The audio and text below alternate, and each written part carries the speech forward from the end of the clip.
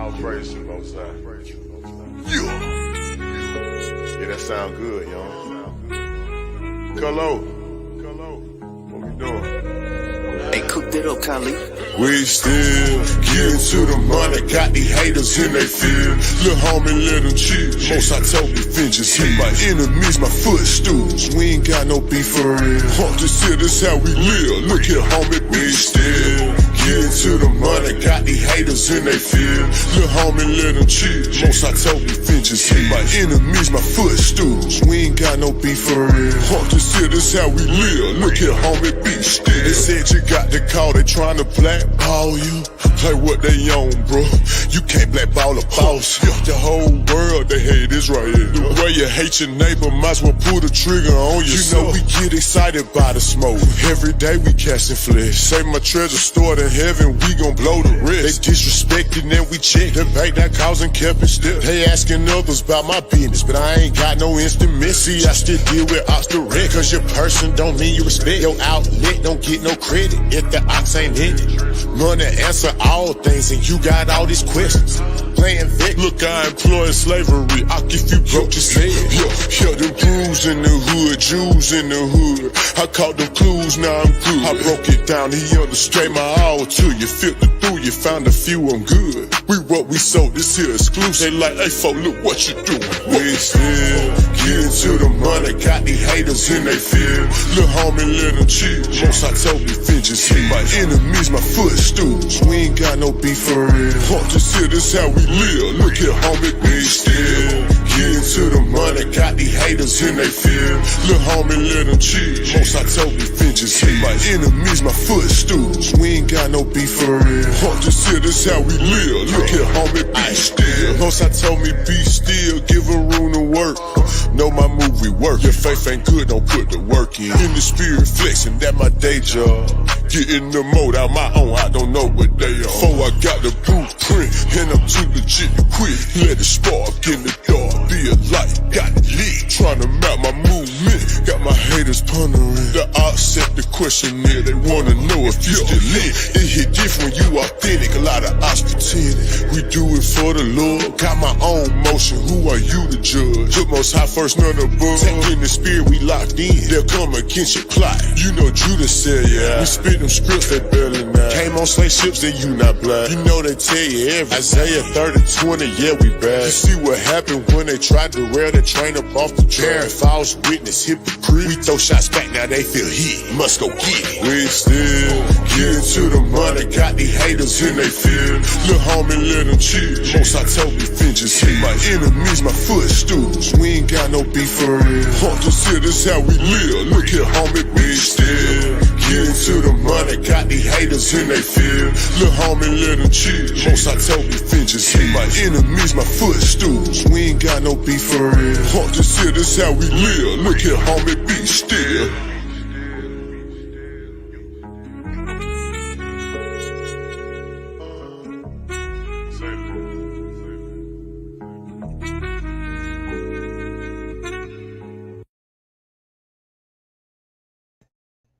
Welcome to the Lion's Den. Please hit the like if you like the information that's presented to you. Subscribe to the YouTube channel if you haven't done so already, and share.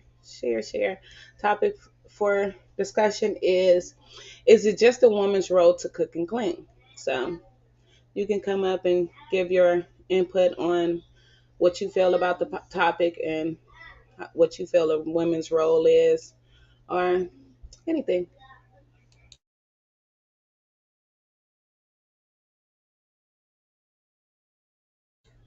Introduce yourself.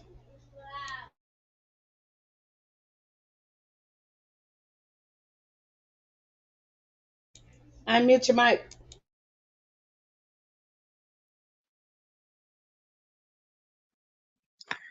My name is Tarab. I'm a former officer of 5,000 at the ICPK. And as far as with the topic, is it a woman's role to cook? Well, here's the thing right there. Here, a lot of times instead of thinking of, roles, because marriage is also a sense of duty. But at the same time, though, if a man can't cook, the woman should compensate for that. You know, it's one of the things right there, because you know why? Because she loves her husband. You know, not everybody can do everything. A large portion of black men can cook, you know, can cook well. We were raised cooking.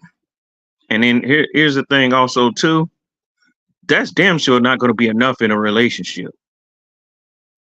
Because men that have been single and everything, you know, I mean, throughout life, we learn things. Sometimes we had to learn to iron our own clothes, you know, wash our own clothes, do our own laundry, do all of those type of things like that. You know, I mean, we think about it, we go into the Bible. Jesus knew how to cook. So did Jacob. So did the Levites, the priests. The top cookers in the nation of Israel were men, because the men had to cook the sacrifices. The women could not cook the sacrifices. Men did that. That's one of the reasons why you always want to see it. That's why you always see a nigga on the grill. You know what I'm saying? And the sacrifices were meat offerings, and men and women worked together. The women were large portion of the time were good when it come to baking cakes and things like that. The men, you know, pretty much handled the meat and all of that kind of stuff. Men enjoy cooking. That's the thing about it. Men enjoy cooking, but what I've noticed women nowadays don't enjoy cooking. Remember when Cat Williams was on that special, right? When he was on that show with that Wanda, whatever her name was. Yeah. Okay. Now look at what she did. Now remember when she was sitting there, when she asked Cat Williams, what does he cook? Then she started talking about, what does your kids like? What, you know, saying all type of stuff like that, right? Cat Williams had it down to a science. But then when dude asked her, what does she cook? She said she makes a great broccoli. Now she's sitting there wonder what his, you know, press it upon him. What does his kids like? She don't even, what kids do you know? She has 3 boys. What kids do you know is just so crazy about broccoli all the time? Kids really don't, you know, they really don't want to mess with vegetables. Cat Williams, not only, he knew what each one of his kids like. He knew the one that was a vegetarian, the one that don't like dairy. He knew that, you know what I'm saying, such and such. With his kids, he got 7 kids. That you know, it was something heavier in that clip right there than what meets the eye. When he asked her, she should have had the cooking thing down to a damn science. And she opened up, as soon as she said, I make some real good broccoli, everybody started laughing. Do you remember that? Can you hear me? Yeah, I Can you remember hear me? that. I was actually trying to find that scene. Can you hear me? Yeah, I can hear you. Yeah, Remember I she, remember that. I was trying to find that scene. I just seen it the other day in my search. So I was looking in my history to see if I can pull that up too. So go ahead. now notice this is a woman with a husband and 3 boys, right? Her Cat Williams is a single man with 7 children. But yet he had that cooking thing down to a science. The brother brought out lasagna. You know what I'm saying? You know, he brought out you know, he's a well-prepared man. You know, he brought out the lasagna, and being fact that he's like, yeah, being the fact that they black kids, you gotta have some chicken wings in that. So he did 12 wings. And then and something else that he mentioned, and then he mentioned iced tea, and even where to get the best iced tea from that they liked the best. And she thought she was gonna like catch him off guard. What did the kids like? But what did the kids? She don't give a damn about what her kids like, because what kids want to run around with eating some goddamn broccoli all the time?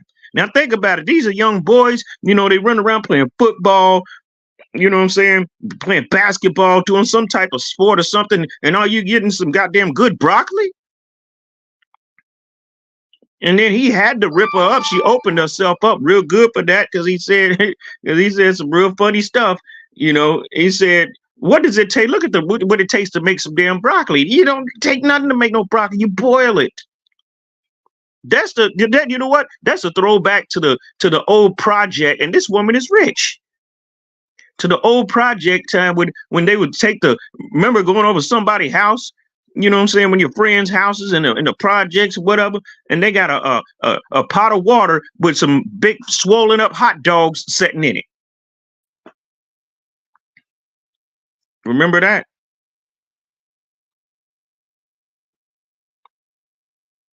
Can you hear me? Yes, I do. I remember that. You remember that, don't you? Was that the father or the father or the mother cooking? Huh? That was the mother. Was that you see what I'm saying? Father wasn't in the house, you know, and she.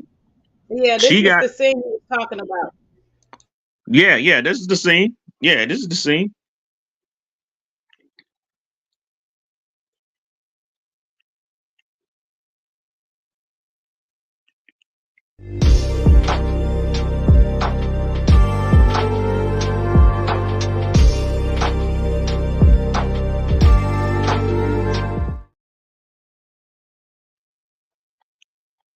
Children's privacy for 19 years has been a blessing. That's dope. You cook? Do you cook for your kids? Absolutely. Tell me some of the things you cook that they're proud of. Like, Dad made some. You got the best spaghetti. You got the best steak. What do you have? Tell us what you cook. As a father of 7 with an unlimited food budget, you can make whatever is necessary. I said what they like. Excuse me. Excuse me. Oh, I said what do they like? Just because you're a poor interviewer doesn't mean. Can you pause it? Yeah, you see how she's coming at him? You see how she's trying to put him in a hot seat? Yeah, she's trying to put him on spot. Right. And then here's the thing. She's forcibly saying, what do your kids like? Now, I didn't say what they need. What do they like? She don't give a damn about what her kids like. Every kid run around liking some damn broccoli. What else other than broccoli? Just broccoli? You know what I'm saying? You know, she don't give a damn about what they like. She figured, well, I like it, so you got to like it too. That's not the sign of somebody that's a real good cook at all, or somebody that even has the, you know, some type of, you know, empathy and everything. You know, a lot of times they'll feed their kids shit that they know that their kids don't like. You know, and they don't care what they like because, hell, really, in reality, they don't give a damn about their kids. You like what I tell you, they'll feed them stuff that they don't like. And if the kid don't like it, there's something wrong with him. And she don't like it herself. I've noticed that. I've seen that multiple times. Okay. You can go ahead if you want.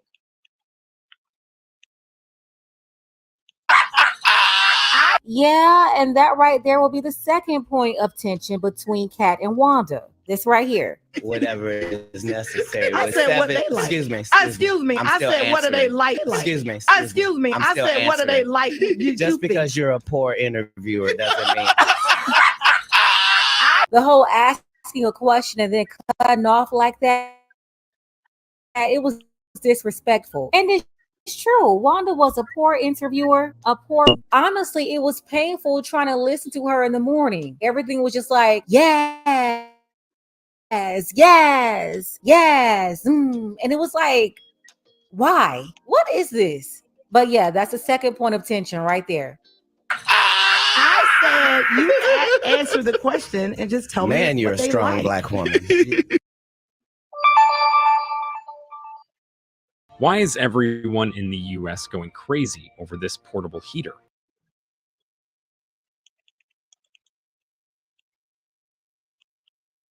Is it okay for me to answer? You keep interrupting the answer. Everyone can hear it.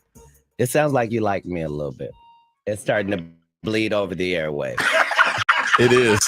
Oh, really? I want to let everybody know that Wanda got some lipstick on right now with enough glitter for the 4th of July. That's right. Kissable lips. So, okay, so what do you cook, Kat? All right. So the thing is, with 7, you become a good cook just because you got too many different opinions. Like 4 of these is daughters, so I got a daughter that only eats vegetables, and then I got a daughter that only eat meat, and I got a daughter that doesn't do dairy. Wow. You know what I'm saying? Yeah, So you're cooking for whoever is 4 out of 5, and then you're making the adjustments from there. So you might make lasagna, but you understand that only 4 or 5 people out of 8 are going lasagna. So then you have to do a vegetarian lasagna just so that you can cut the difference. And then because these are Negroes and you make chicken wings, and make 1 dozen of those. So you got a regular lasagna, a vegetarian lasagna, and 12 wings. And then you fill it out with salad and bread. And then adult here gets that glass of Port Reserve from Chateau Alon. Chateau And Alon, the baby. young children get that sweet tea from Publix, and there's a meal with a budget of about $64 that'll feed 7 people. All right. I love it. The hood education. Pause. All right. Red Grant. How many kids you got, one? I have Hey, 3 can you boys. pause? Excellent. Yes, I do. Hey, can you pause? You see how he know all of his kids? All 7? Right. Huh? I think you got Yeah, he something knows. on in the background, so because it's a delay. I think you got something on in the background. I think you got 2 things going on, which the video pulled up, so that's why it's a delay. So turn that off. Oh, okay. I don't know Go what you're ahead. talking about. Huh? Can you hear Do me? you have the YouTube channel up or something? Yeah, I can hear you. Hold on. Might be the TV or something. I don't know. Give me a second. Yeah.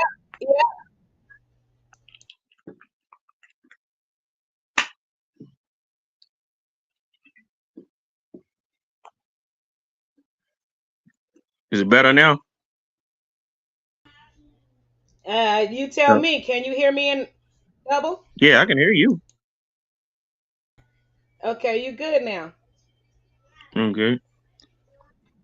Yeah. Yeah. As I was saying though, you see how he knows each one of his kids? He knows their likes, Yeah. their dislikes. You know, Mm-hmm. and What they he like, had to know the eat. price. And everything. Huh? He know the price of what Yeah, it is of everything that he know was that they're- talking about. Huh? You know, notice he knows the price of everything that he's talking about, all of that. That you know what I'm saying? That man was really diligent when it comes to feeding his family and everything, you know. And he, you know, you can tell the care that he has for each one. His daughter one daughter don't like dairy. One daughter's a vegetarian. You know, the other daughter, all she likes to eat is meat. You know what I'm saying? So now he come with, you know what I'm saying, with a meal and everything for everyone that everybody likes, you know, cooks it himself. Bam, dinner is served. Now watch when she gets asked the same question. Go ahead.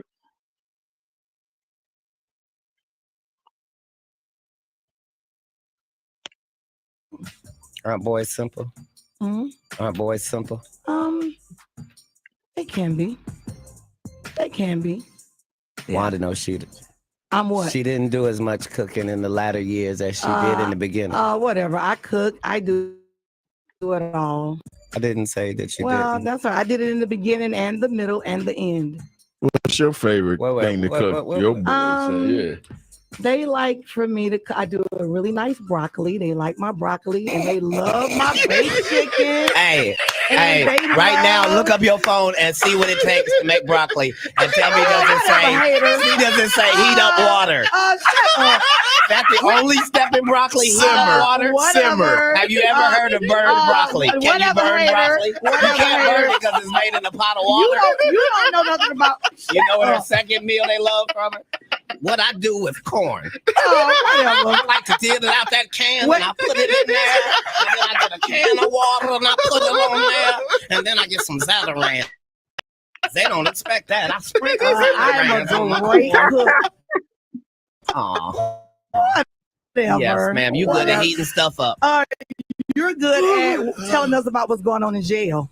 And at that point right there, the gloves came off. Yes, ma'am. And getting out to tell you. But I'm going to tell you at an arena named Phillips, and you going to tell me at the Atlanta Comedy Theater. Right, true. Tomorrow, be there. All right. Red Grant show. I know Red I'll Grant. be there. Don't miss it. Red Grant, Cat Williams, Okay. thank y'all for coming through, man. You can stop it if you want. But you see the whole thing right there? Yeah. Can you hear me? Yeah, but see, that's not an isolated incident though. She represents the general mindset of today, and he represents the general mindset from the male perspective today. That's not no isolated incident right there. It's funny and it's sad all at the same time. It's funny on the show how you roasted her like that. Yeah, that was funny, but the general aspect of that whole situation is sad. Just here's the thing as far as with I mean, hell, you don't never hear a man say things like, or somebody, because I seen on Facebook where a man asked a woman if she can cook. She said, "Can you change a tire?" All of that stupid type of stuff. Well, men can change a tire if he got a car. He learns how to change a fucking tire.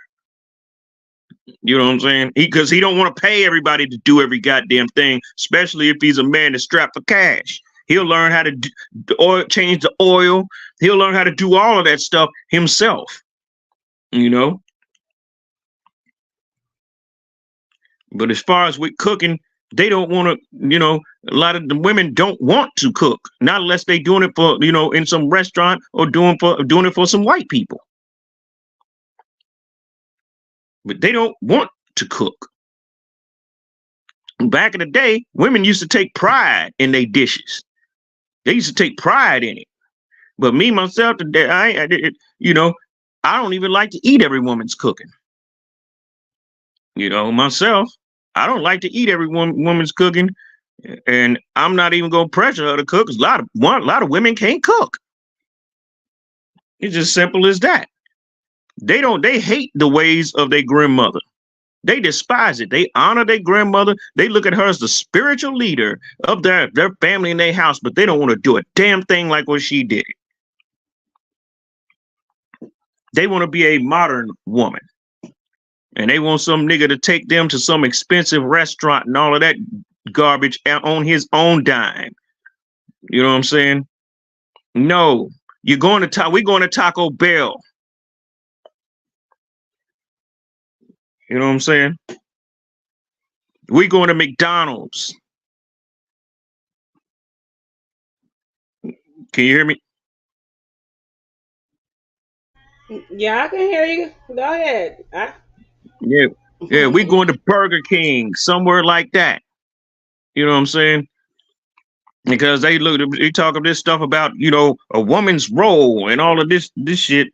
I mean, hell, they know more about being a man than they know about being a woman when that's what they was born as, was a woman.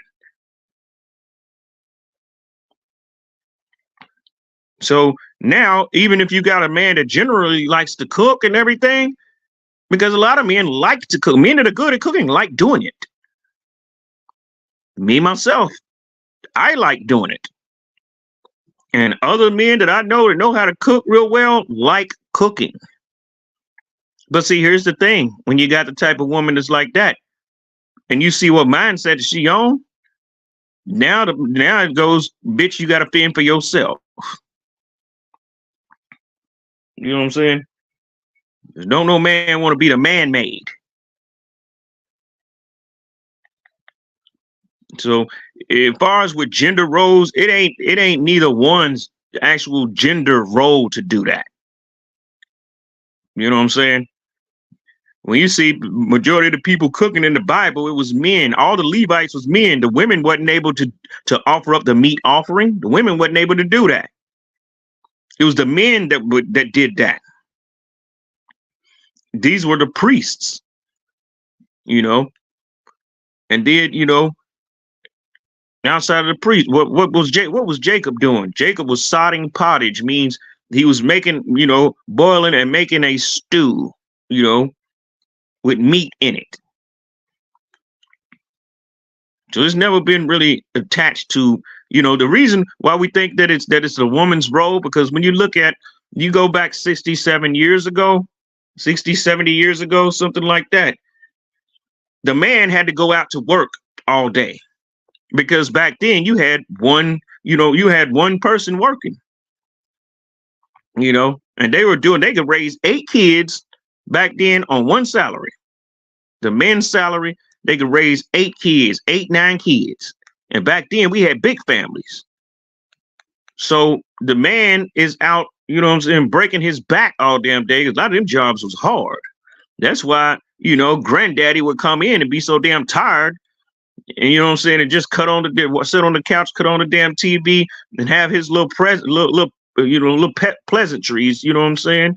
Have his little beer or his little pint of liquor or whatever, you know, and set back, because he know he got to go to bed. He got to get up and do this shit all over again tomorrow. So what is the woman doing while he's doing that? She's taking care of that house, making sure that the dinner is made, things like that. Because back then people wouldn't stop at McDonald's and all of that on the way home. No, they wasn't doing none of that. People were cooking at home. You know, you had McDonald's. That was a privilege, and it wasn't something that you did every day or every other day. It's something you might do once a month. And all the kids get happy. You know, oh, we're going to McDonald's. And all the kids get cherries, I don't know what. You know what I'm saying? You get them all a little Happy Meal with a toy, or, you know what I'm saying, or whatever the case is. You know, but, you know, the reason why it was looked at as a woman's role, because of, you know, the man had to be at work so much he couldn't be at home to cook. He might be pulling 10, 12-hour days. So all while he's pulling the 10, 12-hour days, you know, she's handling the cooking for everybody, because the families was big, and she would have, you know, the older daughters have the daughters helping. You know what I'm saying? Because what this was actually doing, it was training them, because they going to be in the same situation when they grow up. So they're training them to already know how to cook, and already know how to be a wife. You know what I'm saying? To know how to be a wife. That's what that was training for. That's why with little bitty girls get the baby doll. You know what I'm saying? You know, the boy get a truck, you know what I'm saying, a dump truck or something like that. You know why? Because he's going to have to grow up to go out and get out there and go to work, and the girl be married, have a husband, you know, and be at home taking care of them and raising those children. You know, that is the America that we was living in back then. But nowadays, all of this independence and all of that stuff, you know what I'm saying? The changing of kind, all of that is made everything, you know, way different. And you got to move according to that. You know? And the only ones that stuck with the hell is supposed to hold some traditional role is the man, while he's supposed to be married to a modern woman. No, a modern woman needs a modern man. You know? Modern woman needs a modern man. She don't need to be with no traditional man and fuck him all up. She don't need that. There ain't nothing gonna work between no modern man, you know, modern woman and a traditional man. That ain't gonna work.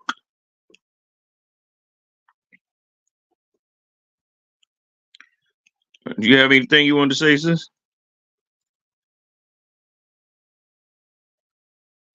No, go ahead. I'm listening. I'm sharing that. Yeah.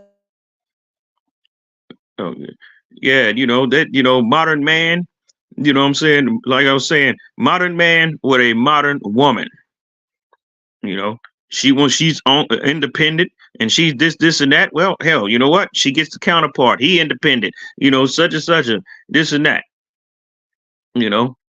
He's the counterpart, him and her are counterparts for one another.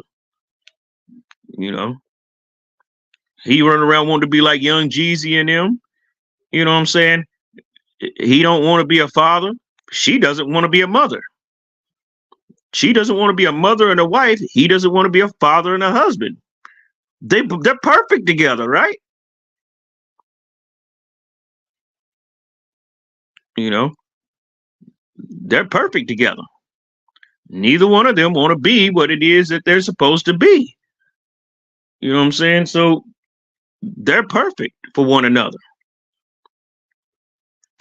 Just like you have the real red pill dudes that, have somewhat of a traditional mindset, but at the same time, they so worried about Pookie and Ray Ray's woman. Talking about how women want Pookie and Ray Ray and all of that. Why are you trying to deal with Pookie and Ray Ray's woman? The hell is wrong with you? You get what I'm saying? Pookie and Ray Ray's woman is made for him. That's his woman. That's made for him. See, that's one of the things that tripped me out about that red pill community, though. You know what I'm saying? Why not get women that is cut according to your liking, that's somewhat like you? And instead, they want to talk about, Pookie and Ray Ray, Pookie and Ray Ray, and making Pookie and Ray Ray their arch nemesis. But see, what they're not thinking about Brad and Brendan. If she got some type of office job or something like that, Brad and Brendan, she gonna be cheating with those type of dudes. A work husband, someone in the same damn field as she's in, that's looked at as a good man just because of, he runs around with a button down on, and dresses the part, like, a corporate dude. She gonna be cheating with him on that job. Let her be in the law. Let her be in the law. She's gonna cheat with a lawyer. But they don't want to talk about that right there. Most likely, she's not going to be cheating with Pookie and Ray Ray. She's going to be cheating with Jason. She's going to be cheating with Jason and Chad. Going off, on break with Jason and Chad, going to Chad's car, sucking him off real good on the lunch break. And then they both gonna come back into the damn building and everything, and then they gonna come back walking separate ways, her wiping her mouth, them two walking separate ways like they didn't come out together. You got new people on the panel. Okay. Yeah, introduce yourself. Islamism. I've been on here once before, and it can be pointed to. I'm just going to speak to what I hear right now.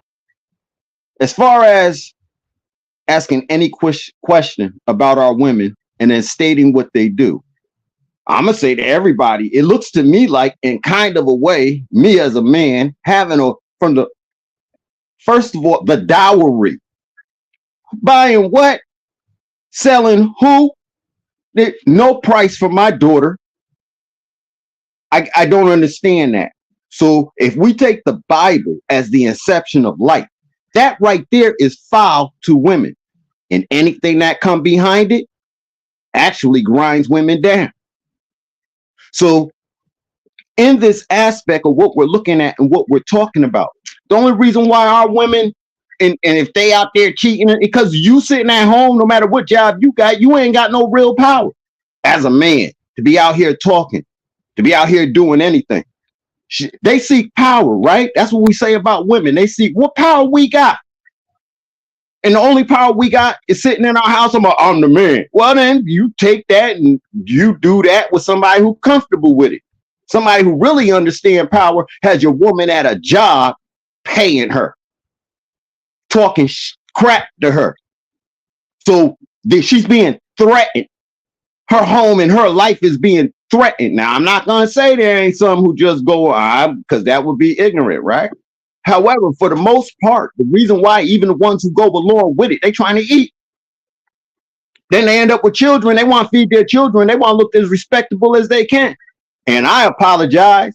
We brothers, we don't bring them to that level because we don't have a standard of each other where we trust, respect, and love each other. And trust me, and I ain't even gonna say it.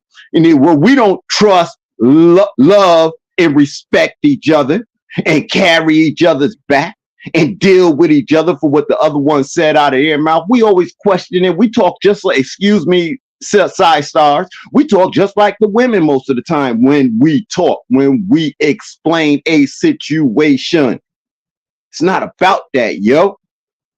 In all of our hood, exactly what Cat Williams is talking about and what P. Diddy is doing is going on in all of our hood, at all of our places of employment, and anywhere in between.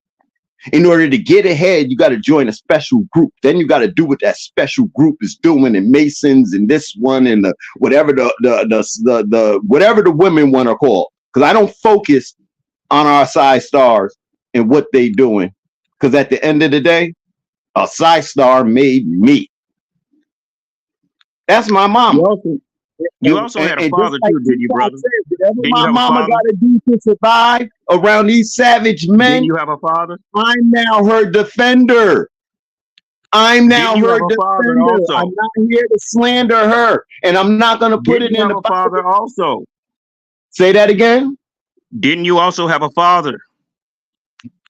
Okay, so in everything that you're saying, and everything that's been, when we ask about a woman, then isn't it more appropriate to ask about the fathers? That I did. That okay, you have two parents, brother. Say, if you can't talk about what women doing, then don't talk about what men are doing, brother. Be equal about it. Be equal and fair about it. When we talking what men are doing, I'm gonna say this to us as men, all of us who look like me and darker and lighter. I'm saying this to us. We don't stand up in the world. We don't have a dictum, a way of existing amongst ourselves that does not make us inferior to the rest of the world. We don't agree. Here's the thing. We keep arguing. We keep arguing with each other. Here's the thing about that. So now, being the fact that we don't have this standing right? So that means, and so what you're pretty much saying is she followed the power. If we ain't got it, then that means she should go on to them, and we should leave her alone because she doesn't belong to us. Oh, now individual. See, this she is, and listen. So my wife put me in jail for sexual assault that I didn't commit 20 years ago. And I'll be but done. You can't blame her. You can't blame her. Whoa. Let me finish. Come on, it sounds good when we put that on other black men. But when we put it on ourselves, oh, now it don't sound so good. You can't blame her. I didn't You can't talk about what the queen is doing. You can't talk about what the queen did. The queen was right, wasn't she? As far as a mark on me, bro. See, you think I'm talking about her, and I'm not. I'm talking about the way I'm speaking. So let me finish. So with you was her wrong. doing, you was wrong, were you? Weren't you? Whoa. Let me finish what I'm saying, and then you have all your answers. You asking questions. You have to let a person finish. I listen, then I raise my hand. Let me finish, please. That's it. It's going to be a quick statement. She put me in there. And for what transpired between us, I'm not going to hold that against all women and what I'm saying. You know why? Well, because I'm against her either. Whoa. Listen to me, bro. I'm not holding your situation is the only one that happened? You think your situation is the only one that happened like that? I'm not going to hold it against all women. My mama a woman, my sister a woman, my daughter is a woman. I'm not going to hold it against all women. You can't hold the powerless thing against all black men.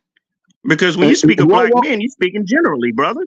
That's the first floor. I didn't say anything about black men. You didn't hear me say black at You all. talk I would about never us not call us, having the I power, would never about us call how us black. we talk about we the I man would and all of never that, call and we us should black. beat our chest and all of that type of thing, brother. That's what I you would, said. I would not call us black, and this is what I mean about us not having power in the world. Okay, you said the I people did that not. look like me. Whoa, What whoa, is that bro, categorized as, bro. brother? You said black. You said black. Now let me speak, please. Let me say That this. ain't Let that me what be we quick. addressed as in this country today? You know what I'm talking about, brother. Whoa. Then I hear you, but let me say this to your statement. For everything you're saying, let me say this to your statement, please. Number one, we're rewriting the narrative, but directly to your statement, by me saying black would be to disrespect you. By me saying African American would be to disrespect you. It ain't about what other people say. I've been told to call a man a woman.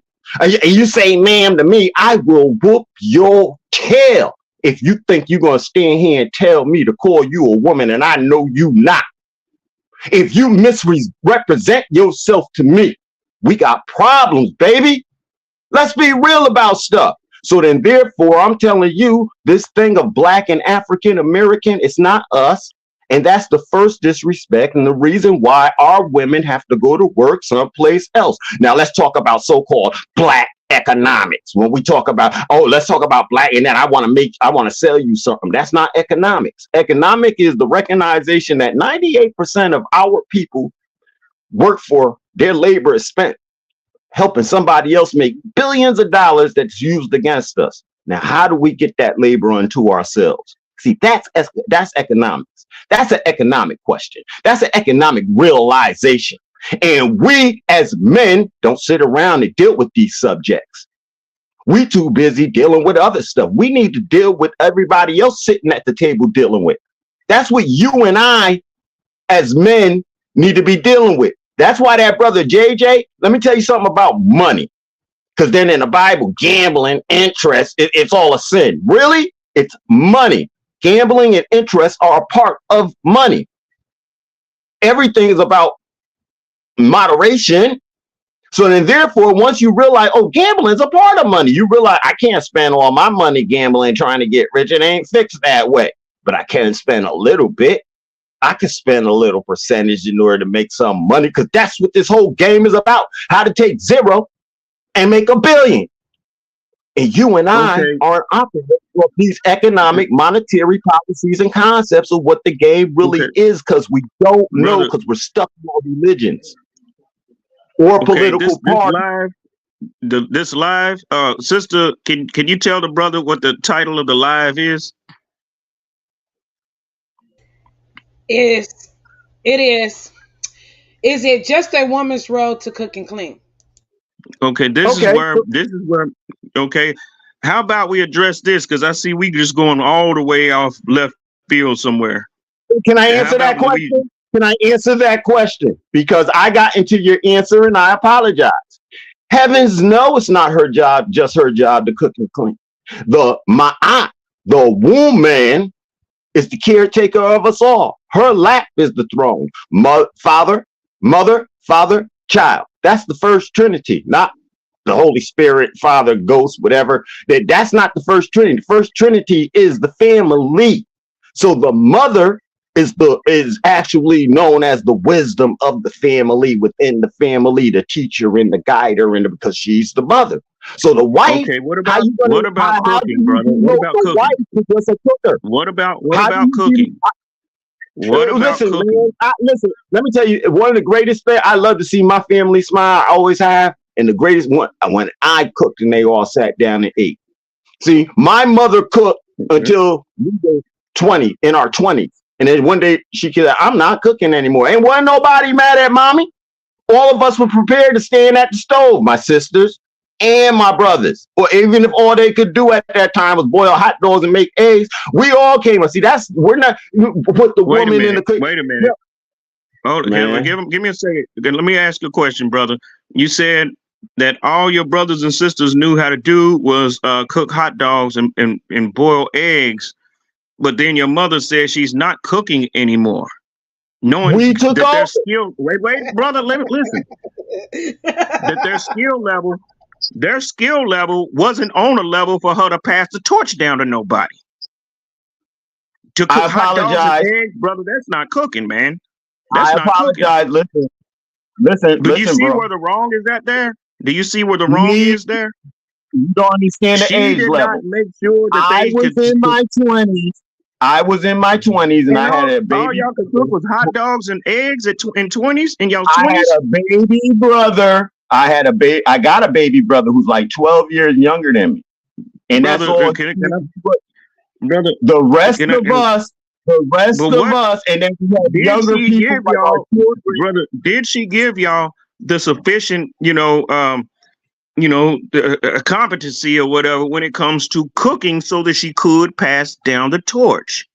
That's my question. Did she do that? When everybody hears this again, they'll hear me mention that a part of the family can only, but another part knew how to cook. And when mama said she wasn't cooking no more, we took over in the kitchen.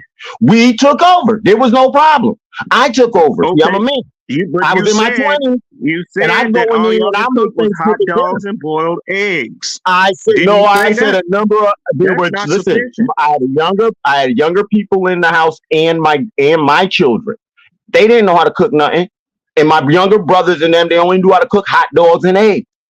So that was them. But me, my two sisters, we get in that kitchen, we whip it up, we hook it up.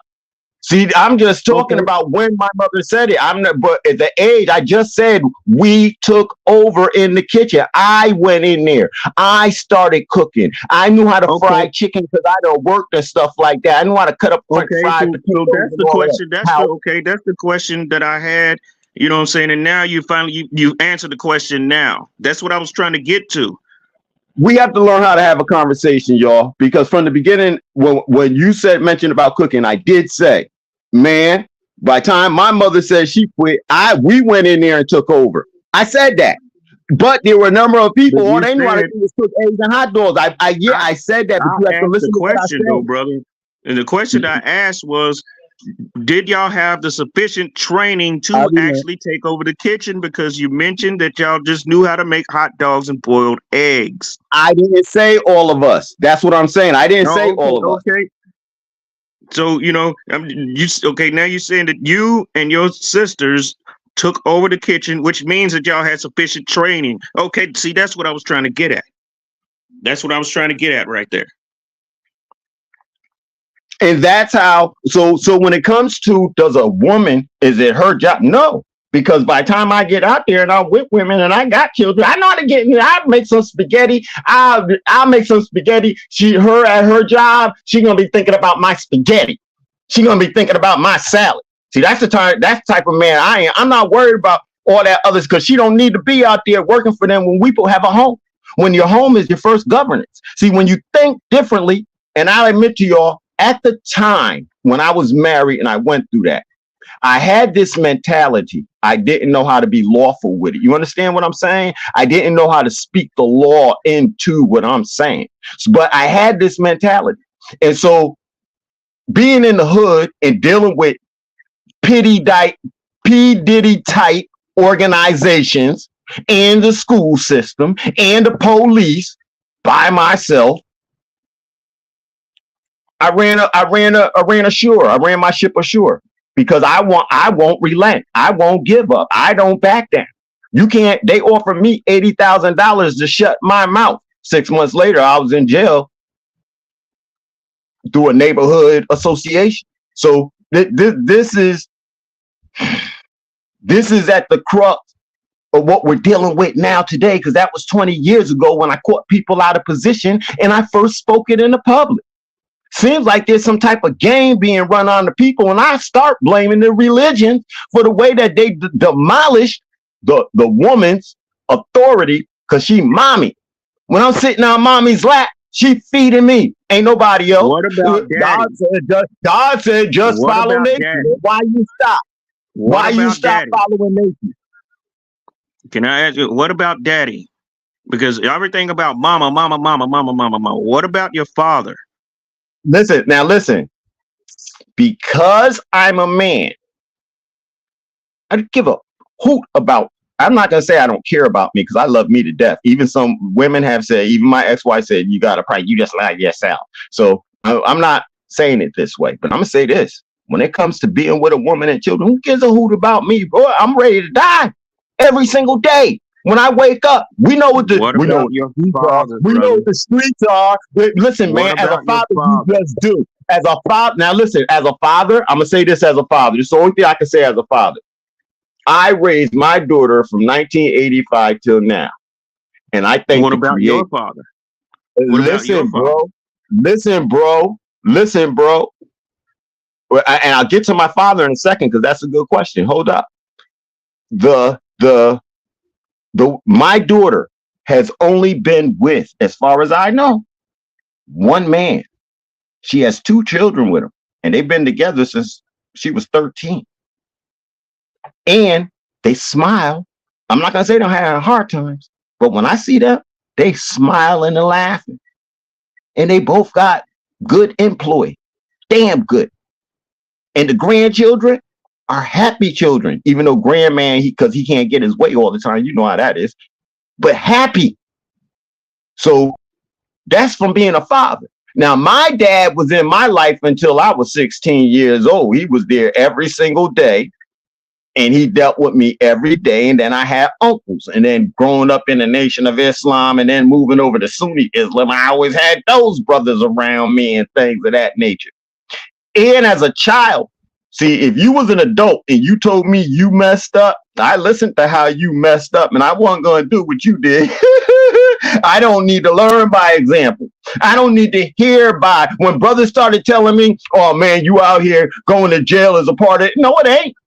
Going to jail ain't a part of what I'm doing today. Today, I'm trying to make some money, and then I'm going home to my family. All that going to jail is a part of it. Where's the praise and the honor and authority for your father that you respect? What is the way that I stand? In the way that I stand. In the way that I represent me. So you blaming your father for the way that you sin, but all the great things is from your mother. You said that your father was in your life clear until you was 16. He already raised you. Wait. What I've done in my past and where I'm standing in front of you talking, let me tell you, brother, it didn't take the law to tell me don't sell crack to pregnant women. What about the honor? That's from my dad. That's from my dad. Father. It didn't take the law to tell me don't sell crack to pregnant women. And I had pregnant women yelling at me like they were going to call the police. Tell about the authority that your father had, because you got 2 parents. And you can have both of your parents inside, your home. If I messed up and my mama said whoop his tail, my daddy whooped my tail. My dad sat down and said to me, this is what a man does. See, a man doesn't sit around just talking all day. A man sit back and he listens. And then when he speaks, that's what it is. And if nobody likes it, that man who said it better be about it. That's your word. See, that's what my daddy told me. I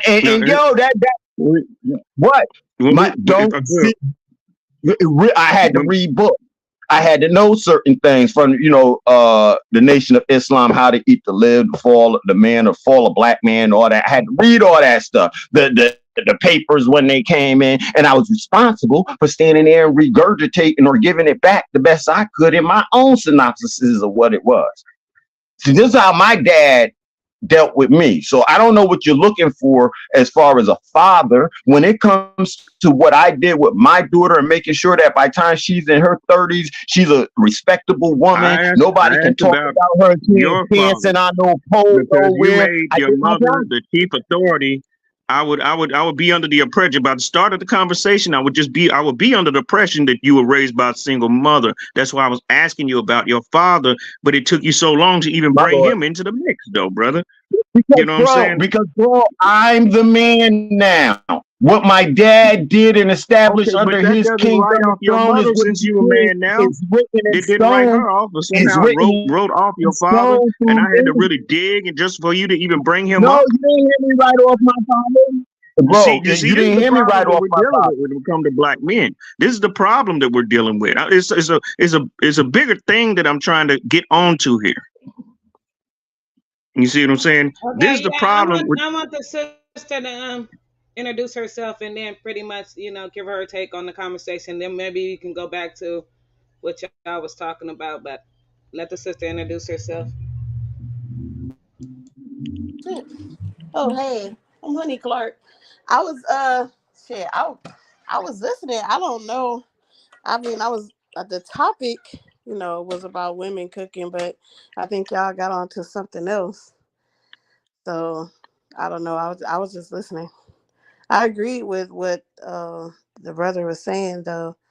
Yeah, Shema. I think that power, like when he's talking about his father, his mother nurtured him. So that's the person that you're going to hear about a lot.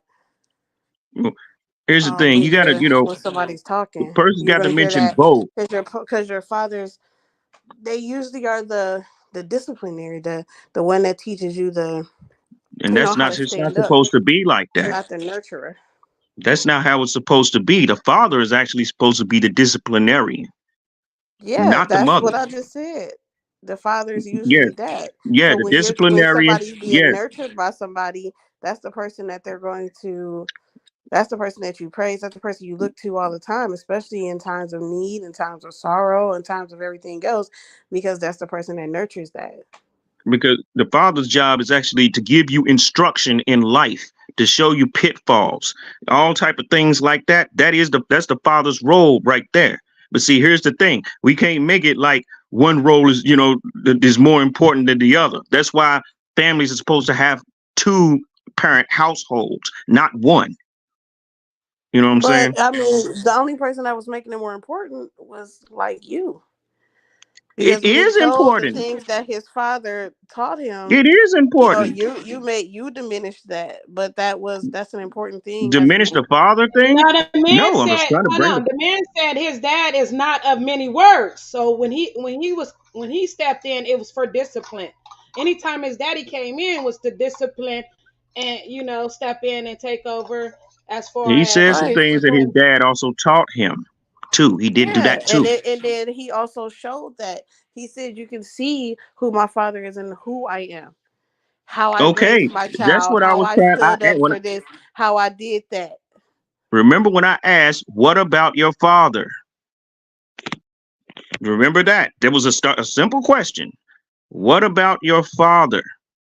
And then I had to dig for that and dig for that, and finally he brought up something about his father. You see what I'm saying? Well, in the black community, we're taught to worship mama. We're raised as son husbands, things like that, which is very dysfunctional. That's one of the reasons why we're in the situation that we're in. We run on estrogen.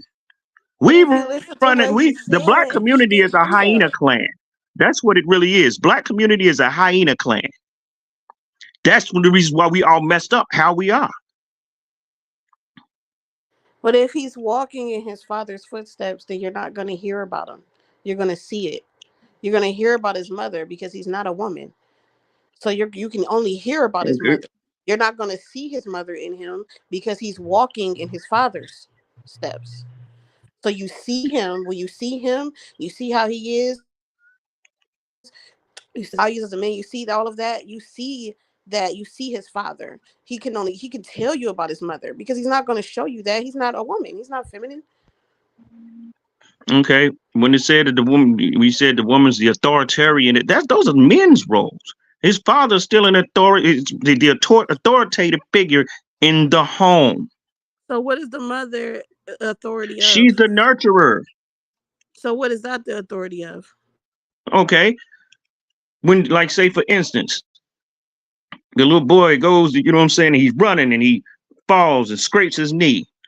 And his mom comes, oh baby, and put the Neosporin on his little leg and such, get that taken care of. And his dad is like, look, don't, you know what I'm saying, when you running, always pay attention to where you're going. Always pay attention, always look for those little things inside the concrete so that he don't mess himself up again. See the role of the mother and the father? Like, say, for instance, he, grows up and he winds up in jail. Who's going to be the first one to run and try to bail him out after something that he's done already did? He did it. He was guilty of doing. Who's going to be the one quickest one to run down there and go to bail him out? Which one? Which parent? Anybody? It could Anybody? be either one. No, who is most likely to do it? Let's play the devil's advocate and let's say the mother.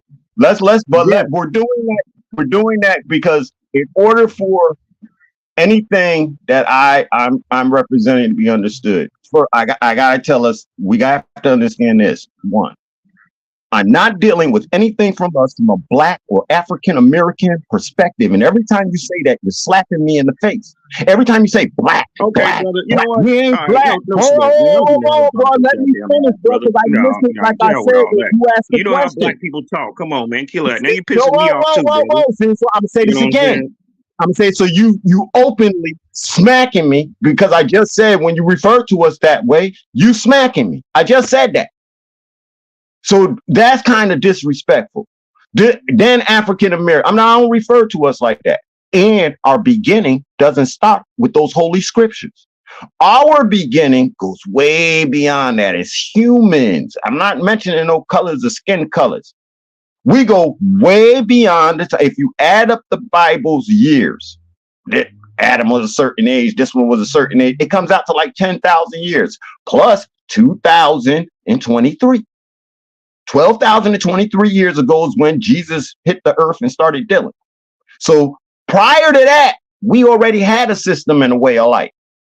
Now he's talking about separate. Listen, if my mother looked at me a certain way, by the way I was acting, I knew dad was desperately behind her looking.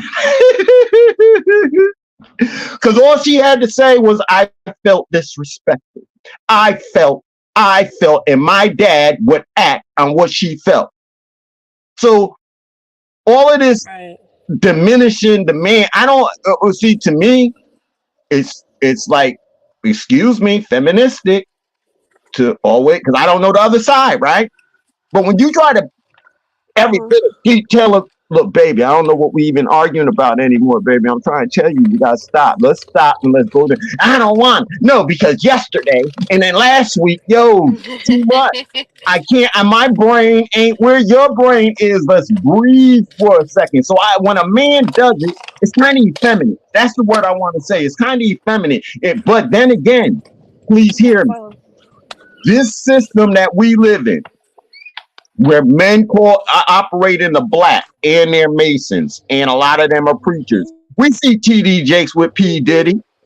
They've sold out to the system already. And a lot of you sisters, if you're not this Eastern Star sisters, if you haven't been in the sororities, a lot of y'all don't know. So when he talks about, we are on the feet, the black culture is basically, really, if the black culture was about our side stars, guess what? In 1997, women ain't it, that song would have never made it to the top.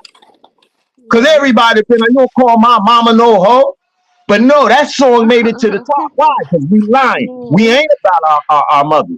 We ain't about womanhood. See, I had a daughter in 1987, and y'all coming out with a song like that. Yo, yeah. We ain't listening to none of that. We ain't promoting that. We don't deal with that. And I never did, and I never will. And I always was the off one to everybody else. And people thought I was crazy and think I'm crazy. But I was offered to be in a Zulu king. You already doing the job, brother. And if I'm doing the job, why I need your title? Now to find out Africa Bambaataa been raping our peoples all across this goddamn globe. These men are more effeminate than the women, and they want respect for it. They want to take your place. I'm not going to let them. It's not their job to be no woman. They can't recreate me. So why would I ever respect that? So in the Bible, Eve gave Adam the apple and then the world. Really? I thought the creator made us all, so then therefore she's gonna do what she do every month, and then she's gonna have children. All this ate the apple in order for it to be done. You don't put down the woman. So in our relationships, trust me, at the end of the day, everybody deal with each other from that level, because you gave me the apple, but God, you was the dumb one who ate it. God told you not to eat it. So that's kind of within our DNA to operate with each other like people don't see it. When Moses came down from the mountain and said, there shall be no God, or no, you won't worship. They were worshiping, so it says, a golden calf. So they say they were worshiping a golden calf. The golden calf was Mother Hathor. a woman. People would run up to her saying, what should we do? She was telling them. And when Moses came down, he was like, y'all ain't listening to her over me. I'm the one. Well, what was you up in that mountain doing, bro? I ain't got time for it. And I'm not scared to show the truth. But it's up to y'all to hear it and y'all to save yourselves with it. All these religious people, and don't get me wrong with the Owaspe. The Owaspe take us back to that culture that I'm speaking on, where we balanced each other as far as masculine and feminine. A male and a female, if you look in Black's Law Dictionary, if you send an email to part, P-A-R-T, the letter N, parcel, P-A-R-C-E-L, the number 9 at gmail.com, I will send you a Black's dictionary. Don't go by what edition it is. It's a Black's dictionary in PDF form. And in there, you can look up the words. Male and female belong to barn animals. Are we male and female, y'all? Are we barn animals? Husbandry is the act of taking care of a farm. So you women, y'all are part of the stock on our farm. This is how it's looked at, y'all. Even our medicine is based on veterinaryism, because in order to do heart surgery and all of that, they wouldn't let it be done on humans, so they did it on animals. So all the medicines that are studied in pharmaceutical for us come from veterinaryism. It's from whatever they give a pig, a dog, a cat. Is that us, yo? Is that how we're supposed to be healed? Is that what's inside of our bodies? Hell no. Disney, I lost the video. There's a brother out there who has him and his wife devised a new ladies sanitary tool napkin, and so in it he describes, because listen, I'm trying to understand how all these sisters I know got thyroids and this one, and everybody got the same thing. Guess what? It crosses over to Caucasian women too. The same thing. How? Oh God, it got to be something with their body that they're all doing. What are they all doing? They're all shaving underneath their arms. They said that's an open one. I'm just learning. That's an open wound. And now they all got breast cancer right up inside of whatever part of that chest is right there. They all got breast cancer. They're told to check for lunch because they've been continuing this. Then they go put on these different over the counter to this, that, and the other thing that helps enhance it, because we don't know all the chemicals that's going in there. Y'all. And I'm trying to tell my brothers, what we need to do is, if we're going to talk about being men, we need to sit down at a table where we understand different ones of us are going through this type of training and understanding, and that brother's going to come back and tell us. And if the brothers don't do it, then you sisters need to. And then when y'all say y'all need a sword, well, number one, this is my sword. Let me show you my sword. And, I got the colors on here. I like using this thing, right? So that's my number one sword. But if y'all need a sword, if y'all need a voice, if y'all need somebody to stand and tell the brother, here I come, all you got to do is let me know. I don't charge you. But then you got to be doing that job that these brothers refuse to do. And not calling ourselves Black African American has to do with law. There's no Ethiopia. There is no Africa. We've allowed white supremacy to come through and tell us who we are. And when we say white supremacy, don't put it on Caucasian looking people. Put it on some of us too. They're called the boule. There's a whole, y'all gonna be surprised to see a dark-skinned man, darker than almost look black, but a dark-skinned man in charge of everybody. Y'all will be shocked. Y'all gonna be shocked to find out that some of the slave owners who came from England, Germany, and all the other places, they look just like me and you. Y'all gonna be shocked.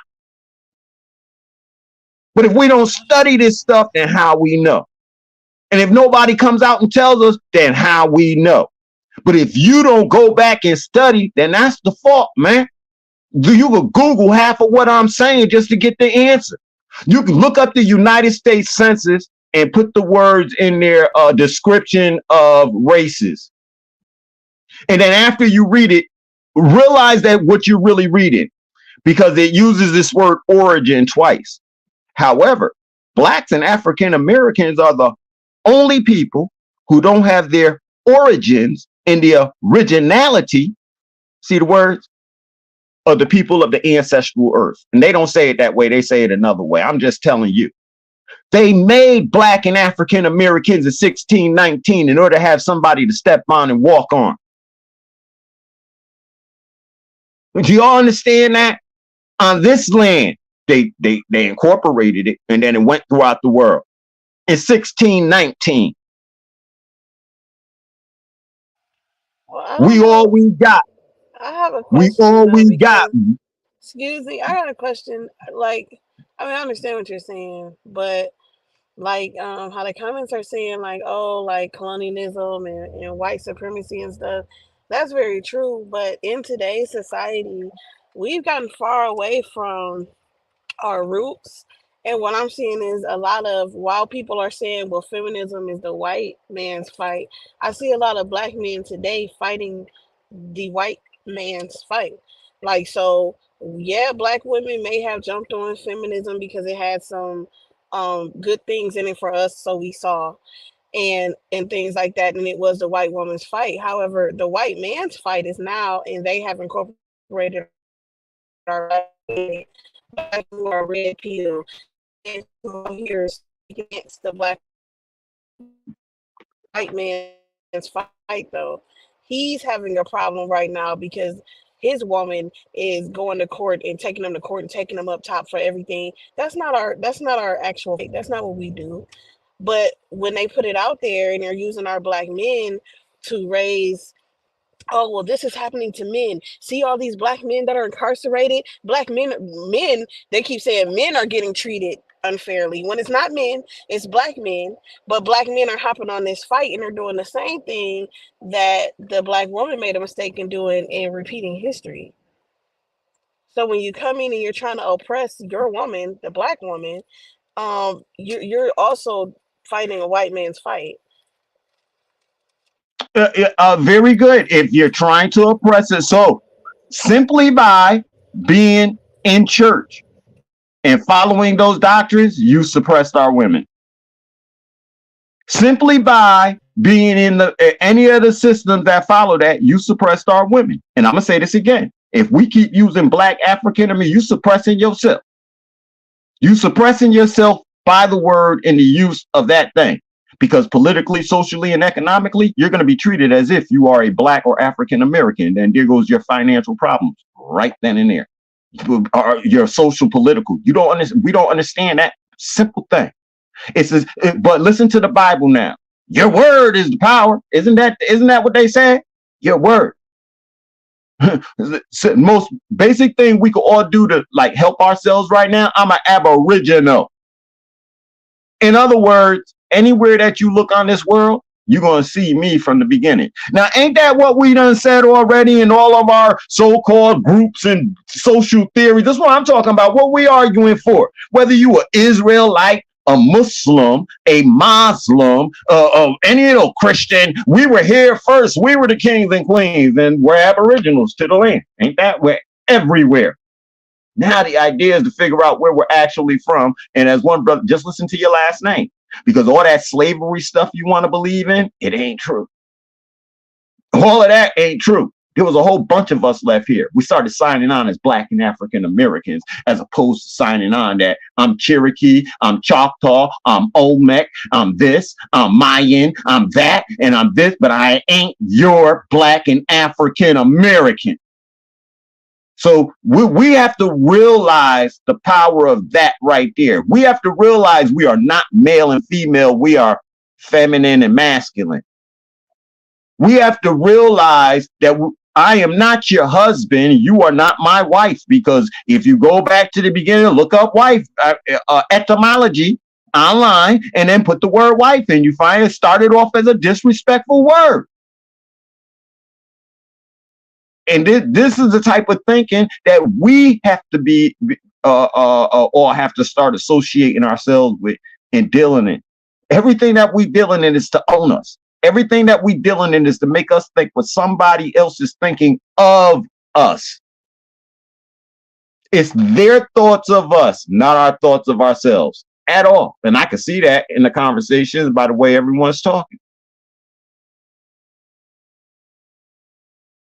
Star Karima.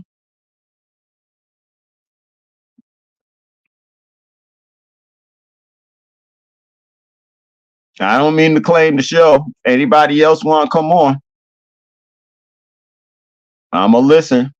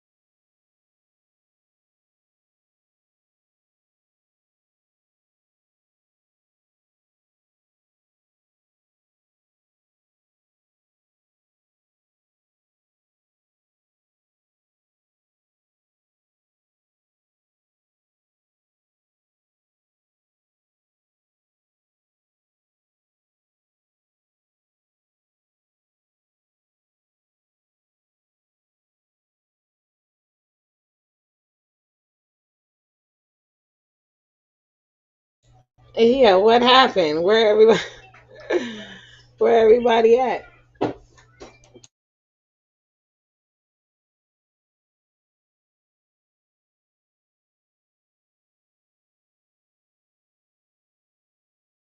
You're welcome.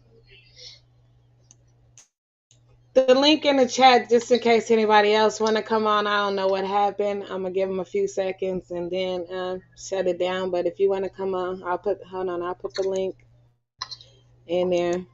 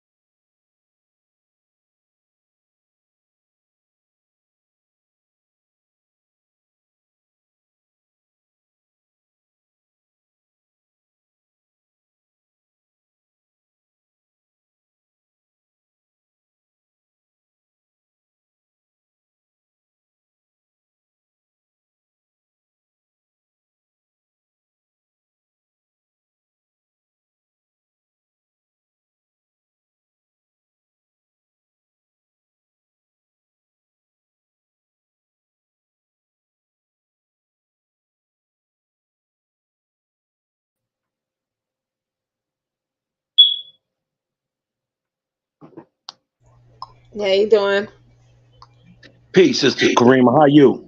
Peace. I'm doing good. That's what's up. That's what's up. What up, dog? To all the to the chat and to the Lions Den, man. Hey, I was just listening to what the brother Shamil G was saying, man. I'm gonna say this. I just met that brother probably maybe a month and a half, maybe 2 months ago, right? And his point of view that he got now ain't the same that he had then. And I'm not saying that as a diss. I'm saying that as respect, because that young man now got in him an Owaspy and leveled up. He leveled up. You dig what I'm talking about? And what he was talking about, you know, that oneness between the man and the woman. Owaspy is here to, to bring that, that oneness back together in the home. You know what I mean? And my thing was to come and talk to a sister, because fuck what we think about it. You dig what I'm talking about? What you think about it, Sister Karima? Do you believe that sisters is supposed to be fat, pregnant, stuck up in the kitchen all day, and that's all they supposed to do? Or do you believe that that's all they do? Because I don't. But you dig what I'm talking about? What? How do you feel about that when people say, "Well, you just supposed to be barefoot, pregnant, shut up, and blah blah blah blah blah"? What do you think about that, sis?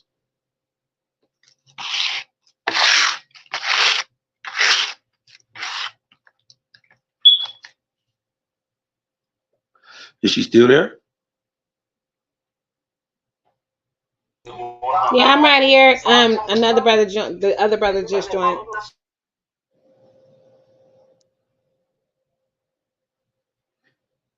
Your thing muted, Elia. Your thing muted, bro. Thank you, Side Star. But I would like to hear your answer also, because when I came in, I just heard the brother speaking.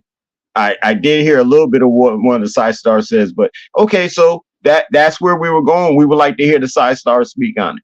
So then, yes, please, let's hear the Side Stars speak on that answer. And now that it's all on the table, I would love to hear the Side Stars answers.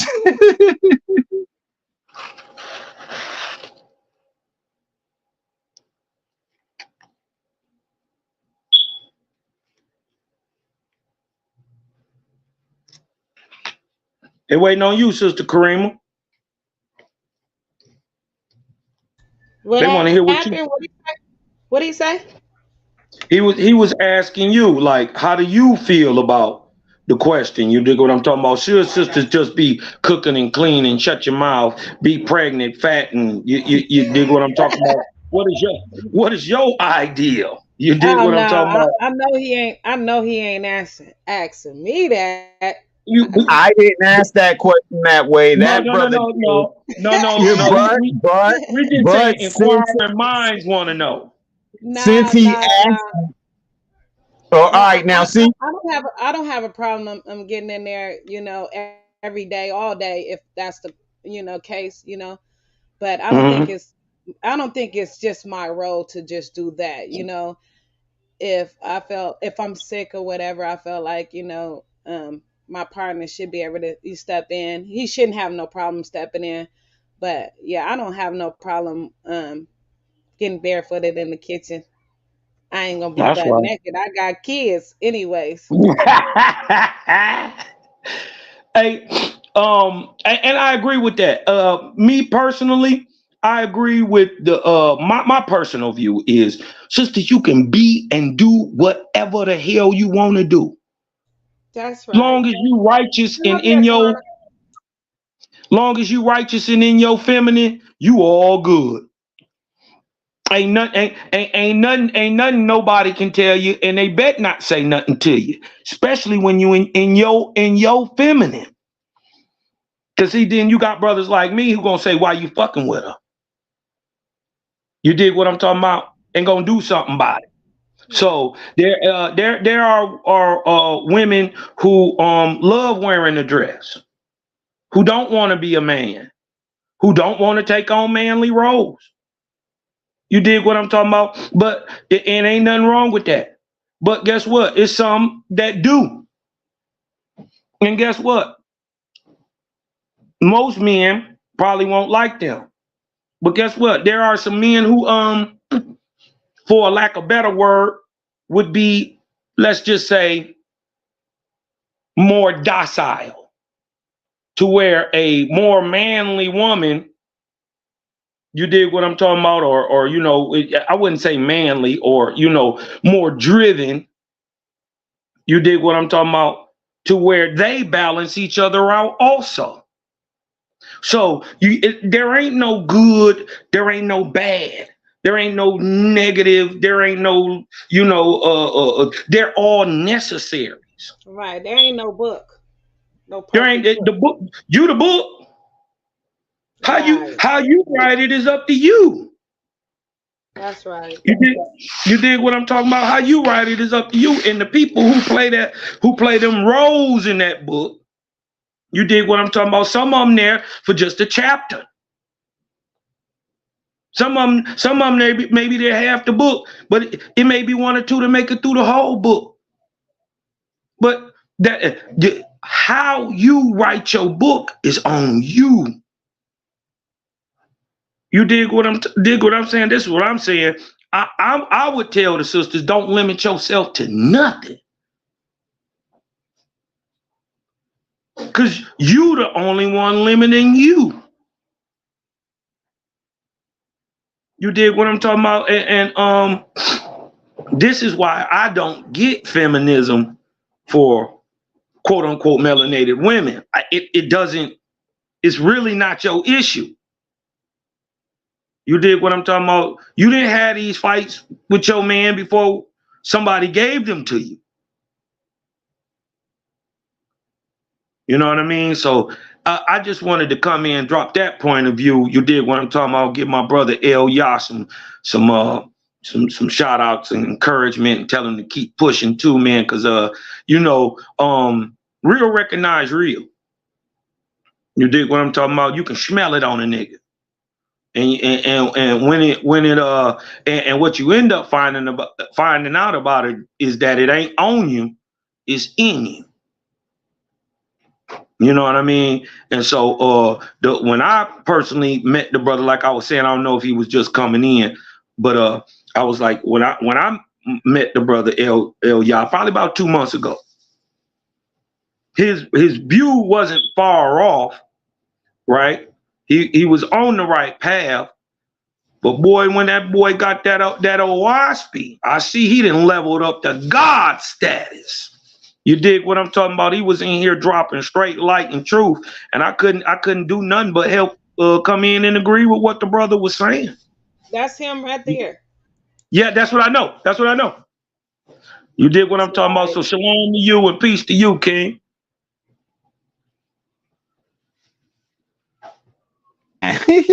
Peace to you, God, man. Peace to the panel. Peace to the Side Stars. Side Star Karima, thank you for the work that you're doing and allowing us to come on here and do what we're doing. I have to say this, though. Thank you.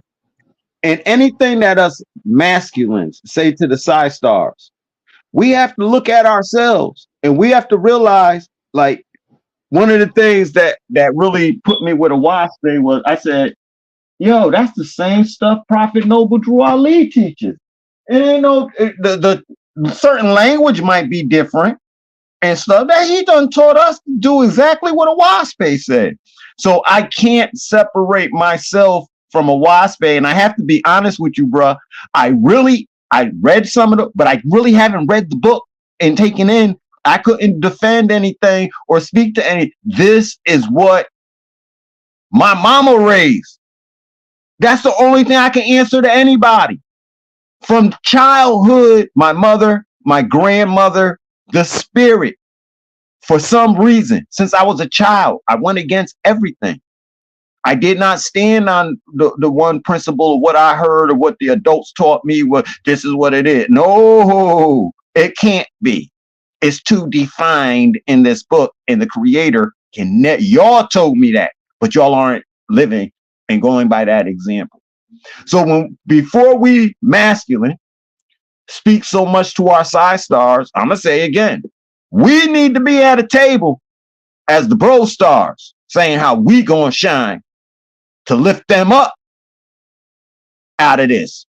Because but she gonna tell us how, she gonna be justified in it. Because other than that, I might, in her defense, I might hurt people and things that don't need to be hurt. The only thing that will stop me is she. And her, no, don't take that. Oh, okay, then now I'm sober. Let me go relax. Now I'm coming back to do the job again. And the only thing that'll stop me, like my mother could yell at me, stop! And my mother's words were like putting handcuffs on my legs, my arms, even my mouth. My mother stopped from behind me off to the side, knowing her presence was always like trapping me down. Nothing. When my mother used to roll up, everybody's cigarette got thrown to the ground, stamped out. Nobody was drinking when my mother went. If you was drunk, you were sober when she showed up. Not out of fear for her, out of respect for the way she carried herself. So growing up like that, everything that I am now saying and demonstrating, as much as it is my father, it is the respect that I'm giving to my mother and what all these side stars deserve out here, as far as we didn't do our job. We let not men, people. We let the ball go. The negative energy is running the world. The negative energy is sending people to work. The negative energy has us all under control. So since I know this, I can't be mad at my people for what they're doing. I can only sternly tell them how we have to stop. And I mean sternly tell them, ride up on my white horse and present myself as Caesar and tell them this here has to cease and desist as of now. The calling of ourselves Black and African American. The operating with each other without love, truth, peace, freedom, and justice. The putting ourselves in any type of slavery manner and not uplifting us. All these things stop. We're going to do what we have to do for us beyond anybody else's respect, norm, or anything. And if anybody's scared, I can comprehend. I've seen, but remember, I told you that they killed Black people. You and I ain't Black. We come from another lawful realm that is respected throughout the world.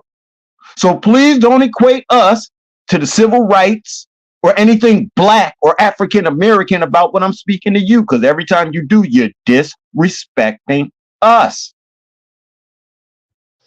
Facts. Well, you gotta break it down for them too, though, bro. What Black does to you in law? They don't know where it puts them. Because it's Black is a social construct. You dig what I'm talking about? That puts you in a certain jurisdiction and understanding when you step into a law. You dig what I'm talking about? So does Negro, so does Indian, so does Aboriginal. You dig what I'm talking about? What the brother is saying is that certain words, even though we were misnomered various times, certain words have connotations in law that make you non-dissentable. You dig what I'm talking about? To where you always wondering why you get in an unfair shake is because the law is white biased. It is literally set up that if you got that W under your race, it works a different way than it does if you have Black or colored or Negro. But let's clarify this too. Let's go back to the ancients. The bright light that came out of darkness, which darkness did not comprehend, because that's what it says in Latin, that the darkness did not comprehend the light. That brightness was white. Ain't got nothing to do with no skin color. Nothing to do with skin color. The brightness was that light, and then the darkness was the Black. The black, they say in science, equals death, because out of the light came life. Or however that goes, I'll let somebody who is more advanced than me in explaining that explain that. But we know that that's the basic principle. So that light of white had nothing to do with a skin color and a tone. It's not until 1619 when it gets written on paper that we start applying this skin tone color, black and white perception of a group of people. And the reason why it was they claim themselves white, but then if you know, go around your cities and towns, I'm telling you, the same thing happening out there is happening in your cities and towns. Go around your town, and y'all probably been to a couple of German fraternity clubs, Italian social clubs, Irish social clubs. See, they recognize themselves. They all recognize themselves, Portuguese social club. You and I don't recognize ourselves under those, and they white, right? Those are the white people, the Germans, the Italians. They're the white people, right? But notice that they have their nation name underneath their, and I'm gonna call them embassies. Those are their embassies for back of where they come from. For those of them, their race who really understand. Where's your Mayan embassy? Where's your Olmec embassy? Where's your Choctaw, Cherokee, Algonquin? Where's yours? We have one too. We ain't built it yet. That's not fair either. It's built within the law. It's built within the law, and the Treaty of Peace and Friendship is the first document that designs that for you. Now you have to stand up and proclaim it. That it's already built. You have to claim it now. You have to take it. And you would agree that I'm sure you would agree that possession is 9/10 of the law. So if you're not claiming that, you can't get the benefits. But we also gotta first of all, we gotta understand that we've been indoctrinated. We've been moved off this land. We've been called everything but a child of God. You dig what I'm talking about? And to hint back to what the brother was talking about, even the PhD Dr. Jane Batalora lets us know that there was no white people anywhere in the world before 1681 and Bacon's Rebellion. And what white actually means is European and Christian descendable. You dig what? That's all that means. So it doesn't have anything to do with skin color.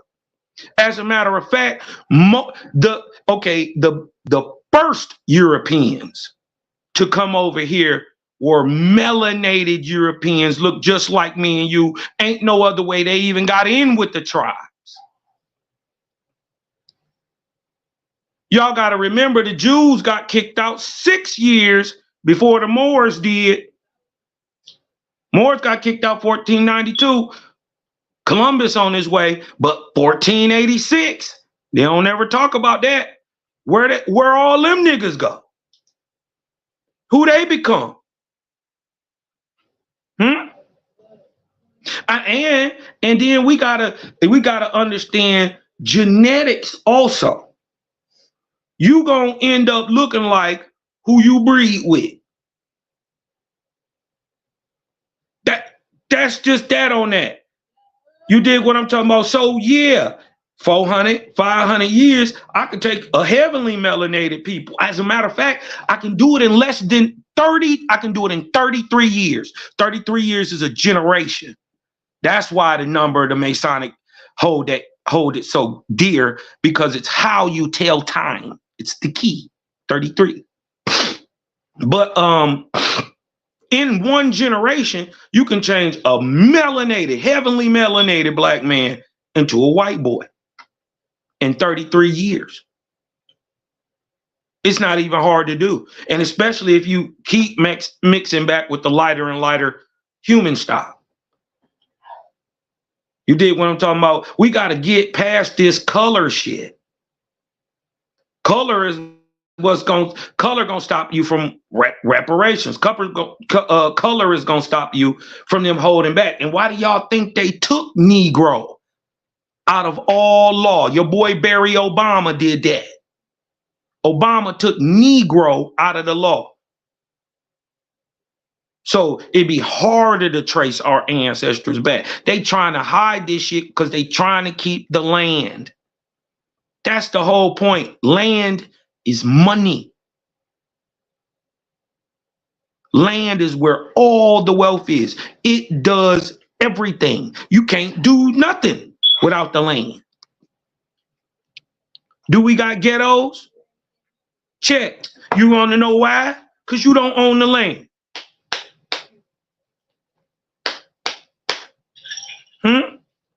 I'm just saying, to me, this is just what I'm looking at. The system works fine. You're supposed to be on the bottom of this system. They created it this way. My thing is, if you don't like the rules of the game, when you gonna stop playing? When we gonna play some shoots and ladders? Let's stop playing Monopoly and play shoots and ladders. You only need like 3 motherfuckers. That's all you need to start a corporation, correct? So hold up. Now, so let me say this, fam. So everything. So see, this brother and I, we're not at disagreement, right?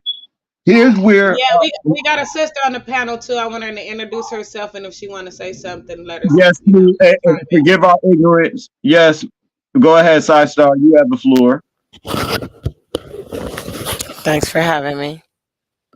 I just sit back and kind of listen to what's going on and go from there. But I'm just listening. I'm just here listening and enjoying my time and just going from there. So that's about it. I'm enjoying to hear what you guys have to say about the women in the kitchen. I know that. That's when I jumped in when I heard that information about you guys talking about women that's supposed to just be in the kitchen.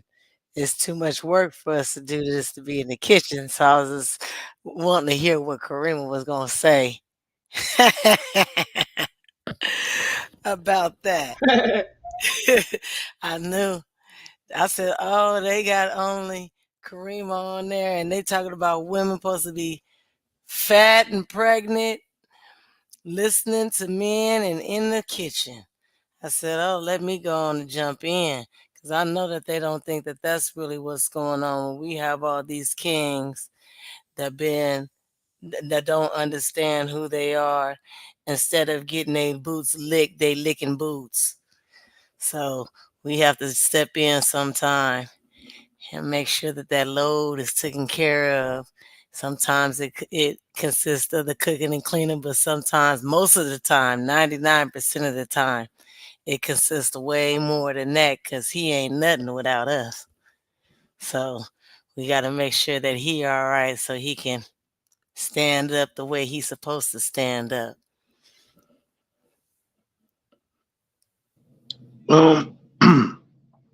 Just to make it clear, you and I see you perceive this now, that we didn't believe. We not with that. You dig what I'm talking about? Keep my woman fat, pregnant, and you dig what I'm talking about? Like you say, most time, 99% of the time, it involves way more than that. You dig what I'm saying? But one thing we gotta understand it as melanated men and women on this planet. You dig what I'm talking about? That we always had like a symbiosis with your other. You dig what I'm talking about? With your significant other. You dig what I'm talking about? Whether you were hunting, whether you were out fishing, whether you were out warring, whether you were praying. You dig what I'm talking about? Y'all always had a symbiotic vibe. You dig what I'm talking about? To where when as much work as I'm putting out in the field, she's putting out at the same home. It's the same work. It takes the same force to complete whatever job. You dig what I'm talking about? So sure. Say it again. I said, yes, teamwork for sure. It's teamwork for sure. Sometimes it's like the song says, 70-40. Not 60-30. Hey, you know, is this part of it? is this teamwork. If you can't get the teamwork done, you're not going to be able to do anything else. Understanding, some communication, and teamwork. They say that's just a saying this from the old times period. Teamwork make the dream work. So no matter what position it is, as long as you know and do your position well. My mama always told me it don't matter what you do, just be good at it. Dig this. There are warrior cultures from America, right? And some they found also in Africa too, that the woman before dude went out to fight or do whatever he was gonna do, right? She would have to sit and meditate and see the war happen in her mind. And in her mind, she must first picture him going, conquering, and coming back. And until she's got that in her mind, she don't let him go. That's real intuition right there. So this is what I'm saying. Until she can wrap her mind around it, you don't go. And then guess what? The army, if his wife say he can't go, the armies don't hold it against him because they understand that their wife had to have it in them to get him to go. Yeah, that let me tell you something. These laws, I do a lot of advocacy work for a person that's into politics. And the laws have nothing to do with the real laws. The laws of the land, the laws that we have are totally different. Totally different. Correct. Yeah. 7 basic things of the 7 basic deadly sins, but other than that, their laws are nothing like ours. If so, there wouldn't be a whole bunch of boys running around in dresses around here. Yeah, their laws are nothing like ours. That's only because we allow it and we don't stand by our laws. Now, I'm only going to tell y'all the truth. I will not lie to you. We could check the record. So, I decided not to sign the registry no more. Right? I'm being me. I'm talking junk. I'm not going to do it no more. I go before the court, and they're like, "Well, okay. So since you didn't sit in jail, you paid bond to get out. Now we're going to take you to trial real quick." I said, "Oh, hold up, because your pool of voters, people who would be on the thing are voters. They can't make any decision against me because they're registered to vote." The judge said, "Well, then you can have a panel of judges." Did you hear what I said the first time? I told him he can't hold me in trial because of registered voters. We're not the same. This is a different law. Then he says, "Well, we'll give you a trial by judges." You think after all this, I trust you? Well, I guess you need more time then. Well, I guess I do then, don't I? However, your other two options, if I was stupid, if I was scared of you, if I didn't realize my side of the law, I would have accepted one of your trials. But because I know my law, yeah, we need more time to work this out so I can think, because I don't want to make the wrong decision, because the wrong decision has been trying to operate with y'all on a fair bet, and I'm not getting no fairness. So now I'm here to scream out everybody. When we operate within who we are, please don't drive down the road doing 35 and a 25, talking about, well, that's not our law. That's ignorance. It was a system that was built, go by it. However, you should not be pulled over if they can't tell you when you're doing crime. And if you got ID, your license plate tag say that you they're changing that at the beginning of the year. That's on the ballot.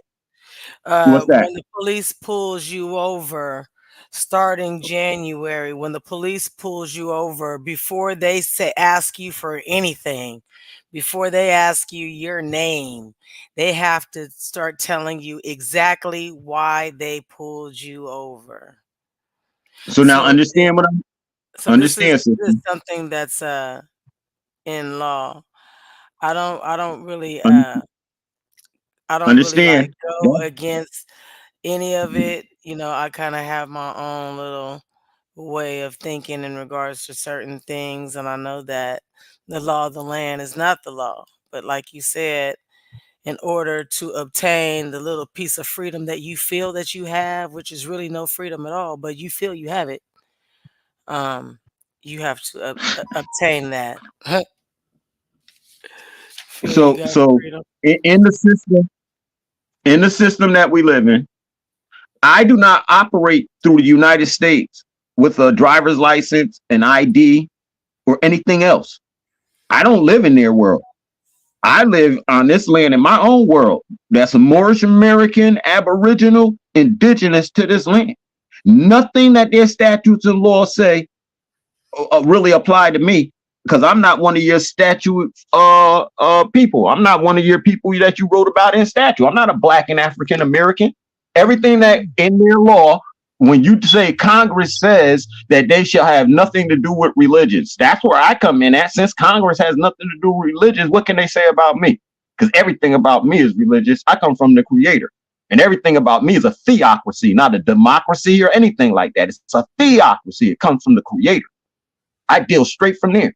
And the courts and like the police station, if I should decide I'm going to get me a car and throw an ID on it, they cannot pull over my car for nothing. For nothing. They you suspect crime. You see, you know me. You can sue them, but they could do whatever they want to do. You can sue them after so, but they could do whatever they want to do. We have a treaty. We have a treaty. And in that treaty, now, like you said, you can sue them. In that treaty, you do not see British ships out on the ocean running up on American ships, running up on Portuguese ships, because of a treaties. You don't see these things. I did know some people that had the same kind of outlook as you, and not only did they have to deal with the police, but they was dealing with the feds. He had that little paper on the back of his car saying that he's traveling and he's not driving and all that, but then they found out that he had heroin in his shop, so all that went out the window. So like I said, you can say it, but they still gonna search, they still gonna do whatever it is that they do, and then you have to fight it. But once they get what they want, they don't care what you have to say. They're gonna do what they want to do. Him having heroin, they already had a idea that's why he did it. And I'm gonna say this: a lot of brothers have tried to come this way to hide the fact of the dirt that they're doing. So they deserve whatever they get. But when you live it properly, like even before I realized who I was and I did all of this with the Aboriginal thing, I was already carrying myself this way. But I didn't know not to say I wasn't Black or African American, and that's the part that kept landing me back in their jurisdiction. Once I said I wasn't Black and African American and had it taken off my ID and everything, they can't just treat me any because they'll get sued, and they know it. They don't want to get sued. So if they come after you, they're coming after you. But see, I'm living like I think you would be living. Look, if I have to, I'm gonna get up and I'm gonna go to work, get my money, and I'm gonna go home and chill out. Now, what are y'all stopping me for? I didn't do a dang thing to get arrested unless my job. What's happening at my job? Must be something at my job while y'all get. So if you're living that type of life and you switch over and you're living that life, then they shouldn't be stopping your shit during your travel at all. And there's no reason. You know what I've and noticed that's where we live from. You know what I've noticed in regards to being here on the Lion's Den and listening to several different people on the Lion's Den is there's so many different outlooks on different aspects of life. That's what makes this platform so dynamic. It's different types of people that have different beliefs and different walks of life. A lot of people here, though, I want to say, you have to be careful. And I'm pretty sure that Karima and other individuals that come here or have been here, even yourself would know to kind of be careful. It's a lot of different types of people that come on here. You have to be skeptical of the information that you're retaining. So I came on here today to kind of just get on the stereotypes of women. Okay. When you guys started the podcast, you guys were talking about should a woman be in the kitchen? So that's the reason that I came in regards to the 3 stereotypes that the Black woman has to deal with. And those three stereotypes are the mammy, and that is the individual that you just described, the one who's in the house cooking and cleaning, watching and making babies. And then you have the sapphire. The sapphire is the woman that talks back. She fights. She doesn't care about what you're going through. She's a fighter. She has ambition and she moves on pride. And then you have the Jezebel, the woman who uses her sex appeal to move throughout the way that she moves. She gets what she wants because of her sex appeal, and she uses that to her advantage. So I was going to just go back to the mammy, which is what you guys were talking about, and which is a stereotype on all Black women. Those three stereotypes actually are the stereotypes that they put on Black women in general. In regards to the mammy, there is women that feel that their jobs are to make babies for their man, cook and clean, and therefore they're going to keep their man. It will always stay that way. But what we've seen during the years with statistics and just the way that the world is going around, for one, the Black woman is not the most popular woman. Once a Black man gets his money, his fame, his first choice is not the nationality of woman that had him. Okay, it's going to be another nationality. So what I think that changed in regards to that stereotype and why women today have this big stereotype put upon them is because they feel in their mind that it's like the old times, like none of the things in the world affect them because they are in love. 90% of the time, this is not true. We have individuals who they had the babies by these men, 2, 3, 4, 5 babies. He's never faithful, never been unfaithful. And chances are he's going to leave. 80% of mothers that are Black are single parents. So you have to look at not just the ha ha ha part of these stereotypes, but you have to look at how it really affects our nation and our growth as a people. Now you have the second type. Now you have this one. First, to go back, you have this woman now that has bared these children with no man to take care of them. So now she's doing the job of the man and the woman, so she thinks, even though she doesn't understand that a woman can never understand and do the real job of a man because she's not a man. So you're stuck in a situation to where you got to raise these kids on your own. You're trying to teach them how to be the man their father wasn't. During that time, you have the world dealing with them. So that's when you have to worry about your boys with gangs, homosexuality, breaking the law, and going on the wrong track. Even if you send them to school, they still have to deal with racism,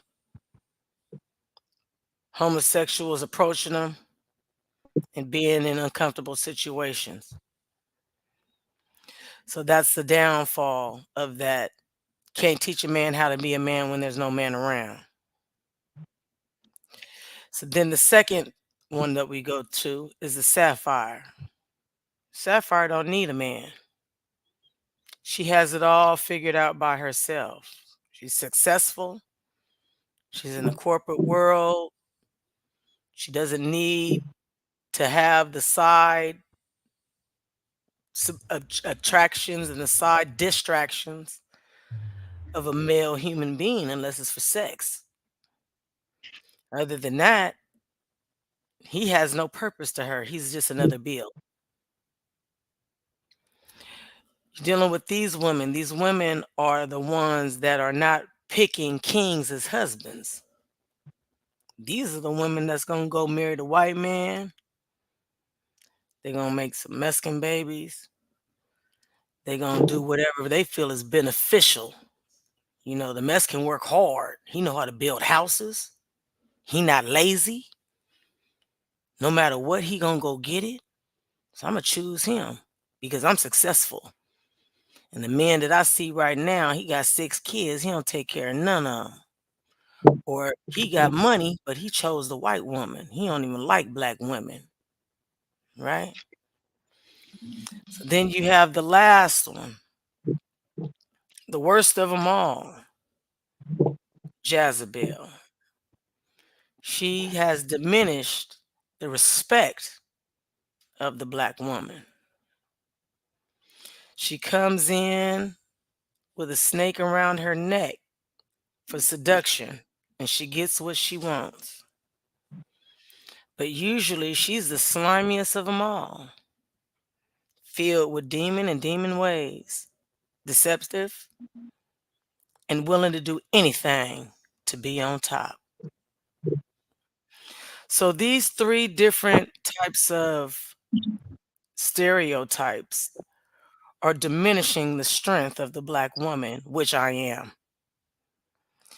And I think that this is something that us as African women, Hebrew women, should take accountability for. Yeah, some people feel like we should be in the house.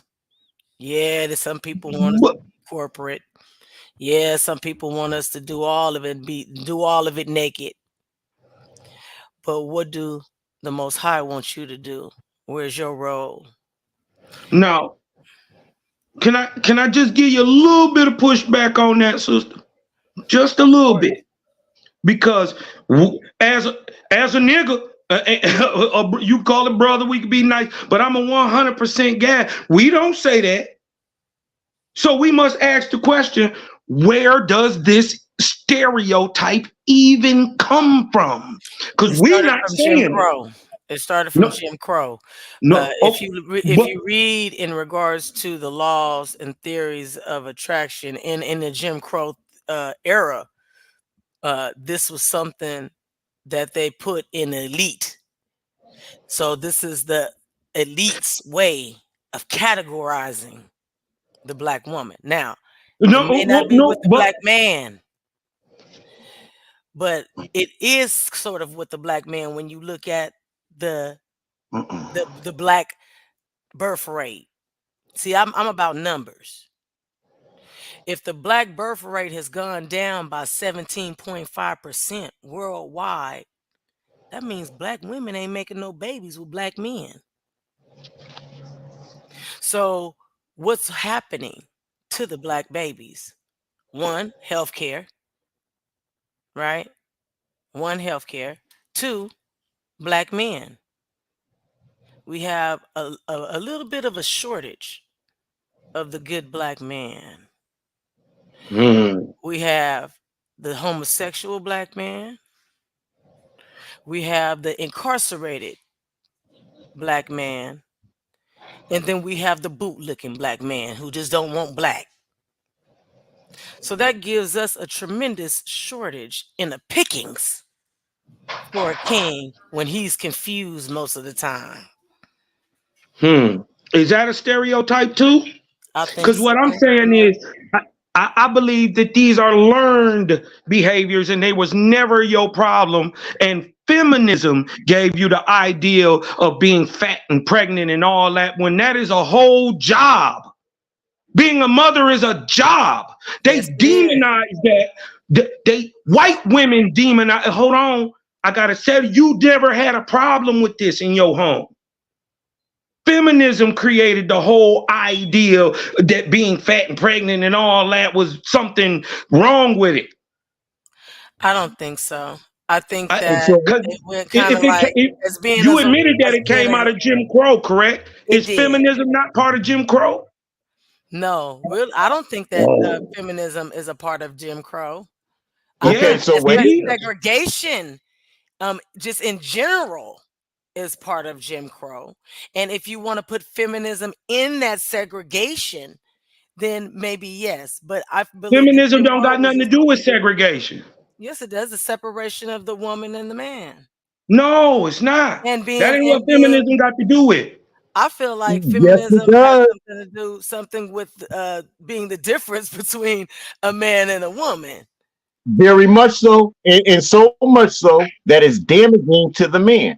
So for you just described 3 different types of so-called, see, you keep using this term black. So I'm gonna tell you right there, sister, when it comes to people in law who actually know, you said black women. They said what?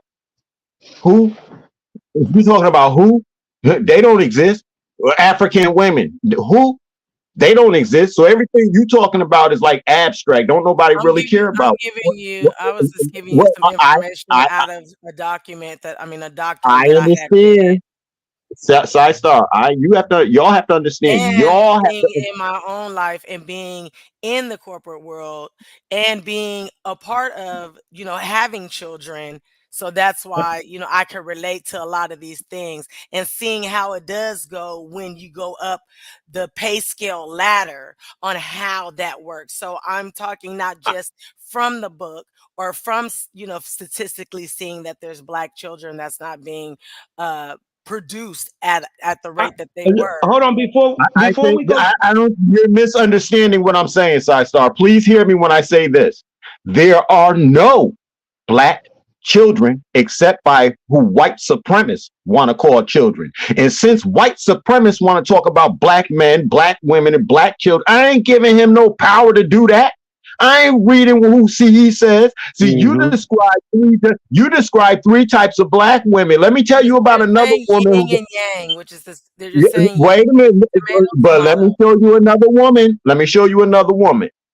That she's a matriarch woman, and she cares not just she's about the matriarch of womanhood and femininity in all its forms, and she's about the arc of it, raising it up and polarizing it. And the 3 groups that you just mentioned, they can't even begin to do that. But a woman whose thoughts are from the matriarch, she can help make the world better and more complacent. See, we can't let these books define us in their words define who we are in concept and idea. As soon as it does, we become despaired and it seems like nothing. I didn't say that it defines us. I said that how they look at us and how they categorize us. That's what I was saying. But what I'm saying is the whole ideal is not yours or ours.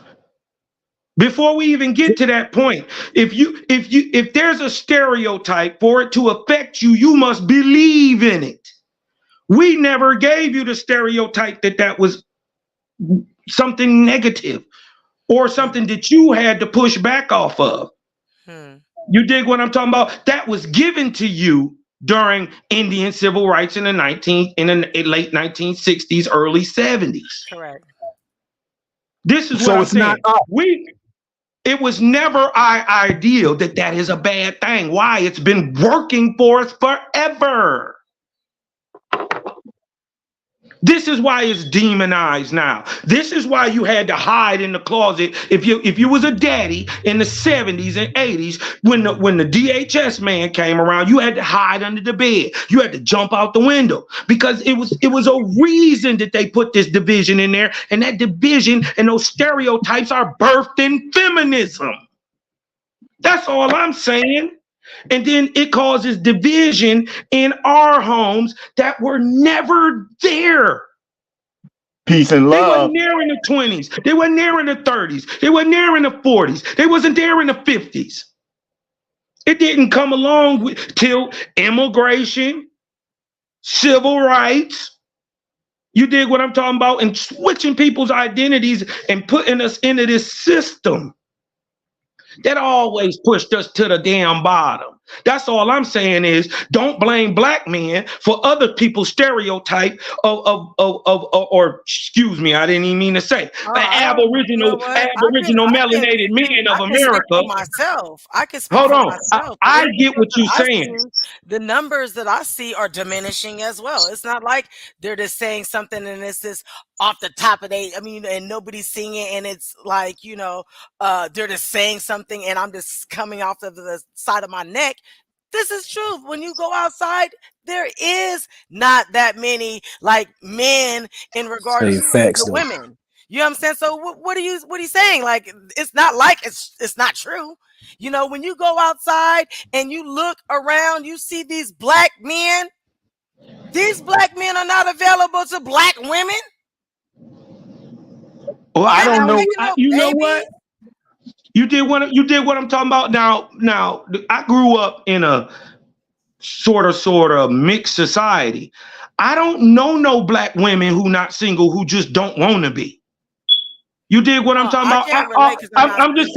I'm just saying what I know and what I can look around and see. No, I don't know. I'm just saying I don't know any deadbeat fathers. So I know as a woman what it is. Right. But listen, what I'm saying is I don't know any deadbeat fathers. None. Oh, I know. I know hundreds of men, thousands of men that I know personally. I don't know one that don't take care of his kids or is not married to his everybody have different situations of how things come up. You did what I'm talking about, but I'm talking about I live in Sacramento, California.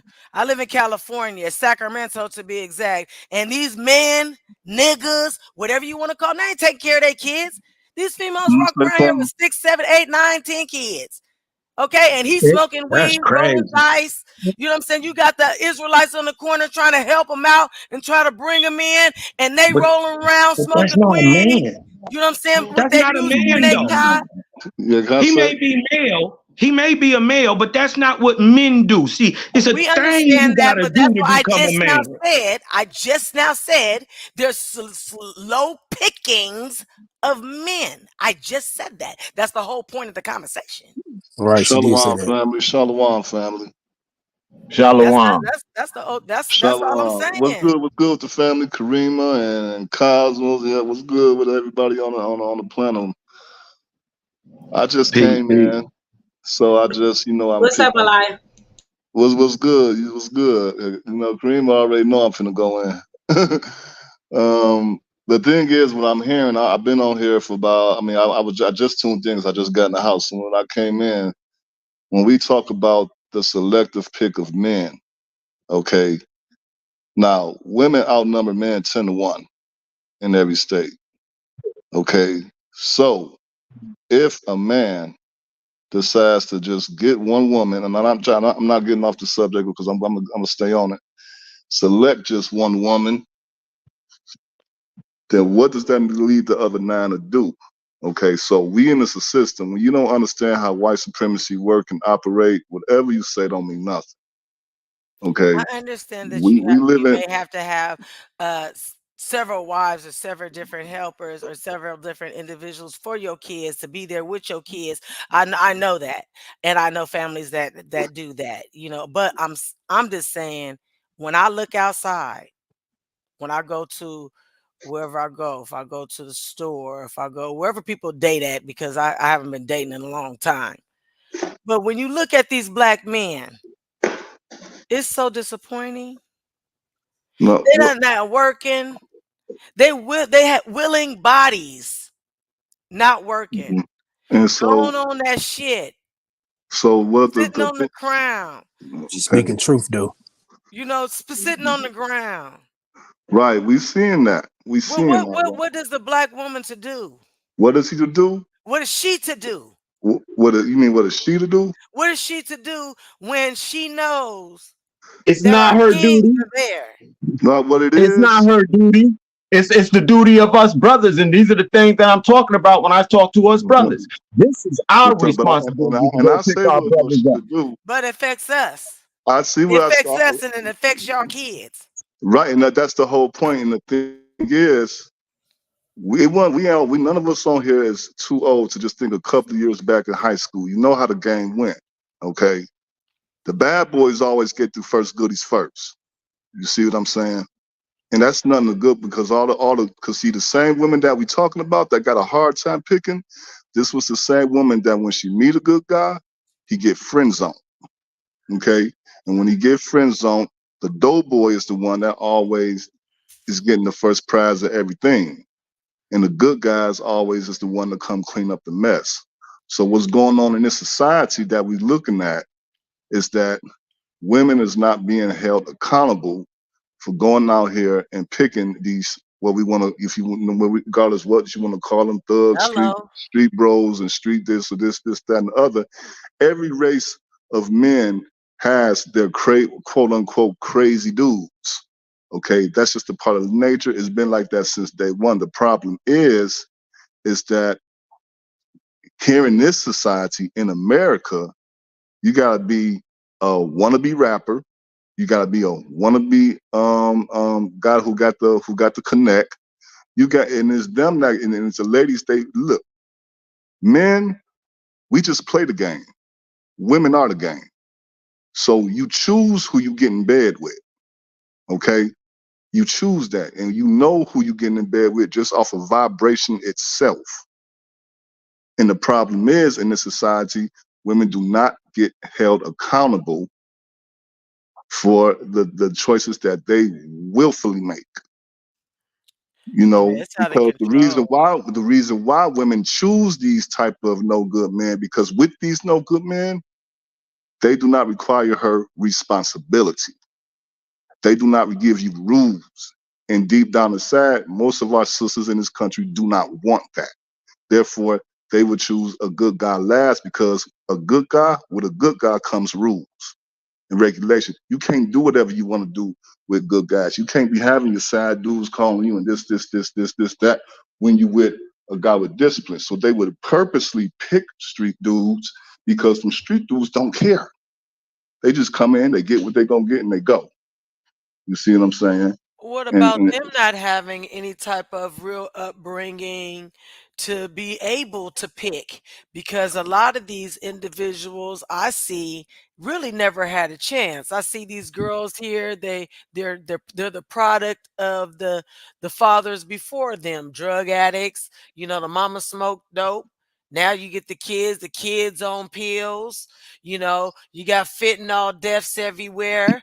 I had 10 friends within 6 months calling, and they're calling in regards to their children passing away from fentanyl. And this is where, this is where I say, they don't know where to pick them. Yeah, they don't know how to pick them. And then when they do pick them, instead of researching their picker, they just do it again and mess up again. And then when they look at their picker again, they mess up again. And then we have to clean it all up with community advocacy and going third-party homicide when the children get killed in the street and stuff, and the fathers are nowhere around. Mother, you know, that's all I have to say. These different stereotypes that they have is tearing up the society, because when you speak up, they throw you into one of them. You know, and you don't speak up, they feel you want another one of them. You know, and if you use what you got to get what you want, you're really one of them. So if and you could go to the Most High in regards to your duties, right? Because we all have our own duties. Sometimes what is going on in the world, you can't fix all that. You just have to do your duties to kind of join with everybody else's duties to make sure that everything is fine. Yeah, well, but at the same time, I'm just tired of looking out here on these streets. I don't know where you guys live, but here, where I'm from, these is a whole bunch of willing and able brothers lost. Able brothers, lost in the sauce. The women too. And here's the other part. You have to understand about critical thinking, because fellas, we ain't gonna do it, ain't gonna work. Okay, so if these guys all messed up out here and don't want to do nothing, These were the guys that were getting chose first, while the good guys probably got a phone call and was lucky with that. You see what I'm saying? We got to talk about the game how it really is. And everybody on here, none of us is old at all. We've been in high school. We've been in the streets. We know who the girls go to when we out and about. We can talk about these niggas all day, diss them all day, but them the ones getting the goodies. And Well, they can, them or just the white man altogether, because the good girls is gonna say, you know what? I don't want no black man at all. I'm gonna go and marry this white man. The reason why they don't want no black man, because this goes all the way back to the Willie Lynch letter. You see what I'm saying? Because majority of our sisters and every brother on here have seen this. We see how, and then we see it with our brothers too, but you know, you go up to the counter, she already looking at you like you stole something from her. You know, but when that he even do go back, she's back smiling. You see what I'm saying? You refer to these people like sir. When they argue with you, you don't get up all up. You don't go all up in their face, pointing your finger like you do with a brother. You don't call 911 on him like you do with a brother. All this is acts of self-hate. You see what I'm saying? And this is and like I said, this goes back to the Willie Lynch letter. You see what I'm saying? But and then it goes with self-hate. The stuff you would do for massa, you will not dare do for no brother. And we see it each and every single day in this country, in the restaurants, on TV, everywhere. And there's absolutely no getting around it. The respect that y'all have for massa way surpasses a brother. And we brothers know this, yet we still come up to the counter and ask you, please put a smile on your face. You see what I'm saying? We didn't say to go back there and be their sex toy. You see what I'm saying? Because if we did, all you're going to do is mean mug us and cuss us out. You see what I'm saying?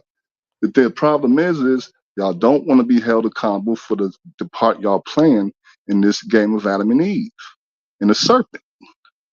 So then, doesn't that make us guilty too, bro, for not giving them a game to play in? we just set, huh? Women are natural manipulators and men are naturally weak. We a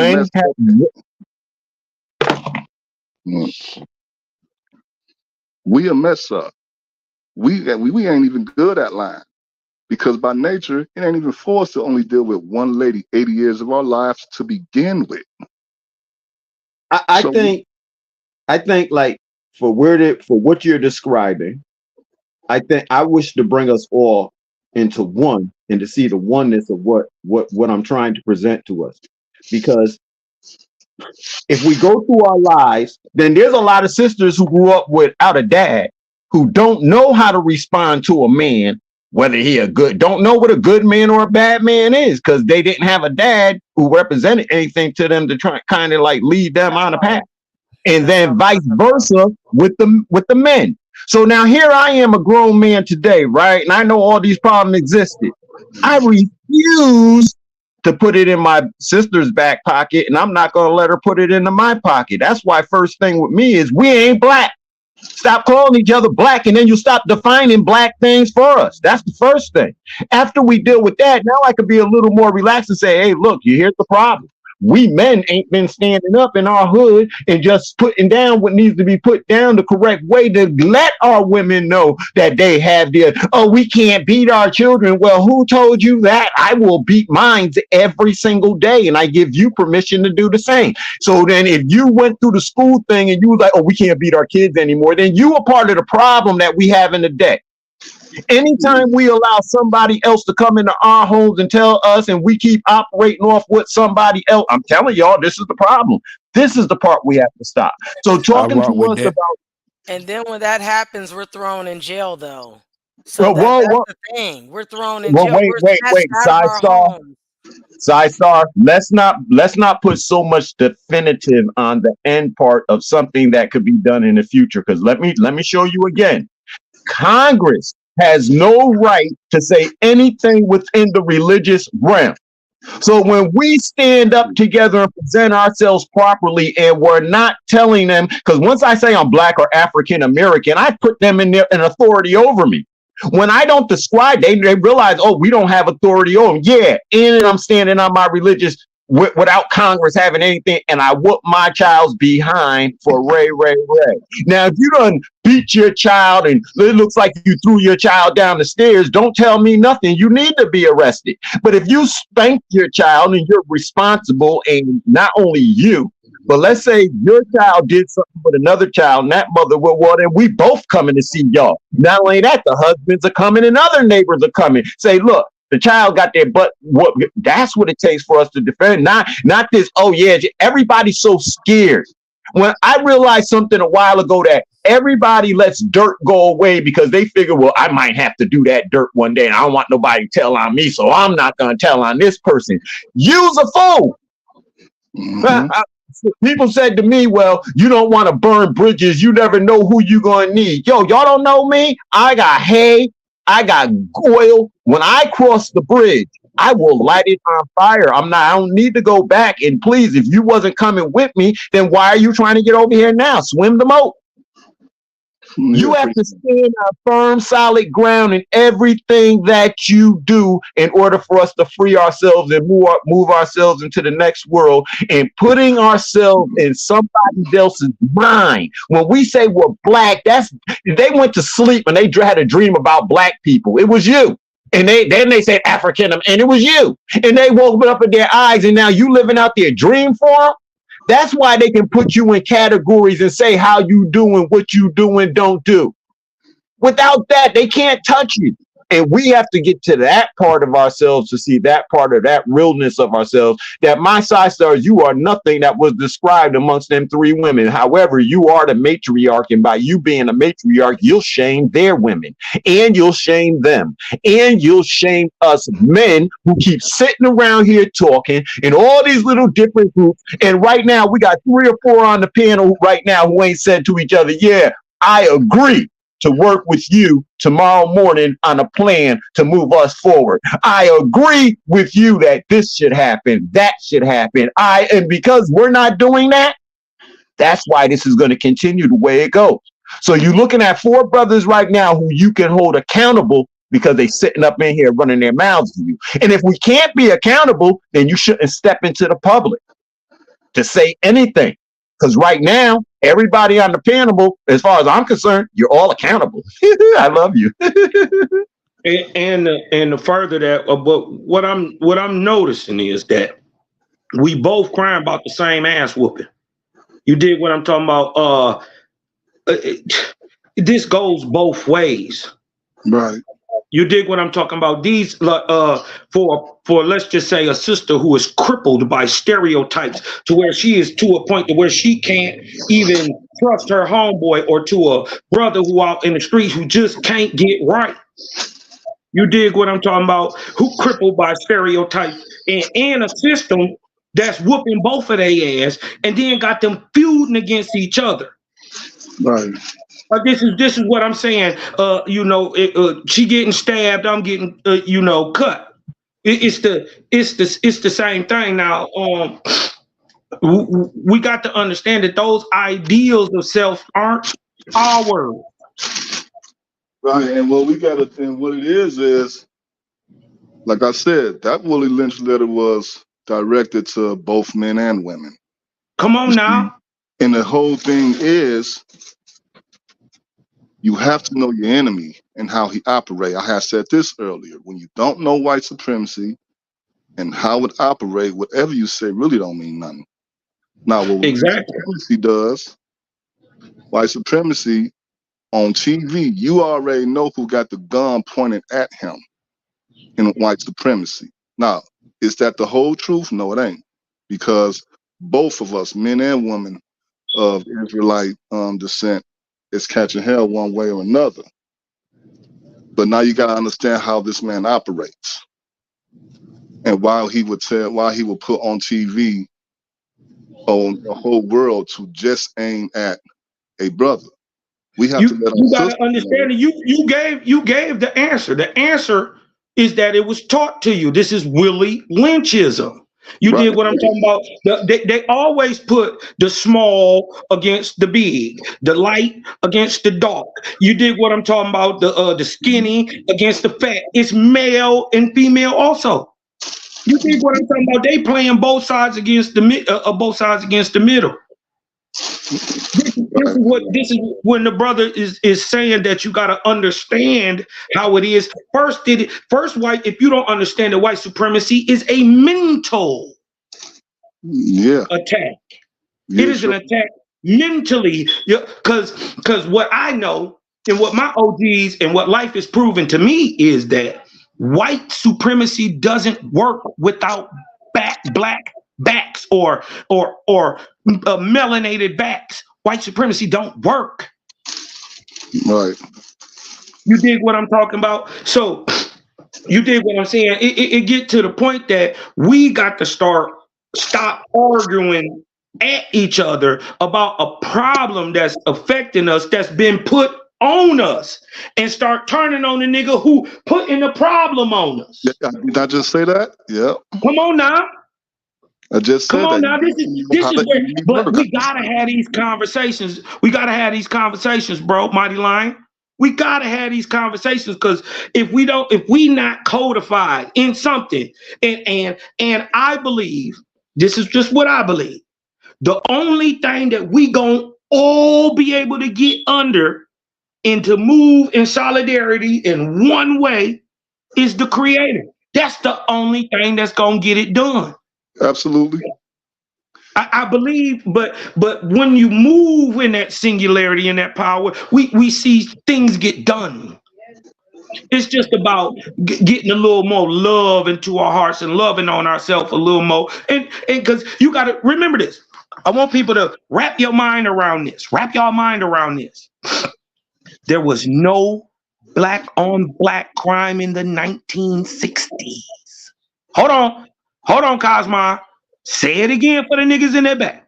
There was no black on black crime in the 1960s. If you got your head bust in the hood in the 1960s, you did something to somebody. And they didn't call the police on you. And the people who was getting whooped in the 1960s was the pimps, the dope pushers, the guys who was in the hood messing up and jacking off and doing crazy stuff. They was getting whooped on. That was the black on black crime. Wasn't no shooting each other. That didn't exist. I'm saying in 60 years, are we tired yet? Yeah, even the scripture said the fear of the Most High is the, I mean, when they say the fear of the Most High is the first step of wisdom, it means respect. Now, when you understand how a man operates, our breakfast, lunch, and dinner is respect. And where a man is not respected, he feel hated. You see what I'm saying? And this is another cause of why a lot of homes are so empty. It's not that he don't love his children. It's not that he don't love the lady that he's dealing with. But he's not about to be in a house where he's getting yelled at with the top of his lungs and getting talked to like he crazy. Ain't no man about to sit in no house like that. You know? And it'll hurt. And a lot of these men who left the houses are hurt because they want to be home. But and that go vice versa though. That go vice versa too. Don't nobody want to be sitting in the house under a dumbass nigga being yelled at either. So now this is what we're saying. This is what we're saying. This is an issue. This is an issue. But and it's not like what the brother's saying doesn't have validity. Yeah, we got to be held accountable for the choices that we make. Yeah. You dig what I'm talking about? And until you start taking accountability for the nigga you sleep with, you gonna keep sleeping with these niggas that you've been sleeping with, that you crying about, that the brother is crying about, until he take it upon himself to live to his highest light, his best ideal of himself. You dig what I'm talking about? He can't attract the person that he's looking for. Right. This is why I'm saying one thing that we all agree on is that there is a creator to all this creation. And when we move in that mold, in that oneness to do anything good, especially like, let's say, just for the children. We do something good for the kids, because really, for real, a lot of these old ass niggas, y'all stuck in y'all ways. I'm not even here to talk to you, period. But your kids get it. Your kids are already on this vibe. They not racist. They not hating. They not worried about what the skin color of the information that they getting it from. Mm-hmm. They worried about, is it true? Does it work? How do you prove it? And this is how we got to do and live today. You dig what I'm talking about? Once we get back into that communal oneness, you dig what I'm talking about? To the point to where if one fight, we all fight. To the point that there ain't no low, that there ain't no high, and we get this. Cause see, the only thing really that's gotta be majorly addressed immediately is the gap between the haves and the have-nots. We have got to close that gap. And until we get on one accord to get our shit together, you dig what I'm talking about? To get it together. You dig what I'm saying? It's not gonna work. And if we don't keep Creator as the focus, the head of it, to make sure you do it right, it ain't gonna never work. No, it ain't gonna never. Listen, it won't work. If you try to do anything without Jah, you fat. You already on a losing mission. Right. Just you take a already look on a around losing you. mission. Just take a look around you, and most of us be like, "Well, I feel." Okay, look around you. That's what your Some of you feelings niggas got to die off. Listen, I don't care. Everybody ain't coming. I don't care if you put out a plan, you put out a step-by-step plan, a 5-step plan to get everything right in your life. You know it's gonna be niggas who argue step 4. Right. Even in the scripture, right? When Moses was like, okay, everybody who on the Lord's side, I need you to step over here. And whoever not, you stay over there. And then when everybody made their choice, what did Moses do? He commanded them guys, kill every last one over there that didn't come on my side. Number one. Number two, who's the slave revolt? What's his name? Turner. Nat Turner. Didn't he do the same thing? He said the same thing. He was like, look. He was like, look, and if before we do this, we gotta first, before we go against Esau, we gotta first kill these Negroes that don't want to join us, because them gonna be the ones that's gonna snitch. We gotta get them first. So you know what though?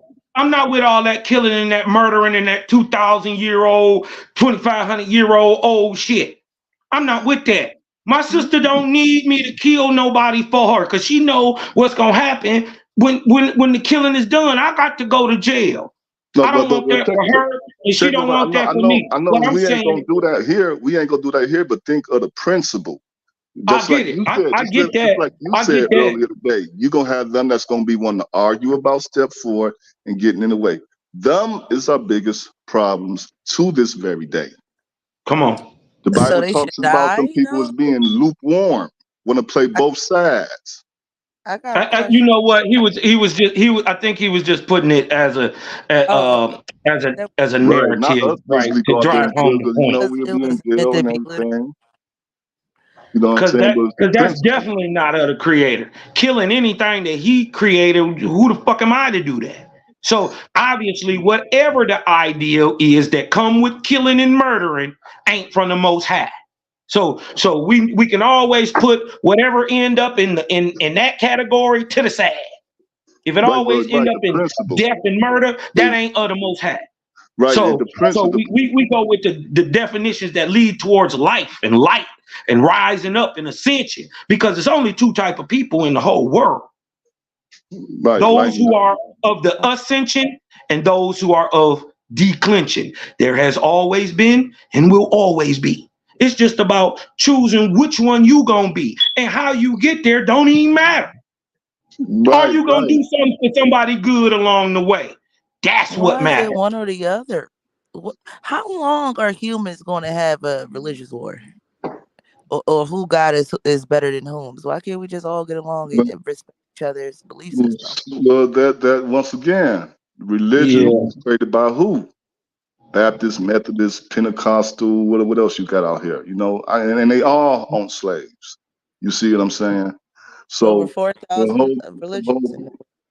the whole thing, when you talk about religion war, it's just another tactic of white supremacy. It's just another tactic that they put on us because we never did nothing like that. We never. I don't even do nothing like that, and we never did nothing. Us as a melanated people, we never practice religion because our religion is just a man's opinion about something.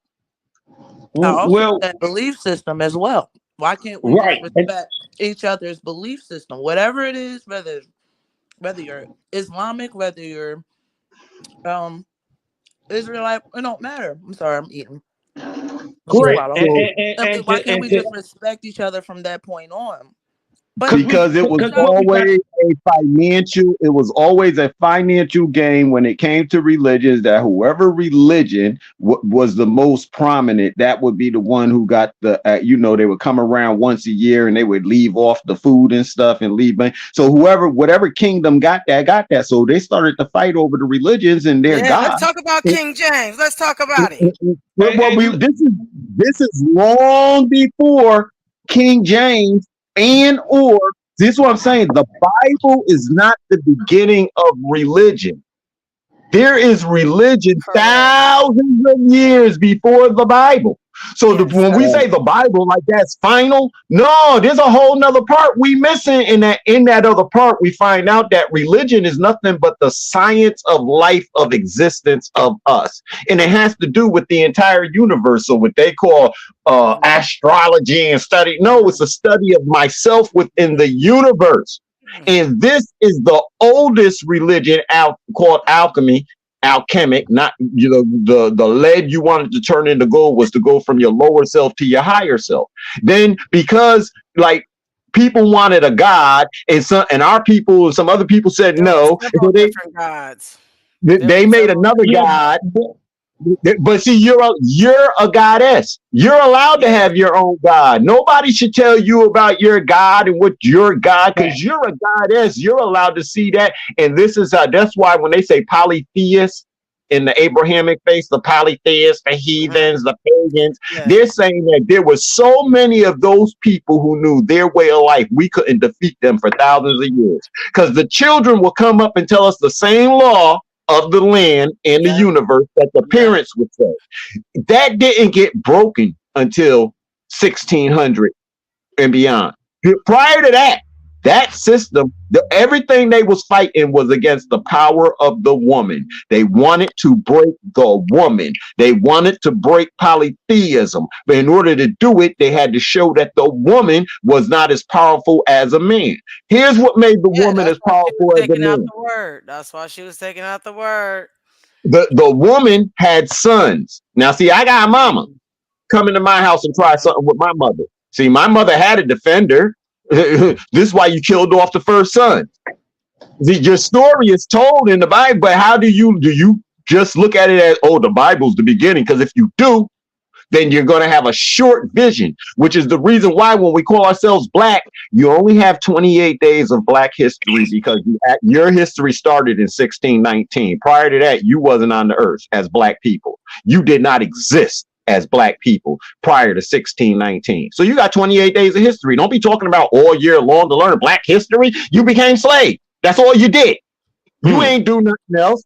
Everybody else who did something who looked like us, they had names like Canaanite, Hittite, Olmec, Mayan. They had names. So if you're not claiming to be none of those, when you get to black, you were a slave. And everything that comes after that, you were taught how to be you. See, I grew up during a time when they had blaxploitation movies and they taught everybody how to be a gangster and how they should walk and talk. And then by the time we get to Starsky and Hutch and Huggy Bear, all of my friends who were out in the street selling drugs, they were leaning up against the police car talking like an episode from Starsky and Hutch. They learn how to be men from the television, even with older men around them. who learn how to be men from the television. They learn how to be black men and black women. They didn't learn how to be men and women. This is our flaw. This is what we have to shake off. That idea of being black. We have to look at where it came from, how it's instituted, and separate ourselves and rebuild who we are today based on the universal knowledge of us all. And please don't try to lock us down in one religion. I stand against we're not. We are many. Right. So don't argue about religion. Let's talk about how to build a school, because I know how to do that. All across right now, in the next week, we can have a school where we're the teachers and other people are the teachers and teaching us. And I don't want to say force the government to pay us, but put this government, they done did it for themselves. And we, based on and I got to say it this way, Shammar Garb, Cosmic Cal, and Awape, they wrote what they were doing.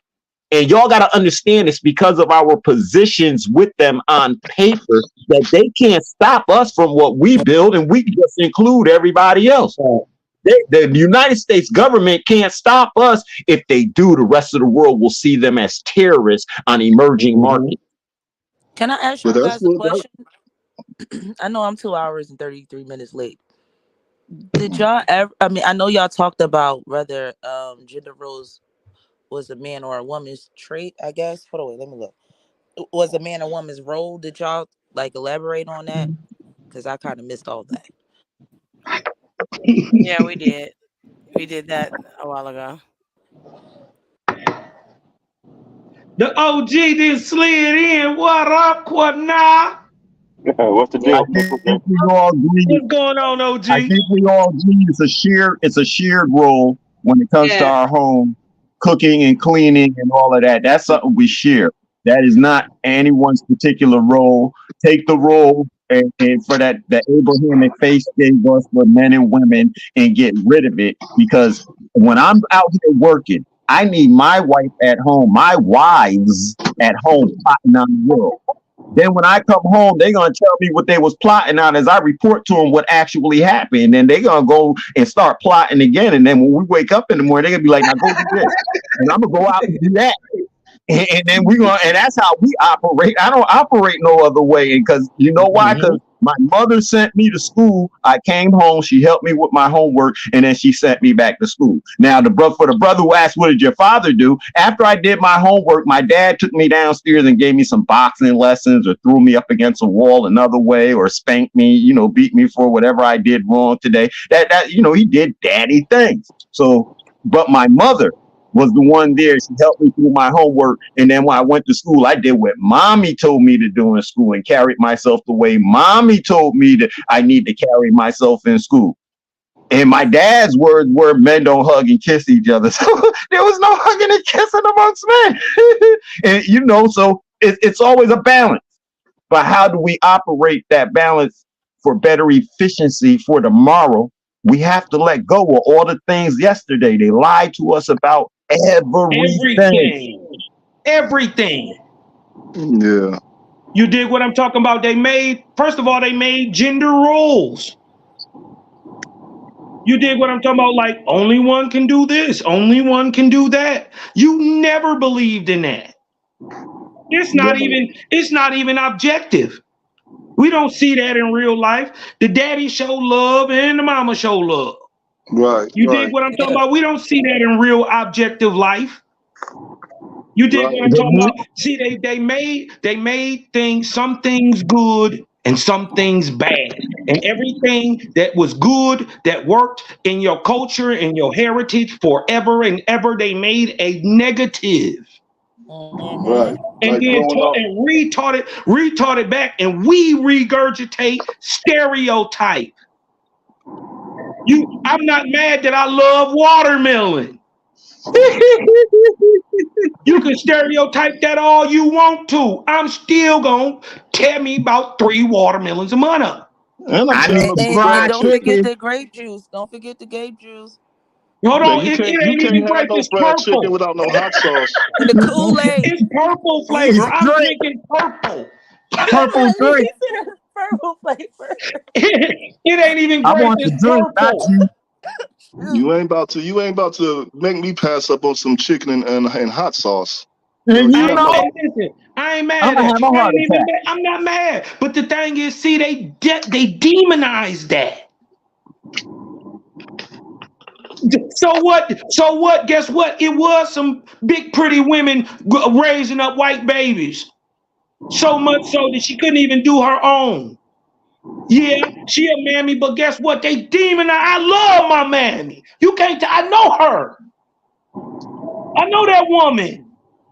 Grandma. They do No, that's my mama. demonize everything black people That's do. my Like, mama. She's Because big pretty, the black is sweetest thing in the world. demonizable. Cooking can sing and love her some God. That's a mammy. She raised up everybody babies. How many? I ain't never seen my mama turn nobody kids away and they was hungry. Never, ever. Your mama neither. I grew up around some Caucasian mothers. They same thing. They would not let you leave their house looking like you might be hungry. Even I know I don't eat pork, but boy, you're gonna eat something in this house. You're gonna eat something before you leave. Go in the refrigerator. So you see that's when we got to be careful with how we talk about things. People are people no matter what, and that's how you measure.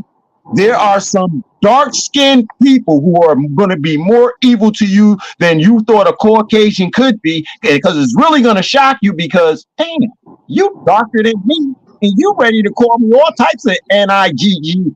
I can hear it in your voice.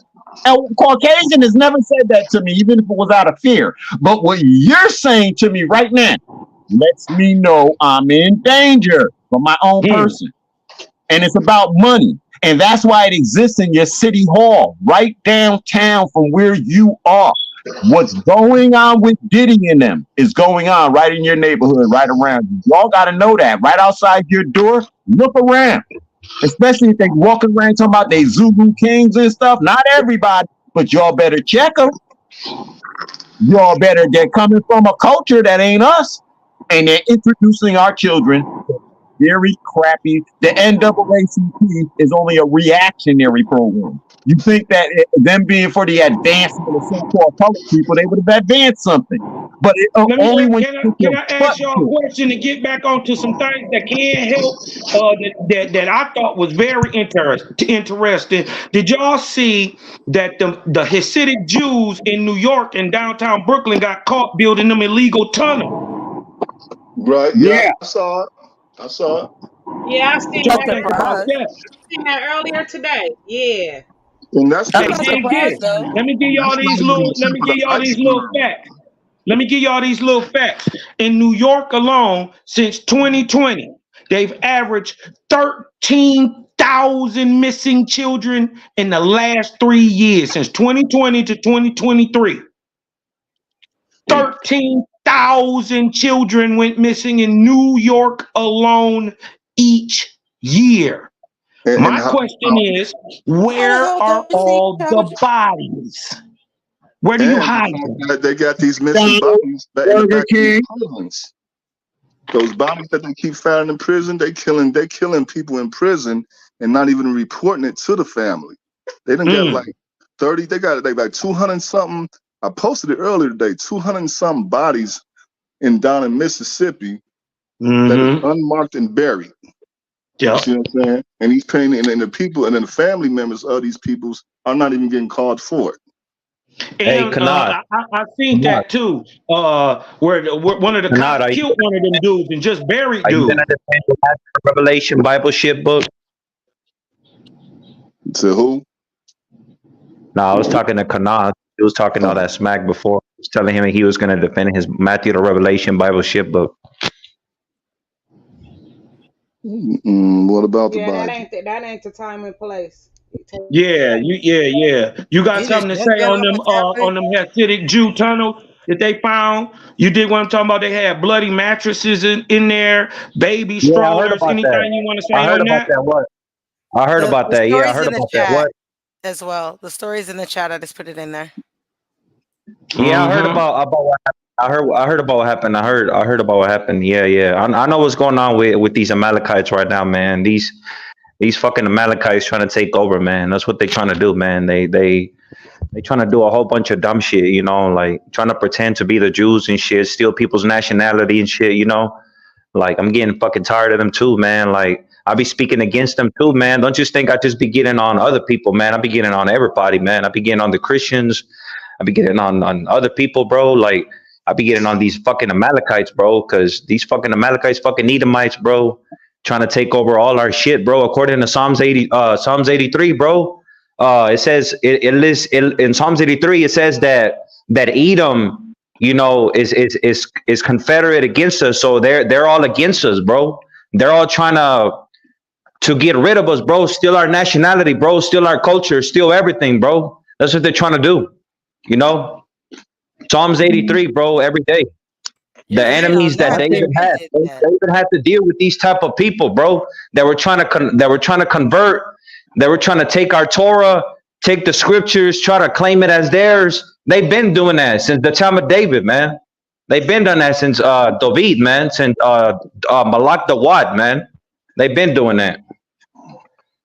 And see, the thing is, a lot of people don't understand. We're in a time, or we're entering the year, or what's called an Odic year. It's a high etheric light year. So what you're going to see is things that were hidden are starting to come to light, and things that are in light will become etheric.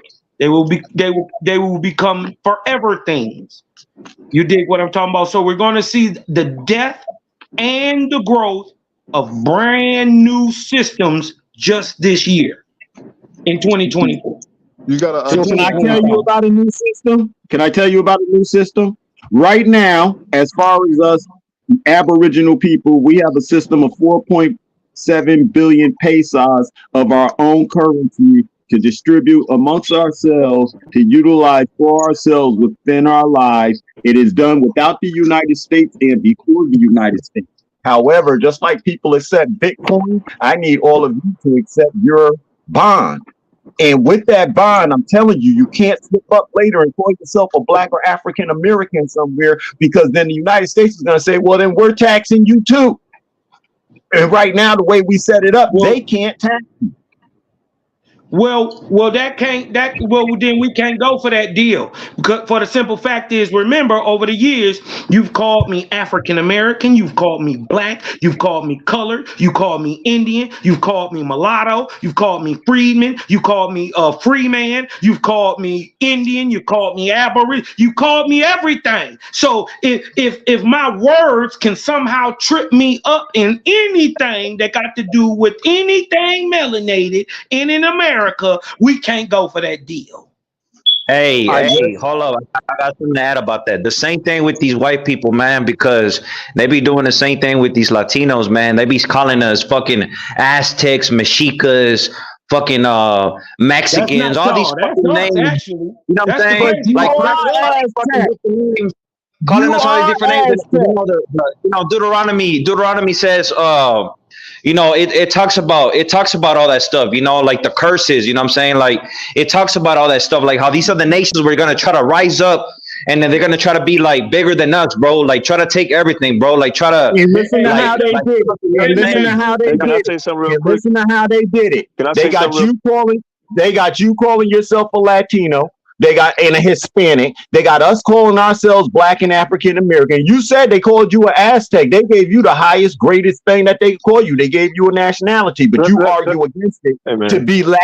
I don't even claim that. To tell you the truth, brother. Hey, I don't even claim. I claim Sephardic.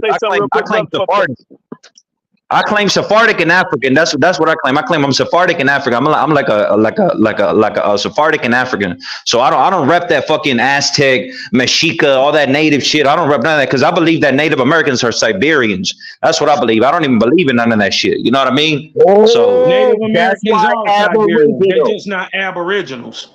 Aboriginal, not Native. believe that Native Americans overall are not Hebrews at all. Like they're related to Siberian. Listen, aboriginal over anything you're saying, and a Hebrew is an adjective. It describes the noun. So who's a Hebrew? No, we're nouns. Aren't people? The noun is a person, place, or thing. So if it describes the noun, it can't be the noun. A blue Can I say something real quick, brother? Kwanaf wanted to say something.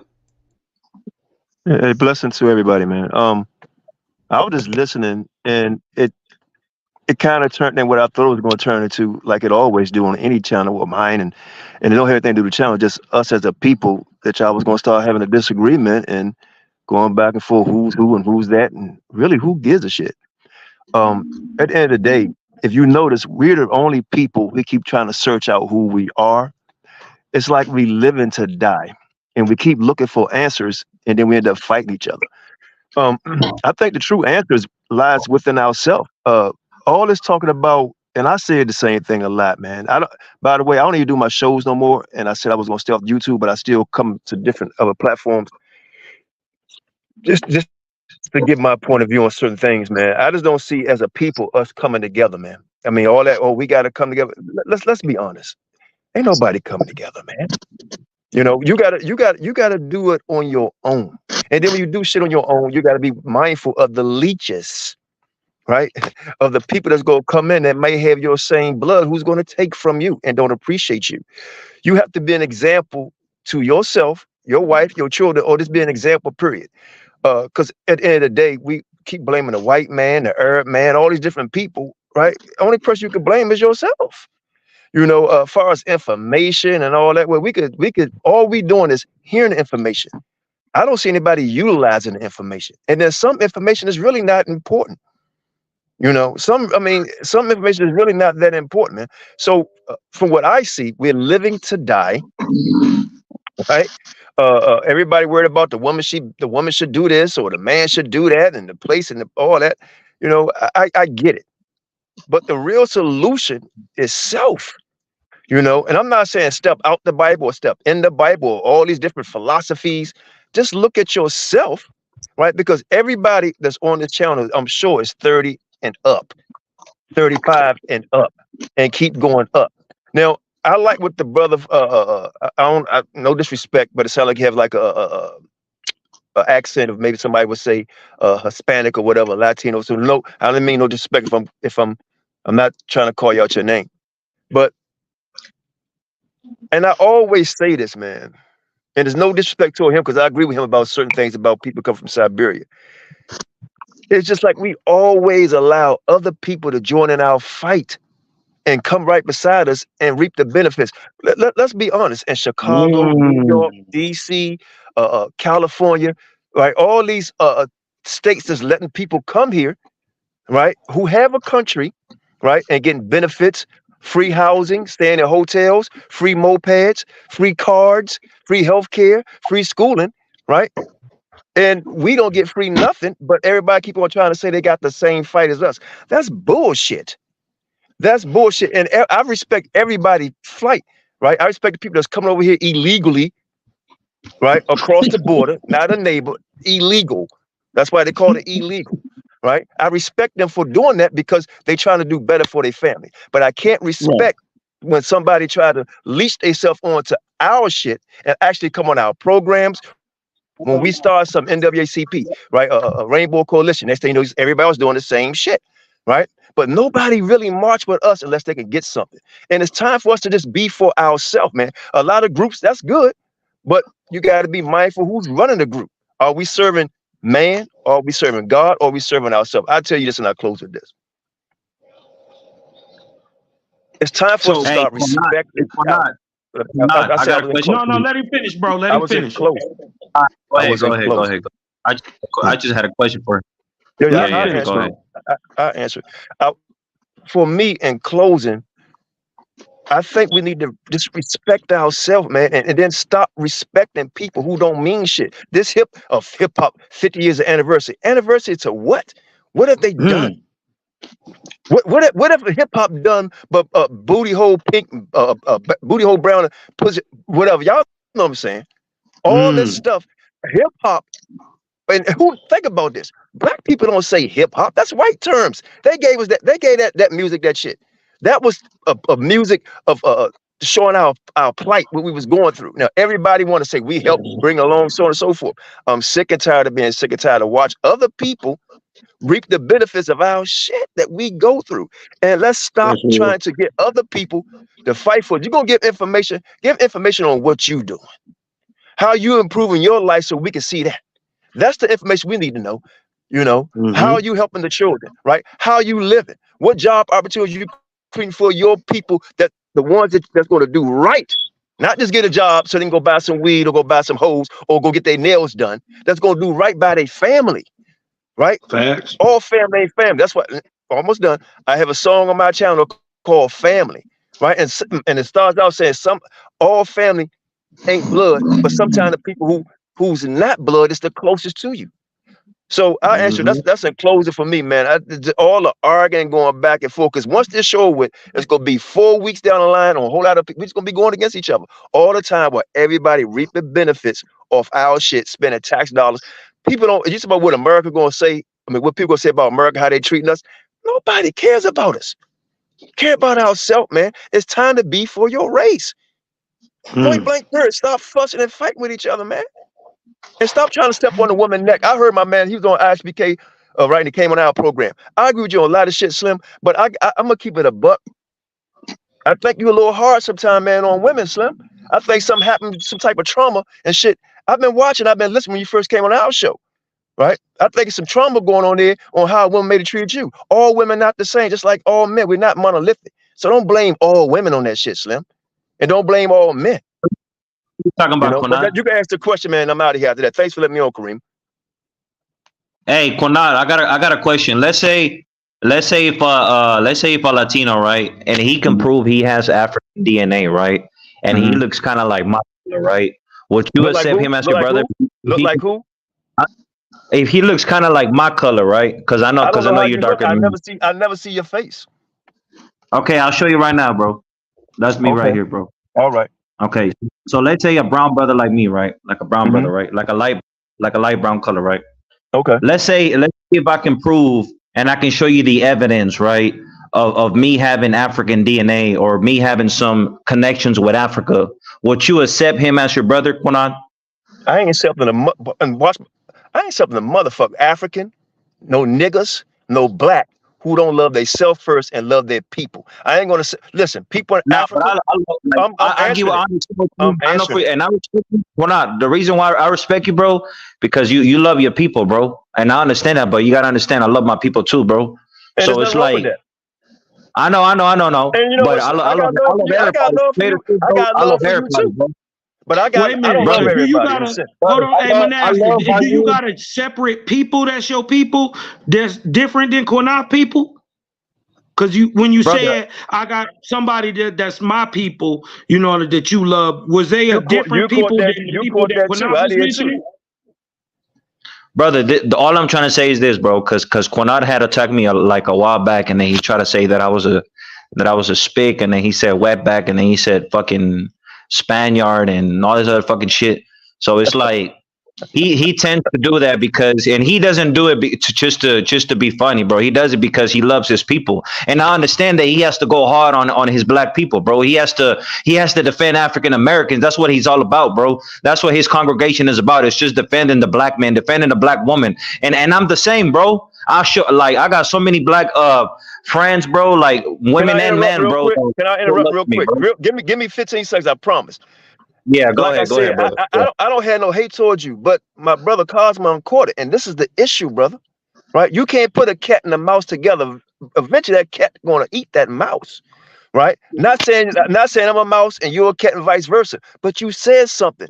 You said my people and your people. You just separate us on a black channel. This is what I'm talking when I say leech, right? Because whatever movement we come up with, you're going to integrate. Listen, hold on, brother. You're going to. I said 50. I was almost done. Only had 4 seconds left. You're the only one. You're the only one putting separation. Let him finish, Manasseh. Because you disagree. I know, but all I'm saying is that he disagrees that Latinos are Hebrews. So it's like he's pro-black, bro. He's not. He doesn't understand that Latinos have African DNA in them. He doesn't understand that after that But I think Latinos you are mixed with. I You said I even don't got give a that damn. brother. I said I don't care about DNA. I don't give a damn about Yeah. your landscape where you come from, brother. I'm talking about the plight of my people. And when you said my people, right? And if you but you use the word brother, or that's why I get sick and tired when white people, black people allow white people in the rap song to say nigga, oh, they lived in the neighborhood. You're not that. You know what I mean? You're not that. And that's the part I'm talking about. I'm sick and tired of us allowing other people, right? Because I say this shit. And I don't go on no white channels. I don't go on no Hispanic channels, no Arabs or Chinese, nobody. I only go on my channel, Hey, which brother, people that hey, but represent I'm black. black, bro. But okay, Hey, you might I'm be black, black. bro. You I'm might that's black, a bro. color. That's a color. I'm black, bro. I'm Okay, African. I'm what I'm saying, Yeah, African. okay, but that's we good. not black. No, I I'm think See that that? African. because he's saying that he's part of the 12 tribes, that we're all one. But see, the 12 tribes are separate. They're different parts of the tribe. You're an Aztec. So yeah, you're part of the I'm not 12 an Aztec. tribes. So you put a names on me. Like I said, I claim Sephardic and African. So I claim Luso, Portuguese, African. That's what I rep. I don't That's rep right. And what Aztec. is I don't that? rep. Where is I and think what tribe is that? According to Obadiah 1:20, we had Jews in Spain. So we What had Luso. tribe We are had you a part of in the 12 tribes? Manasseh. That's the tribe I am. Okay, But Manasseh. I don't believe in the 12 tribe chart sign though. Hey brother, I did hey it brother, according to my. hey I brother, did it. What real he's talk. saying is you may be part of the 12 tribes, but you're not part of our part of the 12 tribes. That's what he's saying. I'm saying even deeper than that, and I'm gonna show you how. I don't believe he's an Israelite because I don't think an Israelite can tell you what damn tribe they come from. If the Bible says we're gonna be scattered, we're gonna lose our inheritance, all that. True. Ain't nobody say Manasseh get off over here, Gad get off over here. Ain't nobody say that, and he can't break it down unless he try to go to some other things, right? But the other thing what you said, sister, was right on. Hold on, bro, goddamn. The thing that you said that's on point, sister, is this, and he said he's on point. This is the time that's being wasted, right? With a guy that says he's separate from us. You just said it, my people, and you're looking out for your people. So, and I got respect for you, but why you not on your people channel? Why you on our people channel? The black Because man, I the love black you. woman. This our channel, bro. That's why, bro. Hey, you know why I'm here? Because I love you, bro, and I love every black person in the This, whole I'm gonna world, tell you bro. how. That's This why. the best way you can love me. This what Malcolm X said to that woman that came to him on the stairs. This how you can help me. Leave us alone. All right, go. And build and show us That's how to racist, though. build. Show us how to build, bro. You're doing Leave racist, us bro. alone. That's how you You're doing leave our women alone. Leave our racist. Hey, men Hamite. alone. Leave our Hey, Hamite. music alone. Leave. Hey, Okay, Hamite. I could be a Are Hamite, you gonna Damite, prove the whatever. Matthew the Leave our Revelation music Bible alone scripture? and Yes stay or off no? our channels, bro. Are you Well, gonna wait a prove? minute. Are See, you gonna prove how wait. you Hold said on, hold on. Deuteronomy 28 and 31? Are you Hey, gonna hold prove how on, you bro. said Deuteronomy How? 28 and 31? Yes or no? Are you gonna prove how you said Wait, Deuteronomy 28 and 31? You fucking Matthew the Revelation Bible scripture, fucking bro. Hamite. Hold on. You just said you had African blood, and then you turned around and called Call that me a brother a Hamite. Hamite as a Exactly. That's what slur. I'm saying. I dropped the mic. Y'all keep letting this shit go on. It'll never stop. This is our Told me to problem. Shalom and out of peace the to all show. of y'all. That's the fuck he told me to get the fuck out of the show. He can't be doing that, bro. He can't be showing that fucking racism over here. And y'all stupid as fuck for allowing this motherfucker in here, bro. For showing that racism. I Don't know a come lot of here y'all in disrespecting women but with that for type what? of It's a language. racist Don't come here motherfucker, and you need to disrespecting fucking these respect, women bro. here You're with that type Hey, of mute him. language. Hey, mute fucking him. shit. Fucking Latino man, bro. Yet you are Y'all motherfuckers got disrespectful me to fucked up, bro. everyone here I with don't know your who the fuck I language. am. He is Yeah, very disrespectful. put him in the honky hole for a minute. That's what we call it when you go to the back. We call it the honky hole. You did what I'm talking about, and let's get this understood. There's some dark skinned honkies out here too. They call them graham crackers. And come on, and this is the whole thing. See, remember, 2024, everything gets exposed. You can't hide that racism no more. You can't hide it behind hip hop and shooking and jiving and buck dancing and see. These are the conversations we need to be talking about. I don't give a damn what Miss TJ doing over there handling her goddamn life the best way she got to do. I can't affect it no way unless I can give her a job that lift her out of that situation to where she can go do whatever she want to do on her own. Till I can do that for her, I need to shut the fuck up about what Miss TJ need to do in her goddamn life. That's our motherfucking problem. We too opinionated. I own my own business. I'm doing very well for myself. That's right. No, that's fine. Yeah, I'm doing very well for myself. I own two businesses, right? And I'm in politics. Yeah, I'm doing very well for myself. So I'm not here to put others down. I'm here to lift others up. No, and but what I'm saying is, I think you're missing the point. What I'm saying is, I can't tell you what to do. And black men should stop trying to tell black women what to do, and black women should stop trying to tell black men what to do. He was just being rude. I just was telling him to stop because he just was blowing my ear off with all that negativity and profanity. We don't have to use the profanity to communicate. When you start using offensive words and you start coming for people on a personal note, that's a sign that you have been defeated. And that you are reaching for any type of lifeline. So all I was saying is there's women here, and we don't want to hear all that negative thing, all those negative things on this platform. If he has something to say it with dignity and respect. That's right. Yeah, it ain't necessary. And this is what I'm saying though, and this is going towards Quanaf's point about guarding the culture. Yeah, you dig what I'm talking about? Somebody got to do right within it. You dig what I'm talking about? Just like the sister said, listen, especially when you're around women, men tighten up. We don't even do all that cussing around women. You know what I mean? Her whole womanness make you kind of sit up a little different.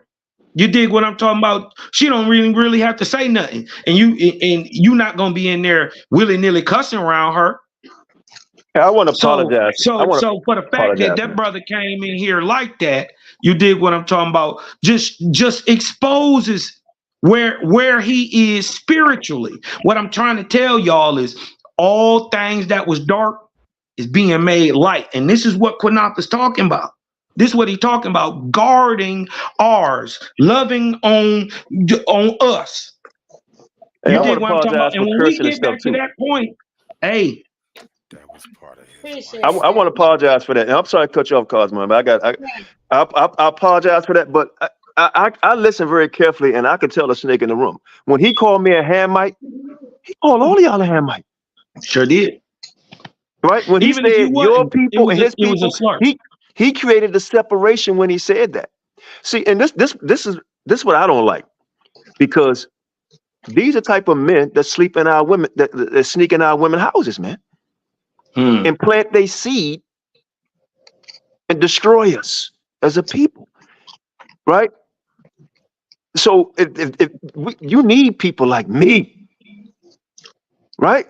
I represent being proud to be a so-called black man. You could call me Hebrew, Kemet, whatever, but I represent being a black man in the struggle, right? And fighting along beside with my people. And I don't have no hatred toward him. I'm just sticking. Appreciate you. I'm telling you that right now.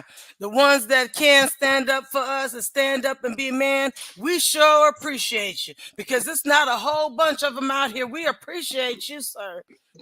And that's what I'm doing. There's some projects I got going on that I'm doing for my family, and then other people who think like me or think better than me.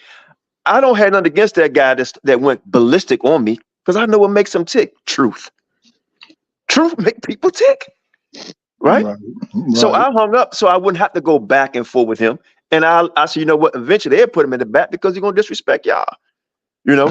But at the end of the day, when he said Quanaf love his people, I understand, blah blah blah. Man, that's the Jedi mind trick. Y'all know that. That's to be sweet. I caught that instantly. You dig what I'm talking about? You making a distinction. Yeah, and then you trying to tell me you Israel in the end of the day. I go through that. So when people talk, and like I said, we are living to die, man. And that's the part. This is why I stopped doing my show, right? Because I'm sick and tired of us fussing all the damn time. I'm sick and tired of trying to prove who we are. right? I feel like I'm Israelite. If people say I'm not, then so be it. But at the end of the day, man, we got single women out here, single men out here. And guess what? We got brothers and sisters in foster care, right? That need health care, right? We got children that need help. We need the men and women to stand up, right? For our people. Stop letting everybody live. Listen, man, the reason why shit the way it is because we accept everybody. That's why you see all these Asian stores, right?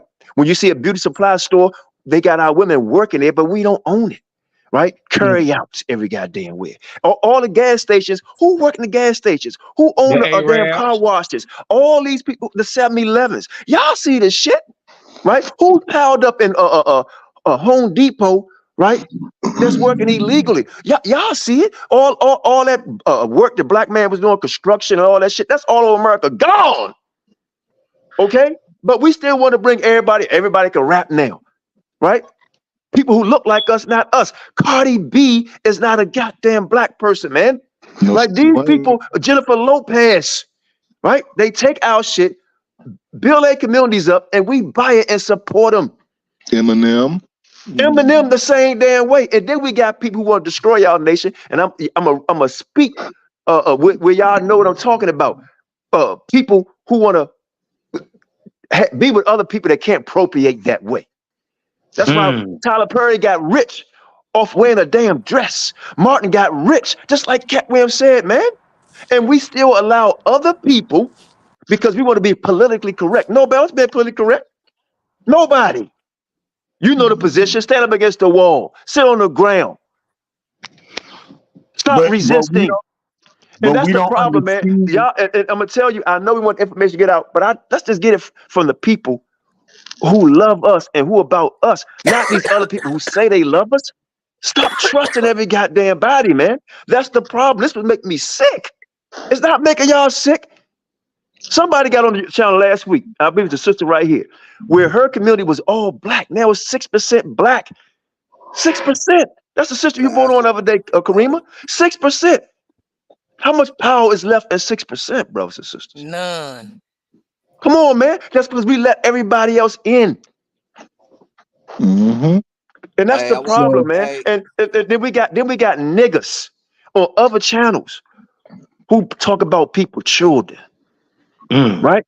Talk about their wives like a dog, right? And they all in it for themselves, man. That's why the book I read, God says he's gonna start with his people first. Get the niggas away from us, man. Or somebody come around with their pants pulled up, pants pulled down and say, sir, I ain't gonna answer. Because I respect men or young men. And I try to tell them, there's no more telling a lot of our people are done. We need to face it.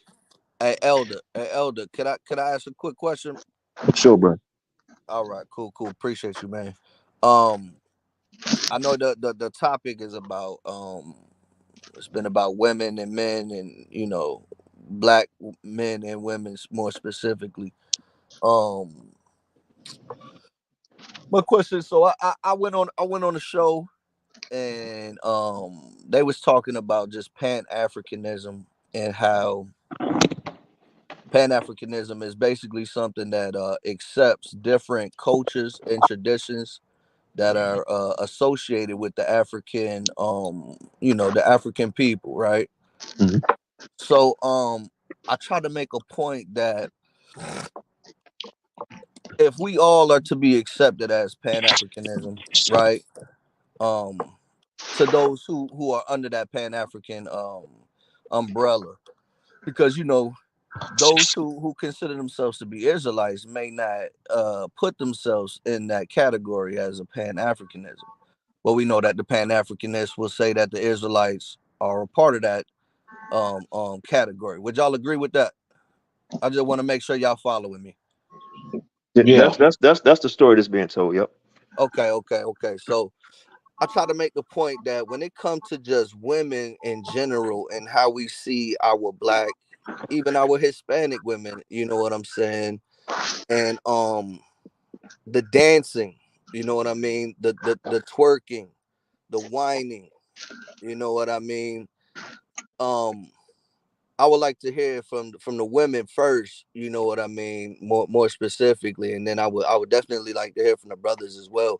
But if I'm an Israelite and I don't believe in that type of artistic expression, how do we come?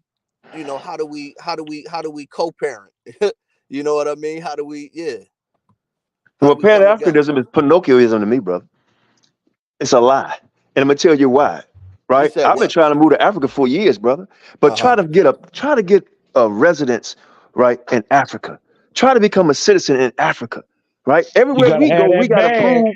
Everywhere we go, we gotta prove ourselves. But everybody can come in our neighborhood and ain't gotta prove shit, right? You can't get legal documents in Africa, right, to save your damn life, right? To try to be what they call a citizen, right? There. Oh no, you gotta wait. Oh, you gotta what you gonna do? You're gonna build a school? So that Pan-Africanism, man, is Pinocchioism, brother. It's a lie. Got you.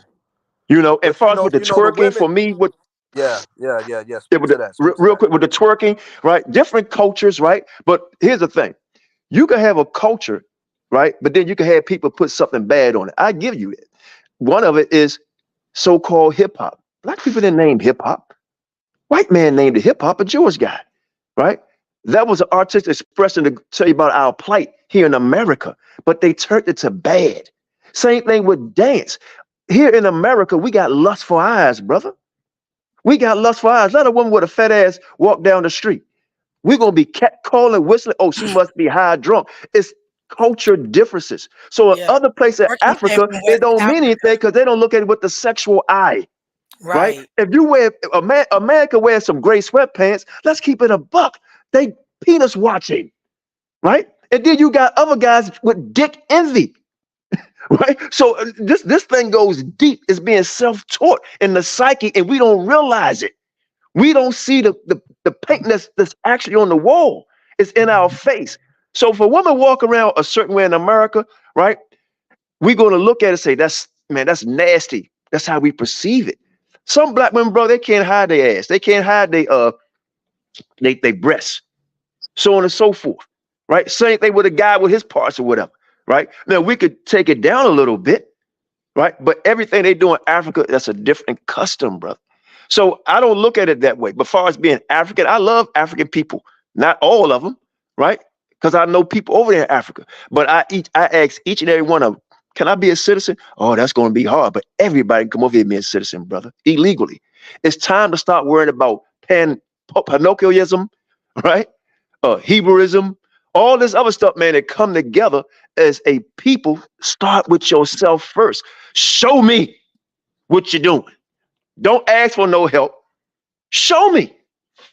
Don't just teach me. But Show me. it's like some of us, we would sit back and be like, you know, us that's under the Israelite persuasion would look at a sister that's twerking or twining, you know what I'm saying, being in the club, to which we know that clubbing is something that is like, you know, what does it call it? Reveling in the Bible, right?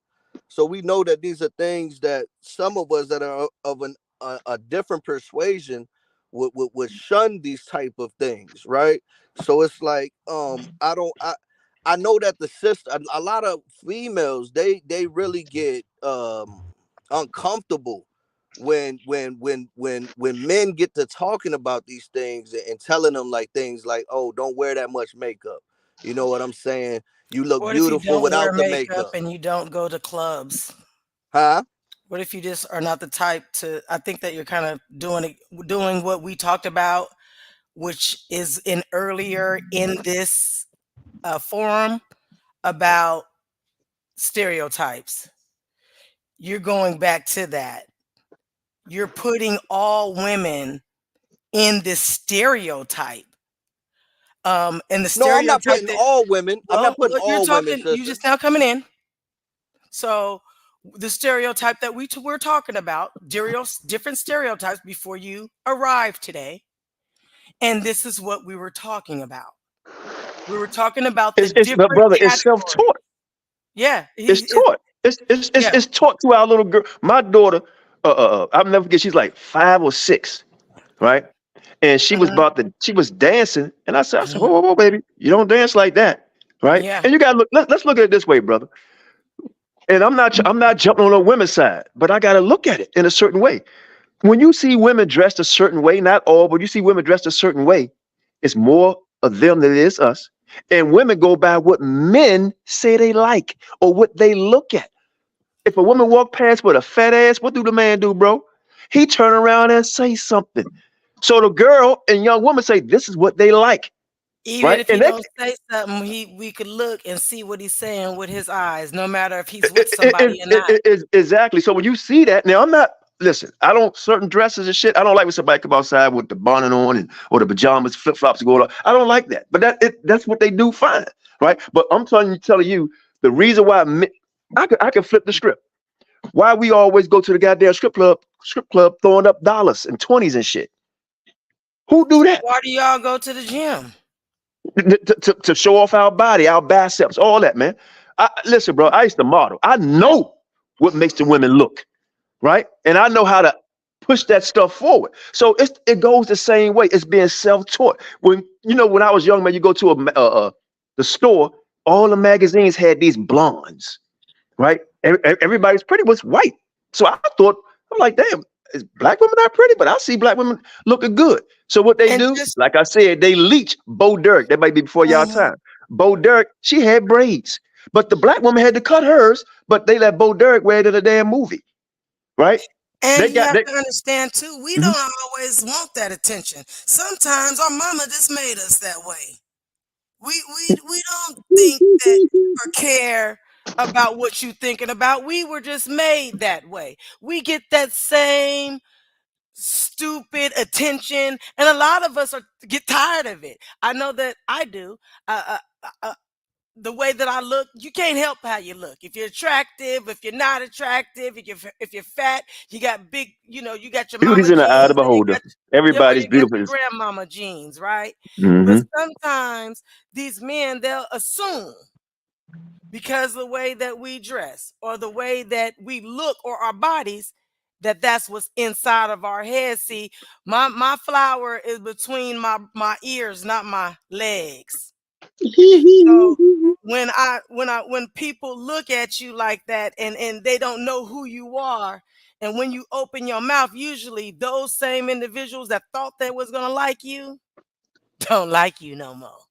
I think the best thing too, sister, you're 100% right. I think the best thing for all of us to do, and that's why I fell back a little bit on my channel.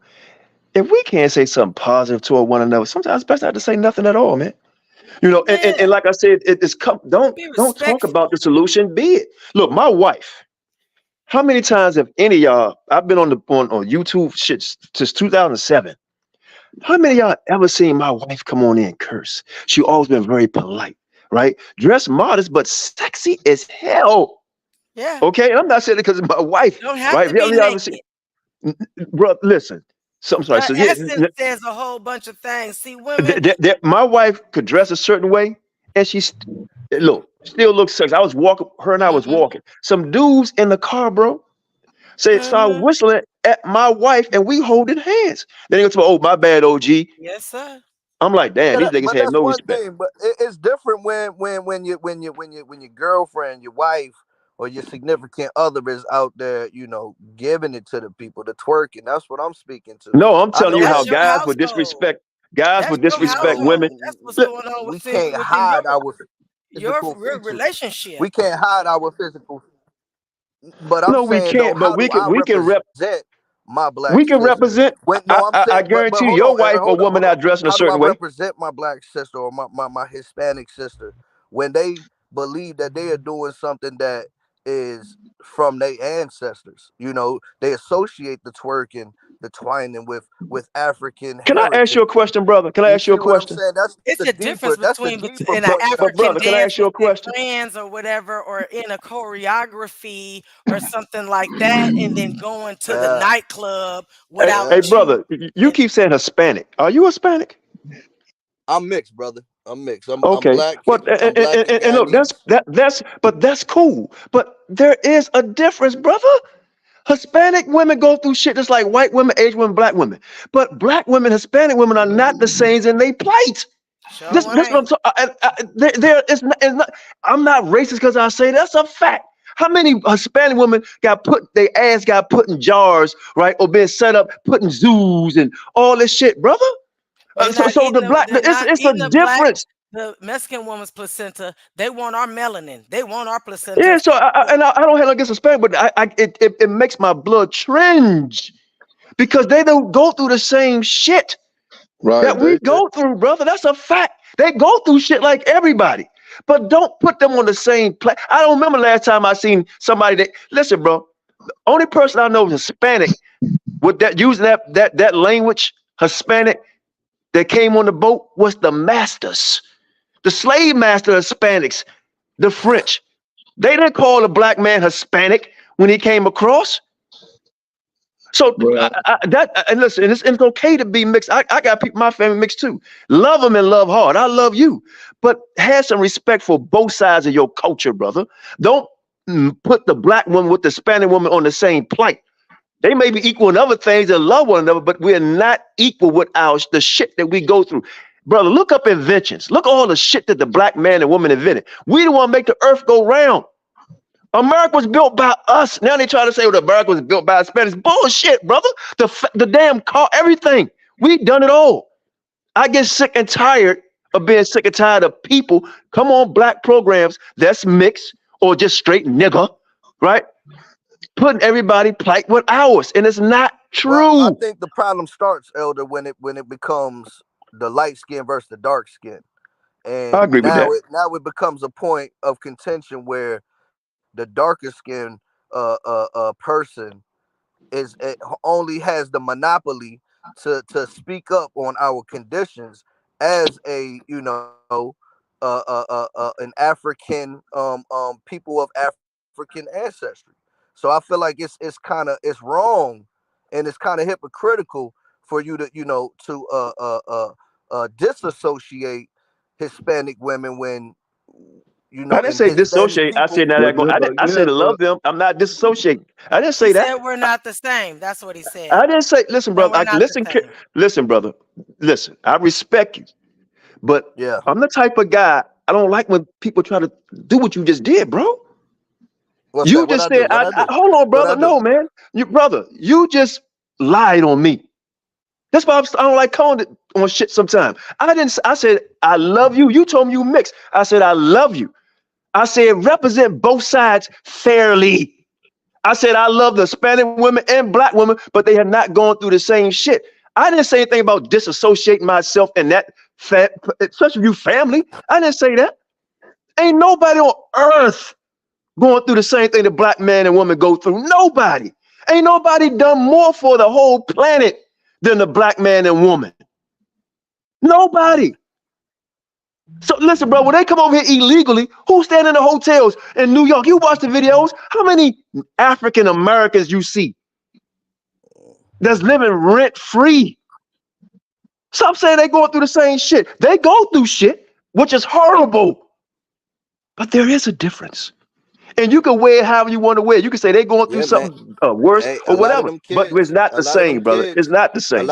Hey, listen though, a lot of these kids that you hear about that's being snatched up, a lot of them, and I've heard this before. Maybe somebody could correct me, but a large majority of them kids that's being snatched up, they Mexican, bro.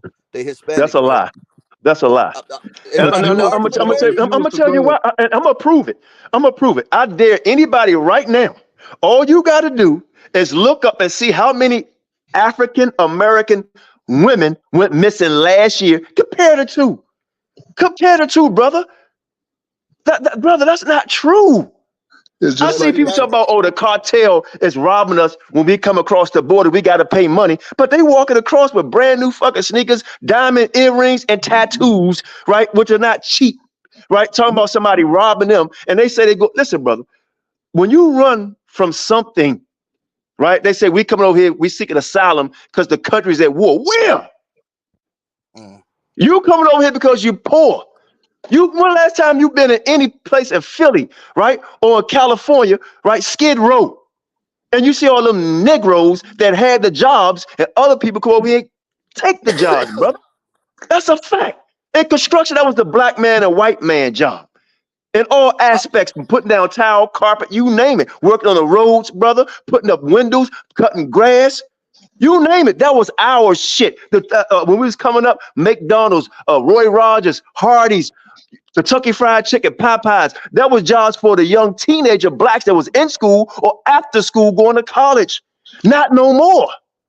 Now, when I was coming up, we didn't have no, if you speak English, press this button. You speak Spanish, press that button. That's not somebody's trying to integrate. That's creating separation. Hey, Elia. I don't know what the hell. Hey, look, I see it, and I'm not gonna be fooled by it, brother. This is why the Most High, no disrespect towards you, the Most High said, don't make marriages with them because they will take you away from their gods and the things that you represent. Elder, Yes, sir. listen to me though. Listen to me though, Elder. I understand that you are more. What are Statistics in the chat. You are Negro. You are more Negro 12 tribes. All that you say the 12 tribes is Negroes, right? I ain't say anything about a tribe. I'm for black men and women in America. I was talking about the tribe. I'm just trying to make the point, and because the whole conversation I was talking about twerking and twining. Now we're talking about the plight of black. No, because you said black and Hispanics. You keep on saying black and Hispanics, and I can't let you get away with that. That's all. I'm trying to tell you, brother, that we are part of the same 12 tribes, bro. Okay, that's great. That's fine. Hey, brother, if you want to be Israelite, so, and you know what? So be it. So be it. Hallelujah. Read the Bible and be an Israelite, right? But Hispanics are not going through the same shit that black men and women. Hey, when the last time any of you Negroes in New York got, hold on. When the last time any of you Negroes in New York got a free moped? Huh? Or let you stay in a 5-star hotel all over America, right? Or being pushed ahead of other people, right, that's in the military and getting kicked out of their homes and hotels free. Your tax dollars. Your tax dollars you working for. So, man, hit me with something else, bro. I feel it. Be an Israelite. Be an Israelite. I'll let God handle that. And the whole thing is, we ain't got our own army. Mexico do. You see what I'm saying? And not only that, they got that. Well, if I went to a Hispanic neighborhood and go to all their shops, I'm gonna see Hispanic people in there working. Okay, you come to my neighborhood, you go see somebody that don't. Nothing but Hispanic. They won't. Nothing but Hispanic. When I go to a Hispanic hood, it's gonna be Hispanic workers, Hispanic cops, Hispanic mayor or whoever. You come to my neighborhood, you're gonna see something totally different. Oh yeah, you got the Iranians running all the stores. You got the Asians that got all the hair. You got they got all the hair, all the stuff that all the liquor stores, all the laundromats.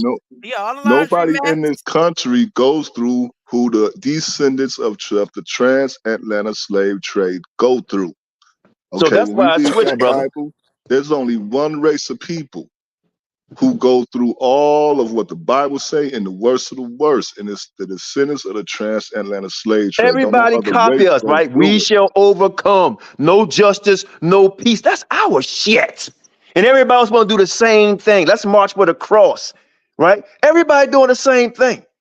And then say, well, we going through this. That's bullshit. But guess what? The reason why everybody's able to do that, because we don't have no power to stop it, because we always asking other people to help or let them join in like we're allowing them right now on our channels. If we just be ourselves, right? Stop shopping at certain places. Stop going to a place saying, hey, mama, son, poppy. They ain't your goddamn mama, son, or poppy or papa, son. Stop the shit. But guess what they call you? Nigga. When last time somebody called a black man, hey, poppy? We show so much honor and respect for others, but we don't respect each other to the fact that we allow other people to call us outside our name, bro. Period. And it's tired. And I didn't mean no harm when I came at you because I was agreeing with you on everything. But when you say, yeah, the black and Hispanic woman, man, forget that, bro. No way, Slim. I got Hispanic people in my family, man, on my white side that married in. And I love them. I love them, but it's not the same plight, man. It's not the same plight. Without the black man, woman, and child, a lot of the whole world wouldn't have shit. And here's the thing about love. We got we'll say in a second that we love somebody else.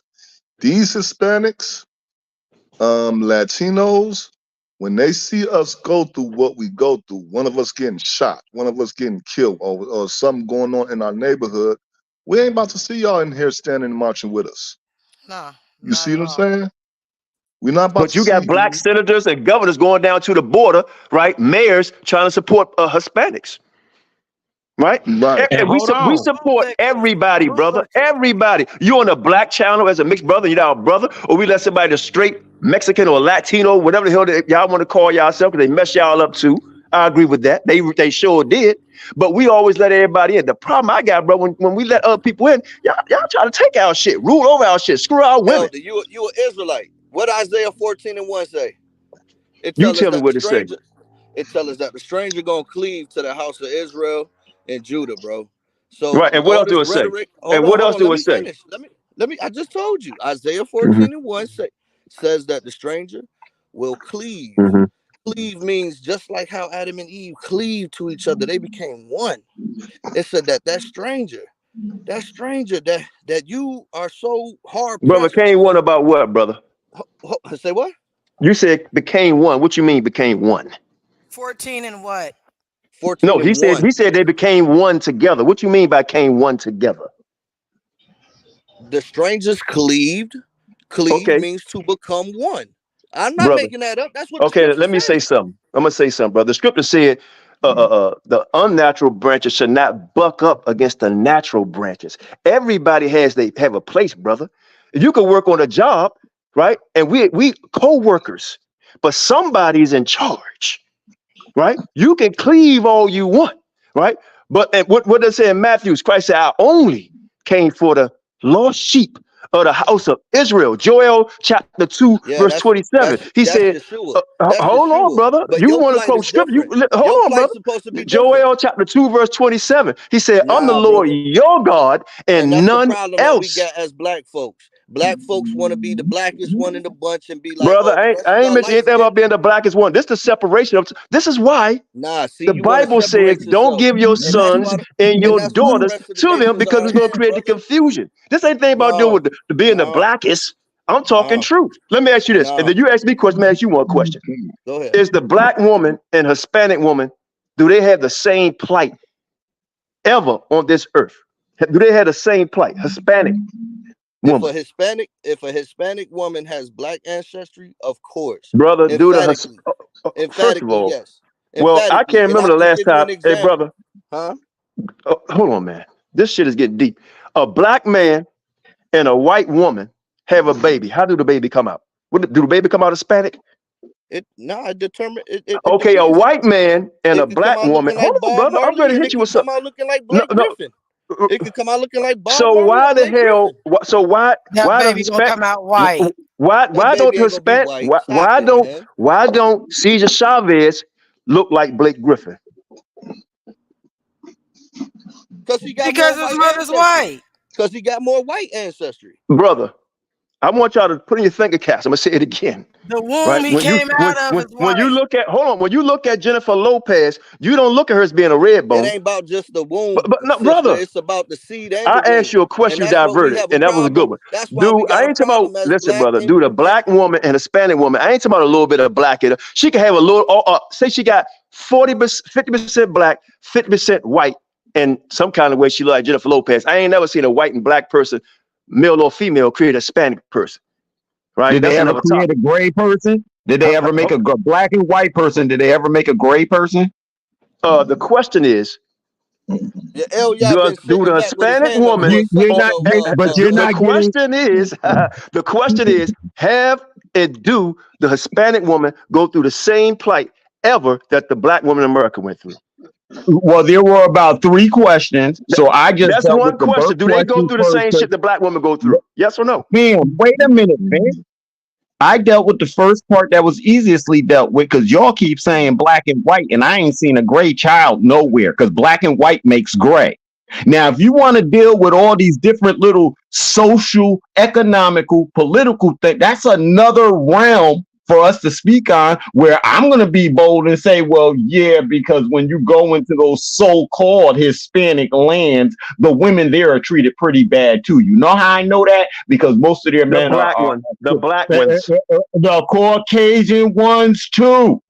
We Hey, got to brother, get the question off this, is, who yo, is getting fam, hit the hardest, the Hispanic woman or the black woman? fam, So-called. listen to me, fam. There ain't no black women. So you asking me? Now the asking ones that me? people Let me call finish. nigger, the ones Let that got the me nappy finish. hair, the ones that people call nigger, the ones that people want to say the black woman twerking, all that shit with the bonnet, the ones that look like If you allow me that to look finish, like I think Karima, I answered right? your Beautiful like Karima. Do they go? Do the Hispanic women that look like Jennifer Lopez or the ones that's crossing the border look like that go through the same shit that the so-called black woman go through? That's a yes or no. Do they go through the same shit? It is not. Then you have to let me answer. I sat here. I listened to a whole bunch. You start talking about gray and all this other shit. I'm brother, asking you that you was playing like being semantics, brother. sarcastic. That You was like trying to being play semantics. sarcastic. Can you No, I'm telling you straight out, that was being sarcastic. But you well, have stop to being let me finish. sarcastic, brother. Be real with me. If a woman robbed you, right, and the police said identify her, what was her ethnicity? Was it a Hispanic woman or a black woman? Now, one of them robbed you, Hispanic woman or a black woman, right? You want me What you to gonna answer tell the you? police? Now I'm gonna answer you how I answered the police, just so we all get it right. Well, as far as what you want to call Hispanic, she seemed to be a Spanish woman, not Hispanic. Hey, bro, or no disrespect. Hold on, brother. You full of shit right now, bro. Brother, I'm telling you, is Mary J. Blige Hispanic, brother? Does Mary J. Blige look like the average Hispanic that's crossing the border, or is she like a black woman? She looks like a dark-skinned woman, heavily melanated. She does not look like a black woman. Okay, I'm gonna show you something. I'm gonna show you something. So a person in India that has a straight hair, would you consider that a so-called black person or a person that's heavily melanated? Person from India. Heavily melanated. You see this right here? So a Do black you see Mary this J. right Blige, here? Hey, yo, you Mary keep J. cutting me Blige can off. look like the Mary J. So you telling me Mary J. Are Blige, right? do Just you because feel her wrong skin in is your dark, answer? she's the same as a person from India that's dark? Hey, Quinov, let him get it off. Hold on, let him get it off, OG. Do you feel wrong in your answers, and that's why you can't just let me finish? I'm trying to show you something that you're ignoring just to hear whether or not how these women are treated. I'll tell you what, we'll bring up a whole panel of women from each of these countries who call themselves something. I guarantee you at the end of the day, they'll all be crying because they'll be like, these men just treat us any way they want to. I don't want to hear from them Hold on, fam. That's all over the world. It's not in one particular spot. Now, I'm trying to speak to us on this land in another tone that seems to want to be overshadowed by the religious books. When I already say it's not the beginning of time. Now, do you see this right here? This is not a United States of America ID. Man, so what the hell is this guy talking about, bro?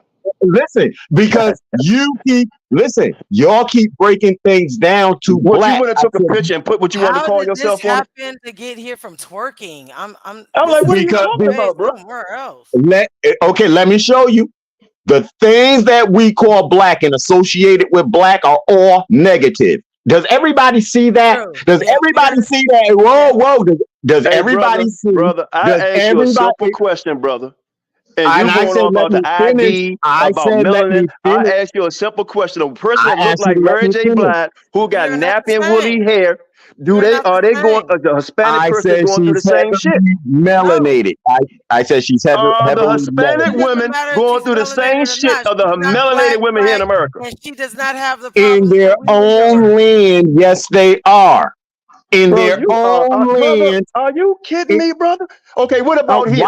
What about the so-called Hispanic women here? Are they going through the same shit the so-called black women here? Some of them are. I'm logging off. Hey, y'all, bro, some of them like this, bro. Ask you a question, bro. What tribe are you from? I know we all talk about the melanated, darker. What tribe are you from? Are you asking me? Yes.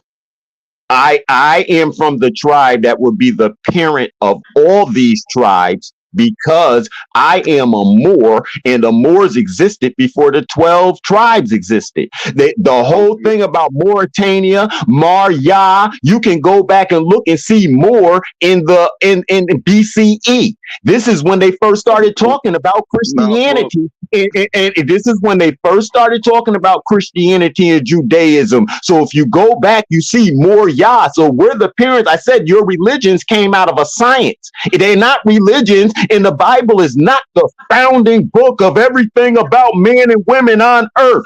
The Bible came millions of years. The Bible came millions of, so then if we're going to describe ourselves, we cannot just leave it on what we know from the Bible, what we know from the Quran and all these different books. We have to go deeper. And when we go deeper, Moor is a color. Moor means black. You saw that movie? No, Moor does not mean black, because there is such a term as a black Moor. So what are you saying? A black?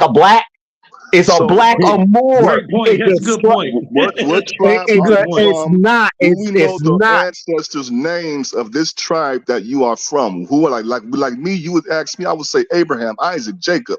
If you saying because you're only dealing with the Bible, brother, and I keep telling you, I go beyond the Bible. So when you ask me, I'm gonna tell you that names you see. A Canaanite. I'm a Canaanite. I'm a Hittite. I'm a Moab. I'm from Moab. From the way you know it in the Bible is not the description that I'm giving. That's how you know it from the Bible, but that's not the description I'm giving. I'm giving you a total different thing. So if we know they lied to us, so why would I give you from the Bible as that description for who I am?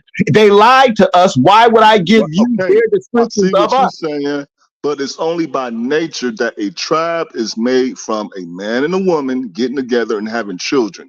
Who is this man and the woman? Who is the archer of your tribe? Well, no, that's not true. Yeah, that's not true at all. That's hard to answer, because now let's deal outside of the Bible. Wherever the lands of people are, that's where the tribes and nations were developed. So some people couldn't cross a mountain, some people couldn't cross oceans and rivers, and that's how you end up with tribes and nations of people, because you didn't cross over to these other things. You made that home during generations, so now that's your home and your land. Now you got tribes and stuff. That's the natural order. But you're not answering my question directly, bro. Yeah. Okay. What you tribe just asked me which group of people did I come from? I told you I did tell you Moab. I said Moab. I'm a Moor. Moab. Okay, so you're from Moab. That's your tribe. If you're gonna box me in and try to get me to claim something a particular way, I'm gonna tell you Moab for the understanding that you have, because you're not hearing what I'm saying that came before Moab. You're ignoring that to keep pushing Moab in the Bible. You're ignoring what came before the Bible, and this is where our problems are. We know they lied to us. I'm telling you, they showed up with your Bible. That's where we all went, where we all started to go wrong. The Bible, the Torah, the Quran, they took us away from our naturalness of who we were. We're in the Mother, the Father, and the Child, our Trinity, not the Father, the Son, and the Holy Ghost. We've lost that, and you keep translating in somebody else's language who we are, which is the reason why I won't accept us saying black to each other, or I won't accept other people as white. We have to stop defining ourselves according to somebody else's plan and marketing of us. Hey, brother, that's the simple thing I'm trying to say, but everybody, it's like it's ignored so that we can keep pushing all these other agendas and keep talking where we're comfortable rather than let's find out where we're at. And you're avoiding being deceptive to me. But let me ask you one last question, brother. And that's going to, I already know where you're coming from. I get it. So you get locked up, right? I don't know if you know anything about jail, right? What side of the yard you gonna go on, bro? What side of the yard? I was in jail, and if you're asking me, brother, I ain't asking you in jail. What side of the yard you going on, brother? Wait. I was in jail. And if you're asking me about the side when it comes to races, I stand in the middle. I ain't on nobody's side. Just like when people came from my city and they tried to put me down with my city, saying, "Oh, they're from your city. You got to roll." I don't got to roll with nobody in here. Okay, I'm glad you asked. So if you in jail and a race riot start, What you gonna do? I was before the race riot started. I was ain't say already before. I said eliminated. a race ride start, not before I or was after. When it start, what you gonna do? And you had no choice but to fight. how long was I in there before the race riot broke out? Before, hey, look, you have no choice. You gotta fight. Race war. What side you gonna be on? Well, in that race where there will be me and white boys and brothers beating up on other white boys and brothers inside of that jail. Hey, there you have it. These are the Negroes. That's the correct answer. Right. And this is why black people fail. And for him, this is why black people fail because that's but it's not gonna be. But I'm gonna tell you why. I'm gonna tell you why it's illogical. Let me tell you why it's illogical. Let me tell you why it's illogical.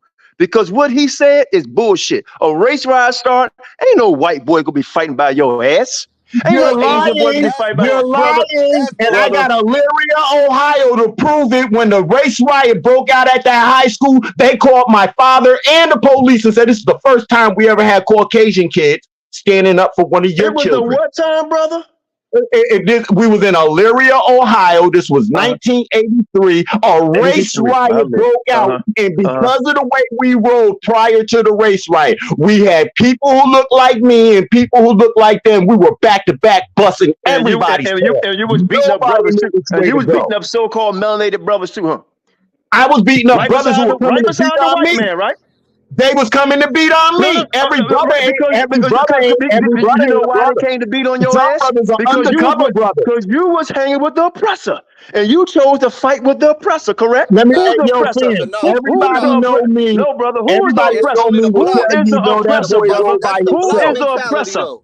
That's the Who's black the oppressor? mentality. That's the black mentality. If you from the same neighborhood, y'all gonna roll together. But if I don't know you from the same county, no, we not. then I'm No, gonna we be not. the guys that I'm No, cool we with. not. Thanks for letting me on. Thanks for letting me on.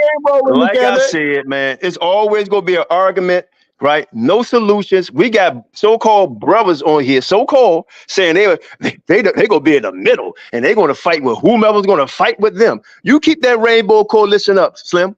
And your ass could be right in the grave. Yeah, brother, that's the Rainbow Coalition, brother. People and bad people. No, you're gonna be right along with the gangs and everybody else fighting, right? That's what's gonna happen. People and bad people, and the people who look like me who are fighting with me on my side know that we're the good people. And I'm telling you, bro, I done been tested on this level several times. I want to end this with this. On the race thing, I want to end it with this, brother. I want to end it with this. I got love for you, whether you mixed or not. I got love for you, but if a race war, my grandmother was. I'm trying to give you a comment before I left. That's Lee. That's all. I don't want to talk about anything anymore. I'm just giving you some praise, bro. I don't want no enemies, right? I don't want them, but I know I got them because you just told me if I have to fight, I'm fighting with people who look like me, nappy head, woolly hair. Some got curly hair that's going through the same shit that's black. I'm fighting with them. I don't want you to be my enemy, but I do know. If that shit happened, you already told me you're gonna bust me upside my head. That's what you just told me. That's how but you that's what you just told me. So I respect your decision, and I respect you letting everybody on the Lions Den. I'm glad that you let everybody on the Lions Den. I'm not the one. I'm glad you let everybody on the Lions Den know how you gonna roll. You're sensitive. That's why you're answering the way you are. I'm a bold lion. And look, a listen, lion don't take the side of a zebra. A lion don't take the side of another cat. Right? Yes, a lion take the side of a lion. That's what the lion's excited about. And I'm gonna tell you something, brother. I'm a man. I have a mind to make correct decisions. Or whatever. I respect you as a man and your choices. Right? Well, so you go ahead right now. What you should do? You should work out. You should work out, join the military, and go to Ukraine and fight for your brothers. That's what you should do, brother. Ukraine? Yes, your white brothers. You should go over to North Korea and fight for your Asian brothers.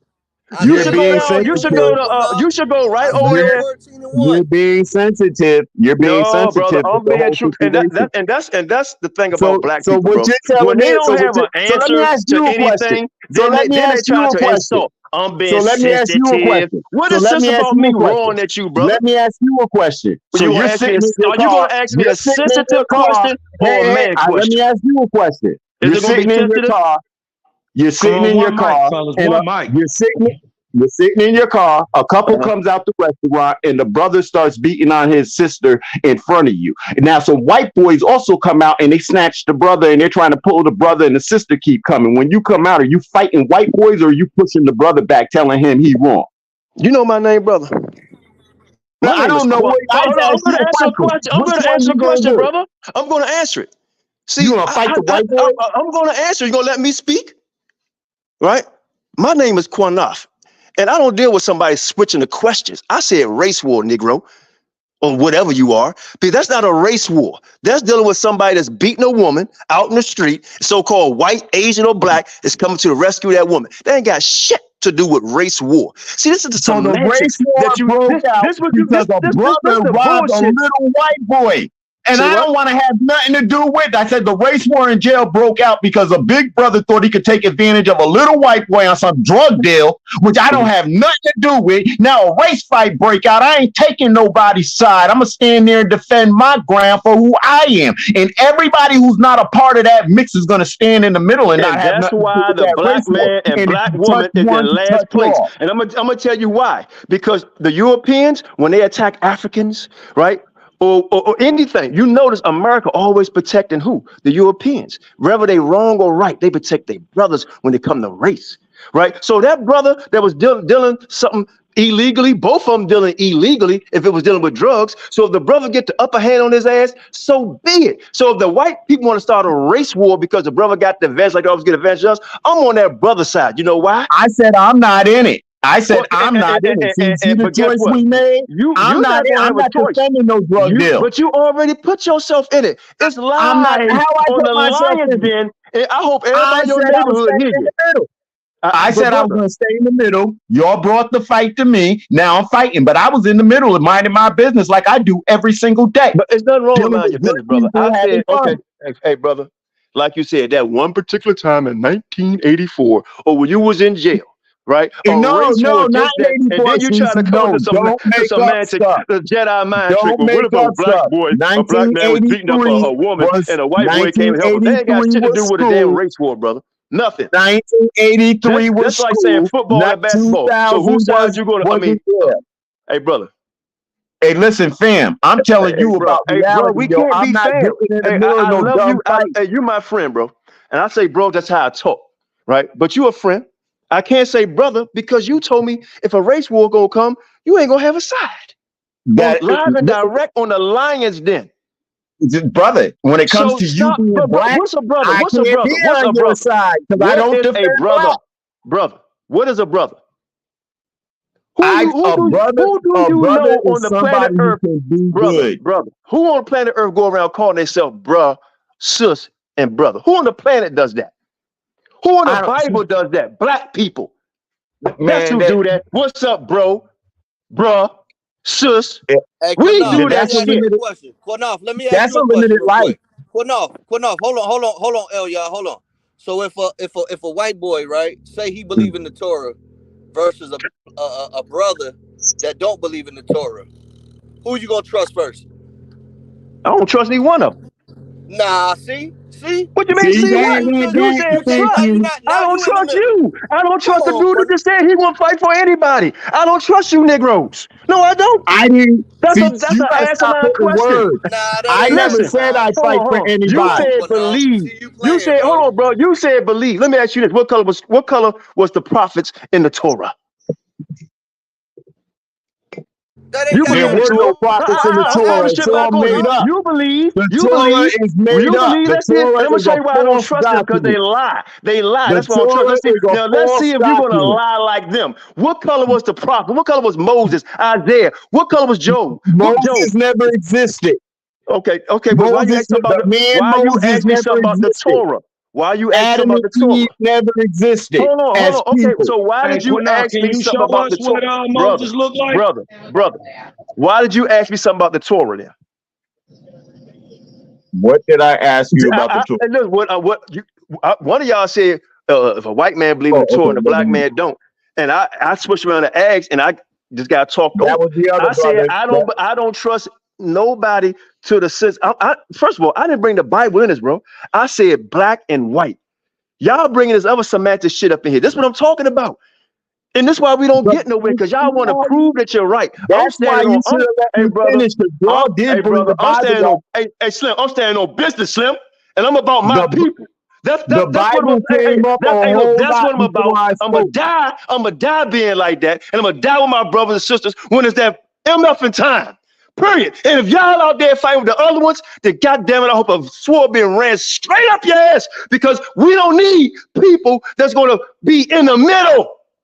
Your mentality and the way you're talking allowed a song. Your mentality allowed a song to call our women tricks and hoes and bend over.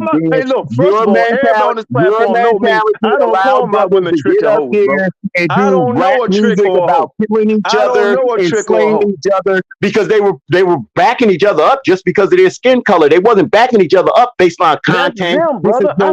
They just did it on skin color. So what you're saying is, if a brother is dirty and nasty, you still back him up because he's a brother. So you'll hide the pedophile, just like the church did. You'll hide somebody. Did I say that, brother? Did I say that? Yes, I'm gonna tell you something. This goes to show you.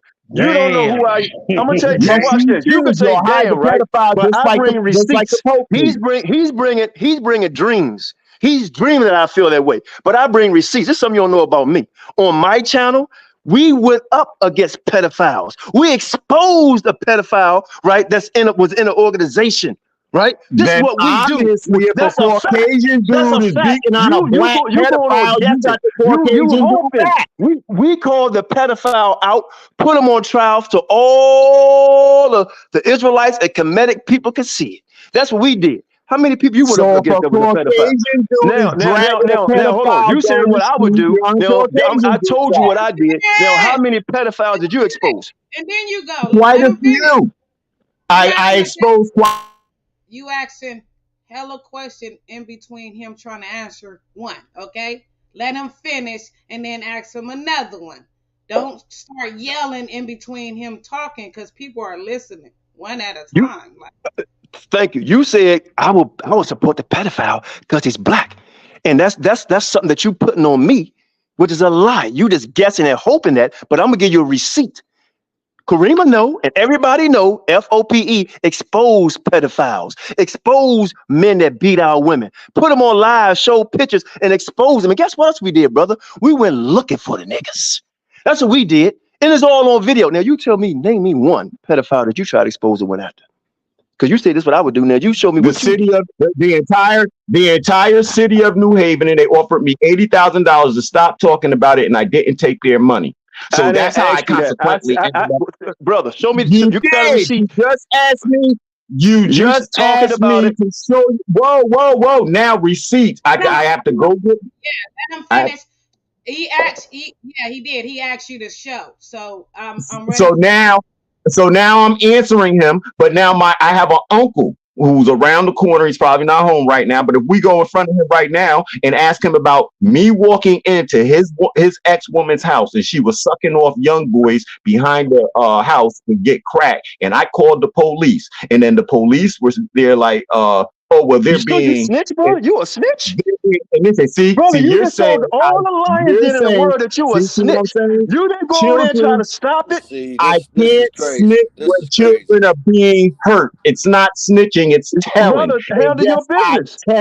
I will tell. I don't have no problem with your business. telling. Not go That's not snitching. That's telling and keeping children safe. Hey, Karima, thanks for letting me on. Hey, brother, thanks for answering and asking me questions. Thank you for answering and asking questions. I respect you. I just don't agree with you, and you don't agree with me. But you didn't. When I started, man. I got respect for you. I just let it go. When I started, you didn't let me finish, and then all the way through, you that's because you accused me saying I will help you. Brother, did you not accuse me saying I will help a pedophile? Did you not accuse me and say I help a pedophile? And my lord, yes, I did say that. So you want to apologize for that? Now wait a minute, my lord. Before I apologize, let me say what's coming out of my mouth and don't cut me off like you've been doing. Then I don't have to go to the extremes of what I said about you. So yeah, I apologize for saying it that way. But let me say it to you again. Just because of the skin color does not make them right. And just because of the skin color does not require us to have defense of that individual. Why? We don't know what they did prior to us coming over here trying to have defense of them. Now, if it's somebody that I walk with every day and all of that, I hear you, then I'm a sellout and stuff like that. But when I don't know people, I'm not associated, and I don't deal in drug deals and stuff, and you come over and try to involve me, you're going to jail. I will hurt you, so before I go to jail, you can go. Yes, sir. I will tell on you in a heartbeat because it keeps me I accept your apology, and if I say anything to offend you, brother, forgive me. But I do know this. I do know this. If it was a black baby, so-called white baby, so-called Asian or Hispanic baby on the cliff, and you only got a chance to save one, you're gonna try to save all of them, right? I will save the closest one.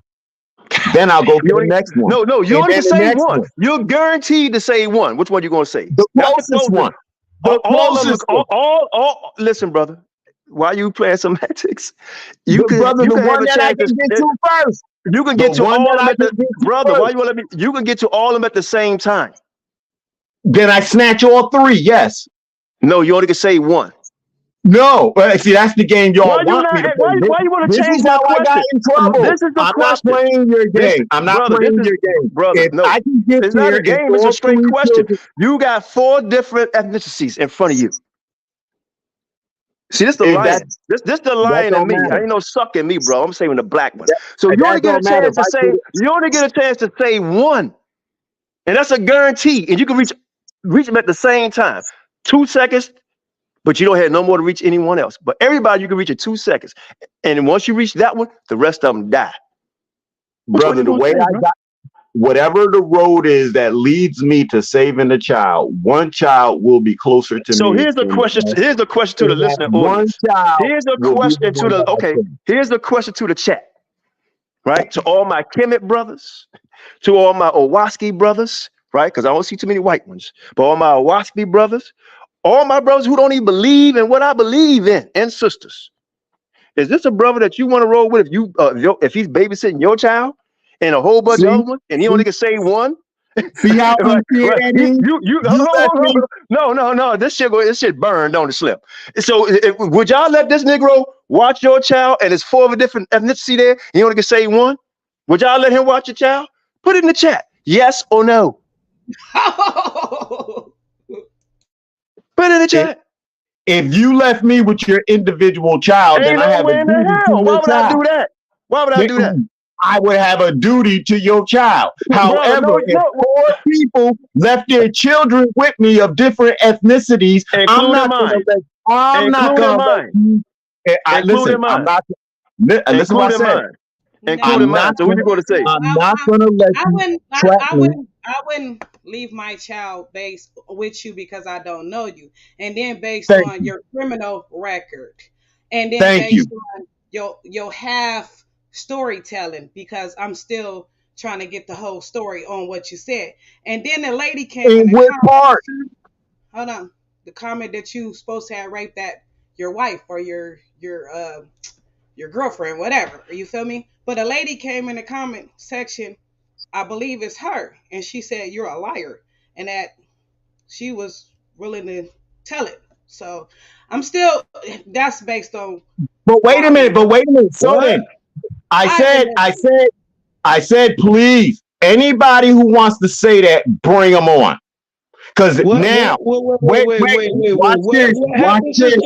Hold on. What happened, Sister Karima? Well, his charge that he admitted guilty to of rape of a woman, which is his ex-woman. You see this right here?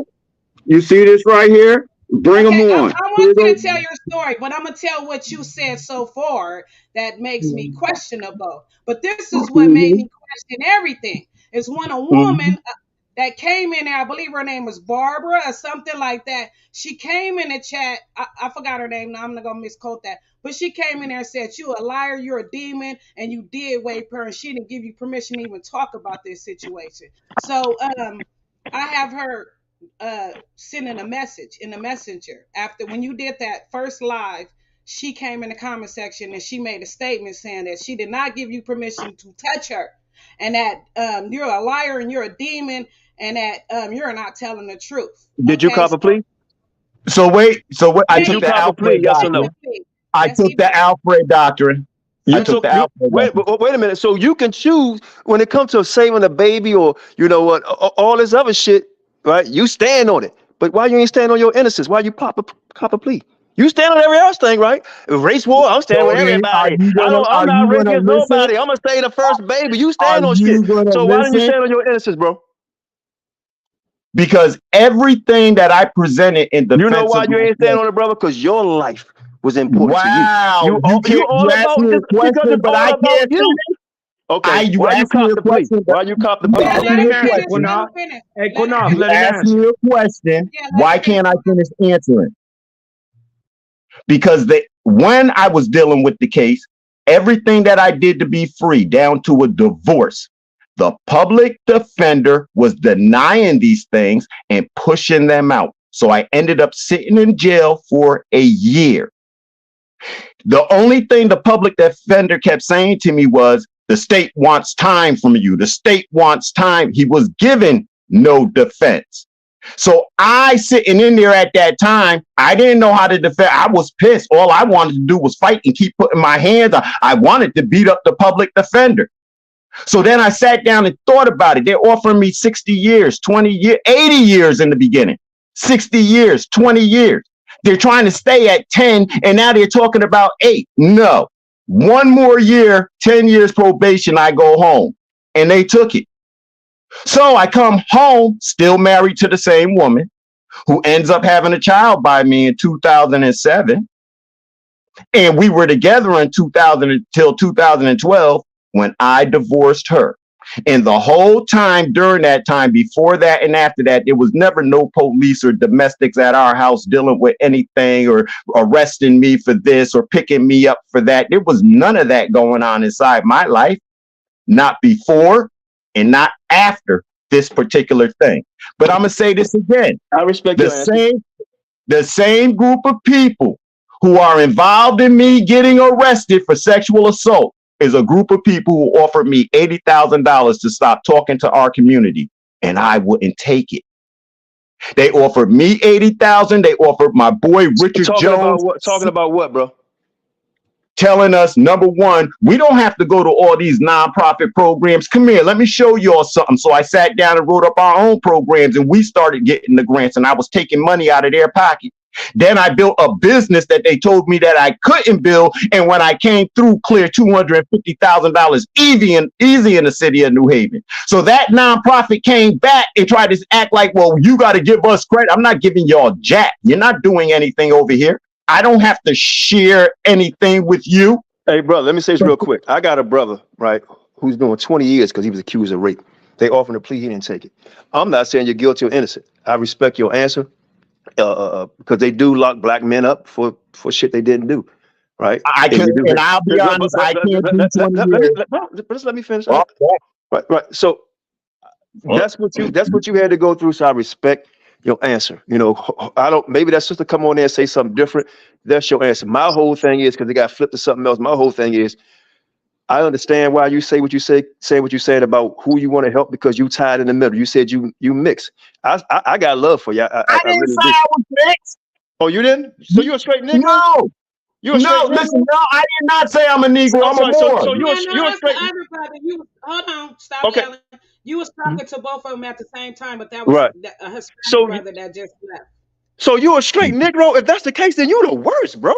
See, I ain't a Negro. If you a straight Negro, then you I'm not a Negro. I keep telling you I'm not a Negro, and that's where you go wrong, because you want to disrespect the fact that I said I'm not a Negro. I'm not a black. I don't mean no disrespect. I'm not a black. I'm not a black, and I'm not African American. So you can't turn around and call me those things and just think like it's cool. I done told you I'm not. I showed you my ID to show you that I'm not. So you can't just keep putting me inside of that category and operating with me as if let me tell you this. Anybody that ever hear you talking without even seeing you, if they call and you pick up the phone, they're gonna say that's a nigga.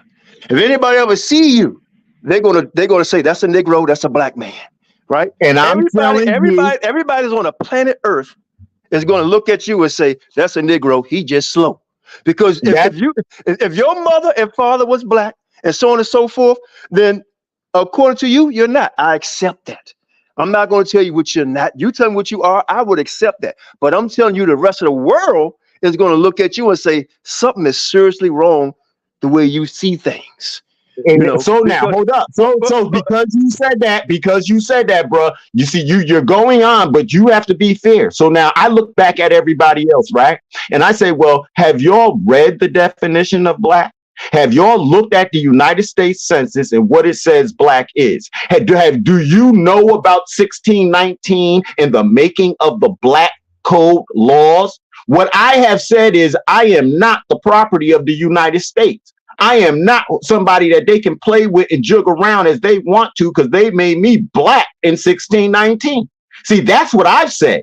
So what you're telling me how everybody else is looking at me, that's like, brush off the shoulders. I ain't worried about that because you're not reading the laws and stuff. All you want to tell me about is your holy books. You're not reading laws to know that if I call myself black, I'm talking out of line. You're not reading those. You're not reading that stuff. So I can't get that through to you. So you keep saying black and African American, Negro, but I keep telling you I'm not none of that. And really neither are you. And once you study, you won't call yourself Hebrew either because Hebrew is an adjective. You won't call yourself a man. Hold on. You keep putting words in my mouth. Hey, brother, you keep putting words in my mouth. I said so-called. Then I said, you a Negro? You look up to see what Negro mean, right? Who did? So I said, brother, I'll let you go. I said so-called black, so-called Hispanic, right? But I don't know why I keep going back and forth with you. It's entertaining, but you have let us all know what you represent, bro. You represent everybody. And you're on a so-called black station, so-called dress black, so-called look black, right? And I say so-called because I know we're not black, we're different shades of brown. I know that. But these are the things that you gravitate to. I bet you listen to all them old R&B songs by so-called black people, don't you? I bet you at one time listen to all them so-called rappers, Minnie Riperton, all them old school Prince, Michael Jackson. I bet you know all of them and know their words. But how many Hispanic songs do you know? How many Asian songs do you know? How many African songs? Hey, brother, name 2 African artists. Brother, you name 2 African artists, brother, and then name me 2 Asian artists, and then name me 5 Hispanic artists. I don't know what you mean by African artists. So musicians that come from Africa that looks like the so-called black man. Name me 2. Okay, so listen to this. I don't know anything about their music. But you willing to die for them, right? You willing to die I never for said that. No, I never said that. I never said that. Name me 4 Hispanics, Mexican artists. Name me 4 things that they created that's beneficial to everybody on the planet. Name me 4. Besides the don't say Chile, a black woman made that. Don't say Bumba and Sosa and the music because the black people made that. That's so-called African culture. Now, once again, so name me 4 musicians out of Mexico. This is where you're not listening. So this is why I can't just answer you. Listen to this again, bro. From times that we have been talking intelligently, we have always said our people are the original people of the earth. So when you talk to me and you say Mexico, you're talking about our people. When you talk about any place in this world, you want to talk about Europe, you're talking about us. Anywhere. I don't care which land you put it in, you're talking about us. Only we're not breaking it down to skin color. This is where everything goes wrong. I keep telling you, all this you want to tell me about, I'm not operating in your skin color. But since you're gone, sister, for the side star who got on here and said I was lying, oh yeah, you could set that up anytime you wish. Anytime. I will come here and sit across from whomever has to say anything that they have to say about me and my ex, especially when they say, well, he didn't, why, was you there? Do you know what happened? Because my ex knows what happened and she won't tell you all the story that you think you're being told by other people at all. She'll tell you, and she didn't give you permission to speak it. I don't have to give you permission to speak my life and what I went through with you. I don't need your permission. And you can't sue me because it's my existence that you affected. So I don't need your permission. What's that about? However, if the Size Star will come on, I'm available whenever the Size Star is ready. But chances are that Size Star will not come on here and speak up. I hope she do, but she won't. As far as a Barbara, I don't even know any Barbaras. And if I do, I have to go back to high school. And then those Barbaras are, I don't even know what they are. No, her name is Latrice or something like that. And her last name is start with a B. But she did make a statement while you was live and she was talking to you directly. And she said she didn't give you permission to speak on her situation in her case like you was doing. And that if you have an ongoing case and do you know this lady? No, ma'am. I don't know that's confusing me. I don't know what you're saying. And Latrina, I don't know any Latrina to say anything about her. I was only talking about what happened between my ex and myself. Anybody else, I'm not talking about. I don't know anybody else. See, that's what I'm saying. I don't be in other people's businesses to talk about anybody else or anything else. I don't. And if you came to me for help, everybody who knows me will say, well, he ain't never spoke my business out in public. I know. I heard him speak. He ain't never. Okay, slow down. You had the problem with listening, because I don't do that. I don't do that, and I want you to hear me very closely, because I don't do that. You know what I mean? Going back and forth. Like I said, this woman said that not you, somebody else's situation. This woman said when you were speaking on the case, when you was breaking down your case, she said that you did rape her and that she did not give you permission to touch her. And she did not give you permission to speak on this case. This is this woman. And I don't know if she's going up under a different name, but this is the comment that she made. Okay? So, and then she called you, hold on, let me see. I believe she called you Bobby or something like that. She called you by a different name. Now, hold on. Let me make sure that that name is correctly. Yeah, she said Bobby Harris. So I'm not understanding it. She was kind of mad. Okay, go ahead. Unmute your mic. It's not you and somebody else. It's the woman. I'm not Bobby Harris. She was kind of upset, and she was talking about you did rape her. That's what she said. And she said that she did not give you permission to touch her, and that she did not even give you permission to be speaking about her or her case. That's what she said. Okay, ma'am, I am not Bobby Harris. I do not know who Bobby Harris is. As far as any relationship with a woman named Latrina, I've never been with any woman named Latrina at all to be able to Okay, speak. so hopefully we can get, because she said she don't have a problem coming on. So hopefully we can get her on and you on at the same time so you can clear that part up. You feel me? But your explanation about your case, it still need to be explained too, because you didn't even get a chance to really go into it because people was, interrupting you and things like that. So I want you to be able to get your information out on that situation, because we have to know your character before we keep allowing you to be on this platform giving us any kind of information dealing with children and women. So I'm not trying to be biased as far as that concerned, but I do look at different comments after the fact, especially when a video is going on and after, and when they make accusations like that, if it's her or not, I don't know. That's why I say I'm letting you know, and then I want you to be able to speak on this situation, because like I said, when we dealing with women and children and what's best for the community or giving, answers, we wanted to know your character. Yes, ma'am. And going through it like this, so in the fight that I'm having now with the system, I'm telling them about this particular part where it could be difficult in order for me to do stuff I got to do because but they also know and understand and have it already. From time, he said he was railroaded. From time, he said the public defender did not do any type of well, did you expect that from him, brother? I didn't expect what I got. Let's put it that way. I didn't expect him to make me out a shiny citizen, but I just sat here and told you I ain't commit that crime. I wrote out a whole page report of people that I can prove things, and you didn't go do none of that. You didn't. Okay, this is what I want to ask you. Okay, so your relationship with the person that's considered to be the victim, are you in communication with this person? Do you can you bring this person on? She can explain?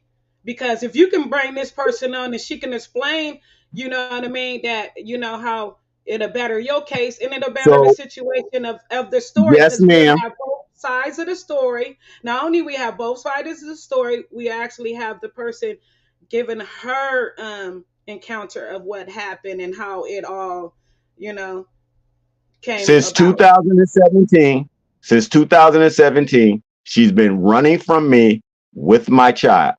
Okay, And that's another thing. Hold on. That lets me know that so you don't have let a me close finish. Let me relationship finish with her. it. Let me But this finish, is what I want. lifestyle. Okay, I want Let me. you to answer this too, right along with that. Okay, that let me know that you don't have a close relationship with this person. Is this person stalking you? That's it. And then go ahead. No, she's not stalking me. And this is the truth. In 2012, I divorced her. When she found out I was getting a divorce, first she offered me $2,500 to stay. I turned down $80,000. What makes you think I'm gonna stay in a bad marriage for $2,500? So we get the divorce. Then throughout the divorce, she tried to make it look like we were going to get back together. So we're going to my son's, school stuff, and everywhere we go, my ex-husband. And so one afternoon I did, in the middle of the street, I exploded on her, because to me, you're saying like, look at us, we failed. Look at us, we failed. And I had to tell her to stop. Then I had to tell her I don't want her around me because of the lies, and she wouldn't listen. So like I said, I do have a daughter who will say, yeah, my dad had me get on the phone and remind her. Remember when my dad first got with you and he used to leave the house at night to come to our house to look out for my brother? Him and my mother never ended up in the bed together. Once my dad left, he left. She didn't understand. My ex didn't understand that once I left. She thought we could get back together. She kept trying to do stuff to get back together, but listening to your voice was angering me because all you ever did was lie.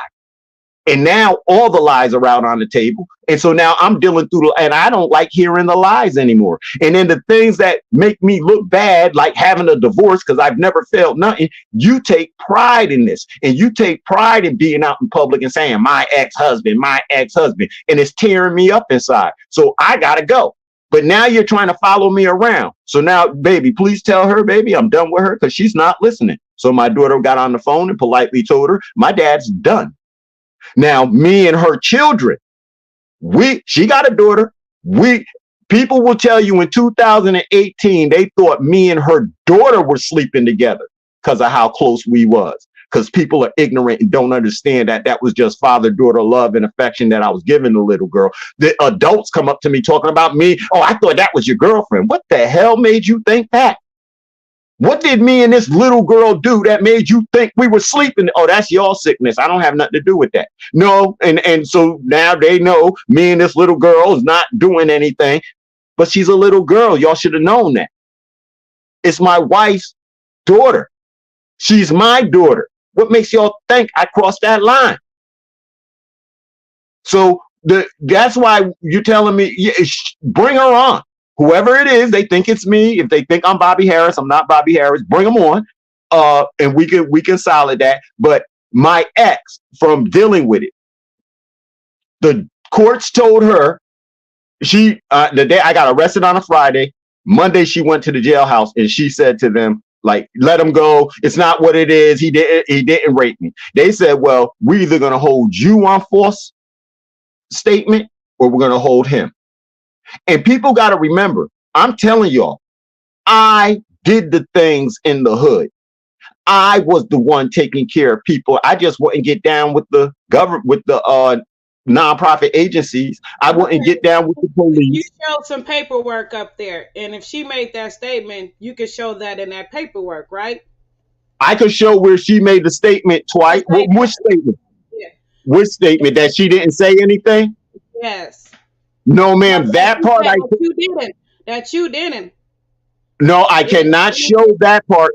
I get, but very good. I cannot show that part. But since you said it now, I'm thinking, oh wait, I'll go back and see if I get the transcripts for that part of the court Yes, because you I never should. thought about that. That's very Yeah, important. Anything that's yes, said ma'am. in court, even if they strike it, it's still on record of everything that has been said, and you can see that it's been covered or whatever, but it still would somewhat says that So she yes, makes ma'am. this statement. So that's important. So when you get your documents like you got right there, that should have been in there right along with What anything because that what was I part of have, what I sentence. I mean, have. that was kind of like a deal. If they said, if you don't take this, then we're going to get her on that. That was part of a doctorate that it should have been a deal that wasn't taken or whatever you said that she, if she admit to this, then she'll be guilty of this. So basically, you saying that you saved her and No, took the case. no, man, no, man. I'm not saying I'm saved her. When she walked out of that courtroom, she just left me high and dry. I didn't save her. She turned No, I'm around and saying, walked out. so why you didn't continue to just, I mean, like you took this all the way to trial and you lost it, or you No, ma'am. I did not take it to trial. okay, so you just pleaded guilty where? At discovery of evidence? You feel me? When did you on decide that you want to sentencing. plead guilty? On sentencing, now we're ready to sentence you. They come in and they offer you time.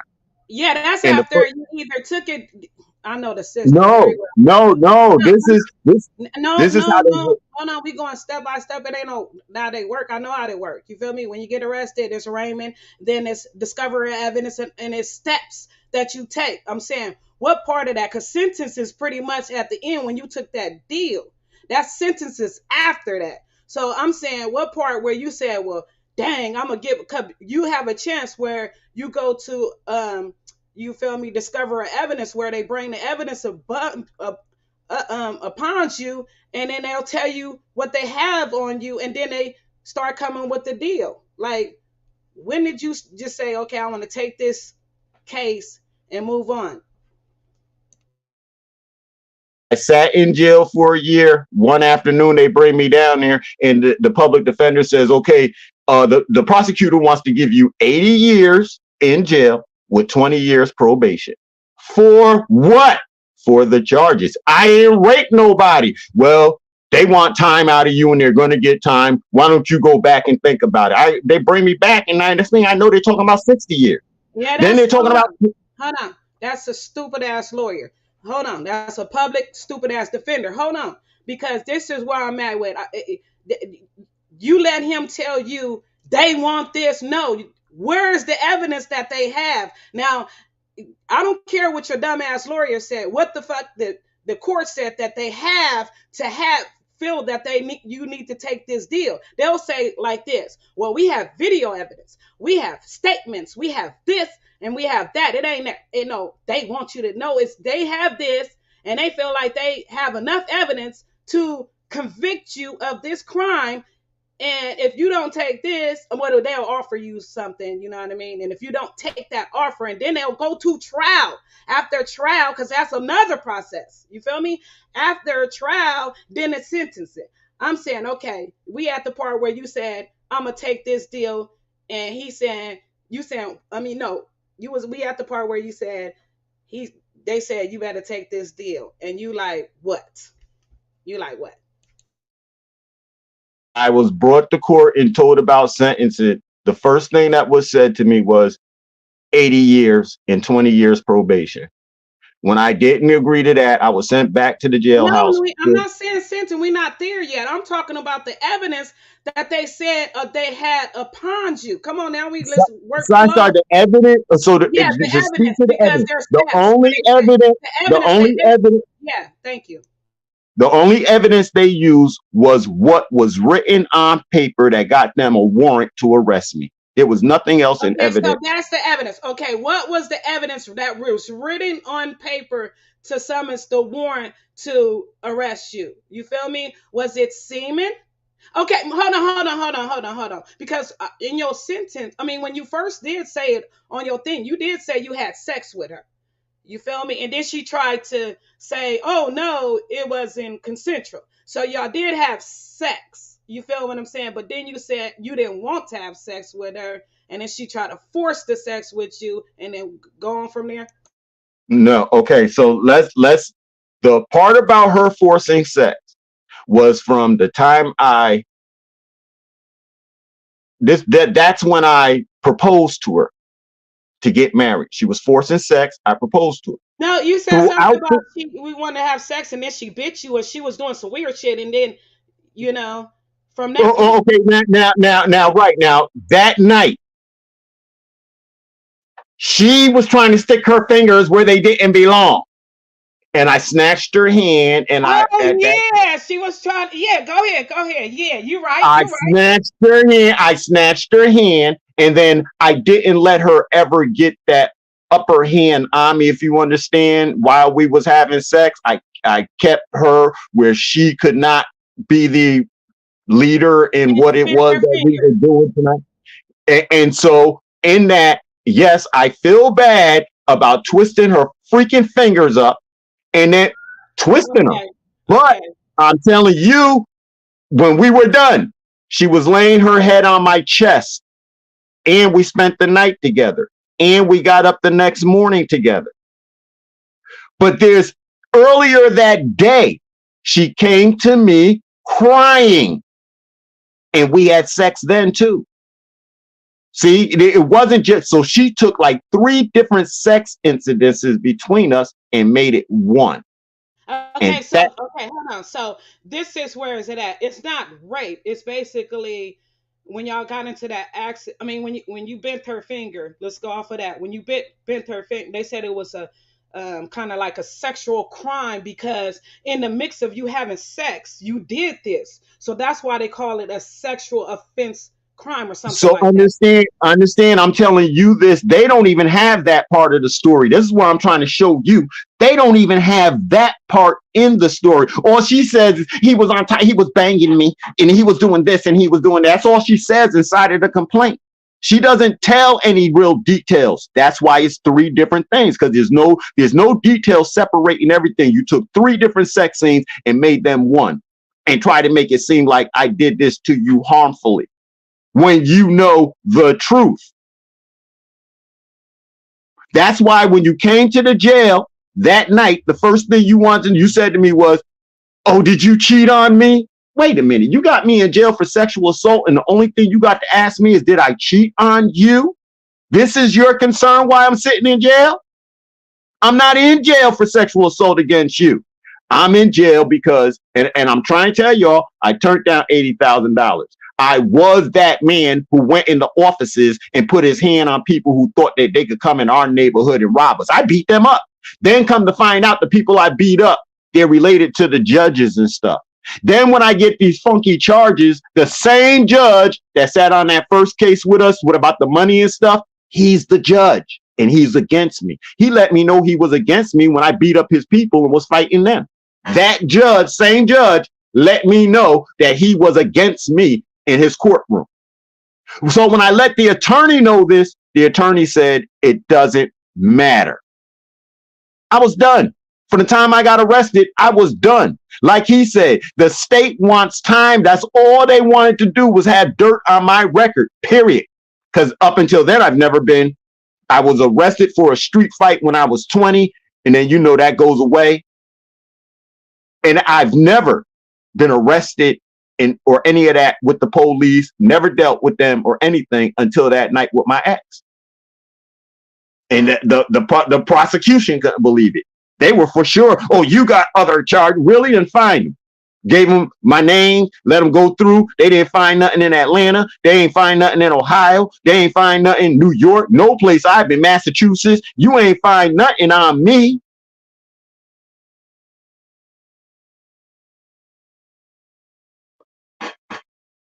So I'm quite sure that lady's gonna look and say, "Oh no, that's not him. I apologize." No, it's not me. And the person, like I said, I have a sister. Her name is Sheffield Kelly. I'll write that in here in the chat. And she lives here in New Haven, Connecticut. And she can speak to me about who I am as a man.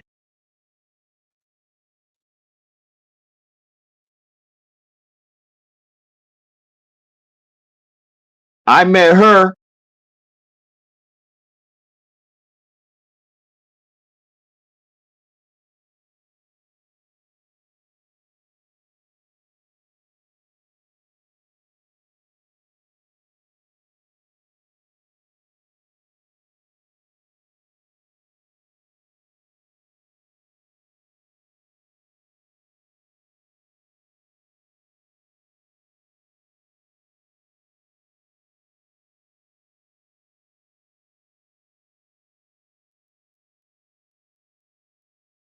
No, I apologize.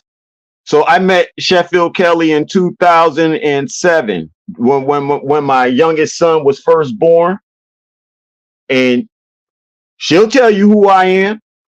She dealt with me for me. She didn't deal with what everybody else wanted to say with me. She dealt with me for me, and it ended up to the point where I lived with her and her family, and all the women that she knew were around me. And this is after my divorce. They were around me every day. When I went out and partied, I partied with 3-4 women every day, every single day. And I wasn't sleeping with all those women. I didn't have to. I had other women that I knew that I could sleep with. I didn't have to. The women who were with me, I wasn't sleeping with them. And I was around them every day, seeing them half dressed and everything. They'll tell you, he ain't no creep. He ain't never make no moves on us. He ain't never deal with us in no ugly way. Their daughters, I've been left with their daughters, their nieces and everything. They ain't never come back and hear nothing about me or find anything in any kind of way funny. I mean, Nope. Did they put their fingers up your ass? Who? No, we didn't do nothing. That's what I'm saying. Different situations, different relationship, different situations. I'm saying even serial killers have women that they treat and don't even know they serial killer side. You feel me? So. Yeah, but wait, now let's be fair though. If they knew, you might break a couple of fingers. I'm saying. Yeah, that's admitted. That's admitted. I admit that to you, Star. If you try to stick your fingers back there, I apologize. You a woman. You don't need to be, but you try to stick your finger someplace, I'm removing your fingers. And if you try to be bully bad, you keep thinking like, oh, well, he didn't hurt me, so let me try. You might end up with your fingers broke. Okay, so let's talk about that. Okay, so she decides she want to just all of us out of the blue. She decides she want to. I mean, I don't mean to get into your thing, but is she kind of like one of them people that is very freaky and that's likes to ride other men's? I'm just saying though, because how you not So know let's that? be honest. How you not know that all of a sudden it just happened? I mean, is drugs involved? Because No. sometimes drugs make a motherfucker do some crazy shit. But I'm just saying though, you know, how long you been dealing with her? You said this is your wife. How long you been dealing with her? And then all of a sudden she decides to test your manhood. Because at this point, she's testing your manhood. So you feel me? Like, what made her think that you had sugar in your tank to feel like she needed to, you know what I mean, play around in it? Within our neighborhood, it just came out as a surprise one day, and the women were more on top of it than the men about brothers who were on the down low. And really, I didn't know. So I could say almost anybody didn't know. And then for some of the names you heard, it was like questionable. Then I ended up like a couple of them were my peoples. We hung out. I didn't know. Now I got women in my face. I don't know none of this shit what's going on. So at the time when this happened, my ex was into the songs like Keep It on the Down Low. And she sang all that kind of stuff. I didn't know. However, coming home, she owns a sex business where she's selling sex toys. And then one night she wanted to have sex with a doll. And like, I was like, you know, yo. you was doing some freaky stuff with this lady, and then she decided to No, ma'am. Star. I don't do freaky Star. Because see, here goes one thing that always messed my head up. One night I went to have sex with this young lady in the early 90s. She started talking about safe words. Safe words? The only safe word I know is no. I don't deal with safe words. If we need a safe word, we probably shouldn't be doing whatever it is you're thinking about we need to be doing. I don't play games. Yeah, why I they don't. coming at you like that? And they must be feeling like you one of them dominatrix guys or something like that. Come on now. Side Star, that's in their mind, Side Star, because I'm not one of them type of people. I don't like handcuffs because of how you get handcuffs. You're not locking me up, so I'm not locking you up. I won't do unto others as you would have done to you. I'm not, even as a woman, if you didn't invite me to yourself, I'm not coming over there, especially your back. I'm not even thinking about your back door. That was something you made up. I'm not going there. To me in the hood, that's always to me in the me living in the hood. Come through the back door? No, I don't have nothing to do with that, sister. I'm not putting none of that on me. Huh? I'm saying I don't have. you was told to come through the back door though. I've had a few sisters tell me to come through the back door, and I had a few sisters do things like one was sitting on top. Next thing I know, I'm in the back door. The way she moved herself and plopped, I was in the back door. What the hell are we doing? Oh, wow. She was on top. She was on top. She was right. She just turned around, and next thing I know, what the hell are we doing here? I don't participate with these type of things. The most I'll do, me and two women. Other than that, everything else is out of balance, off base. We're not tying each other up. And like I said, if you say we need a safe word, I don't want to be involved if we need safe words. Not at all.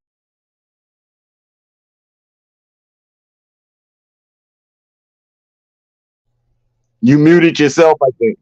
No, I didn't. I'm Oh, still okay. Okay, yeah. So, sister, listen. That's why I say, caution. You get in touch with Chef Phil Kelly. She'll tell you. Yes, my brother. You get in touch with her, bring her on the show. You feel me, and then I'll hopefully. Okay, she'll tell you. Yes, my brother went out to a club with us one night, and as we were leaving, a woman snatched my brother out of the crowd and threw her tongue down his throat. Where did that come from? You be getting weird. How you? Wait a minute. Weird people. I'm not done. I've seen some stuff. I've worked at I had a laundromat. I was like the owner manager of it, and women used to leave their thongs all over the place. And there ain't no that many thongs in the world. All over the place. All I'm looking at is thong. It's time to close up. Thong, thong, thong, thong, thong, thong, thong, thong everywhere. I ain't never get with none of them women. I ain't let them women. I was married, and them women supposedly had men. I'm not sleeping with your man. You got your man up inside of you for 3-4 days, and if he a real dude, he gonna keep you up in there for 3 or 4 days. What you doing, hanging out at the strip club or something? What? Because you keep saying that you've been surrounded by ladies and all this type of stuff, and then you go back again and you say my home life. That's my home life. Surrounded by women is my home life. Yeah, that's not. Where was you located? Because I'm saying your ex-wife had sex toys. What was her profession? You said again? She sold. Yeah, selling sex toys. What was she doing for real? For real? Was she, Now that right there, sister, I never even studied that. Because it's like, here's why I'm not going to study. She could have been a stripper, dancer, selling sex toys on the side, or she could have been a prostitute. Using the same sex toys on other people, and then came with spirit. Because what made her so comfortable to do you like that? Obviously, there's men. She obviously, that's allowing her, and then she come home and say, "Hey, and then you've been Side Star. I can't answer for her mentality. All I can say is, listen. The first night I went to her house, I was leaving. She jumped on me for sex. After that, we ended up getting married and all of that good stuff. I'm getting dressed for work, headed out the door. She's jumping on me for sex. I go to the front door. She's blocking me. Crazy as them. How you gonna marry somebody you just met after you just had sex with? But this another. No. There's time in there. There's time in there. I met her. Listen, we're gonna do a show for you alone. I actually met her in '93. I was with my children's mother at the time. All three of us had a relationship, not those two, but I had a relationship with her. And to the point where they were getting ready to move into a house together, but something funky happened. I went to Atlanta. I came back from Atlanta, and in 98, me and now her, we got together in 98. We got married in 2000. So in between all of that time, like not being married, I had my own place. She had her own place. I can't say what she was doing that night, and I didn't study it. I'm not chasing you like that. Because if you don't want to be with me, just say so. We ain't got to argue and fight. However, with her acting like she wanted to be with me, now we're married, and now I'm trying to go to work 5 minutes before I got a meeting. You want to jump on me and have sex. You're telling me, oh, it don't matter if you're late. It does matter if I'm late. And I'm yelling at the other people about being late. So now you're trying to make me late. What are you trying to do? Stop me? So, I had to learn how to negotiate. Pretend that an hour before I'm going to work. Now we have sex. Now I get up. But now we got another problem because I lied. Oh, God help me. Yeah, it sounds like you had a whole bunch of personal issues right along with her. But we gonna close it out, and hopefully I can come back when you could do a testimony yourself. Well, okay, and here's the thing about my sister Sheffield. She would rather that you contacted her than me trying to drag her around to be on stuff. She would rather that, because we've talked about this, and we talked about her speaking up for me and stuff. We've discussed this plenty of times.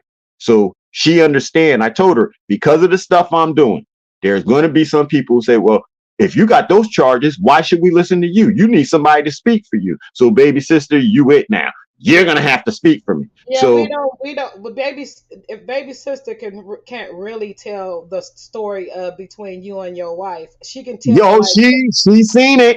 She's seen the relationship. She was there. She was not the relationship. Was she in there when that incident, when you was, getting locked up and going to jail? No, she wasn't. So, no, ma'am. Nobody was. Okay, so Except she her can't and I. really be too much help, but she can tell, anybody. You can get anybody, that you could choose to, tell about you. You know what I mean? I don't want to just call this woman because you gave me a choice of a good person that can, identify a good character, and that's not what No, it's about. sister, you got all right. Your I testimony, understand. it's your testimony of what happened, and then if we can get the victim, because she's still a victim because you agreed to take this unnecessary charge. So we still got to see. This is what I'm saying, because if you on probation, parole, you say you wasn't or whatever, you know what I mean? It's called accountability. Even if you didn't, you have to take accountability for something that you did that led up to that point,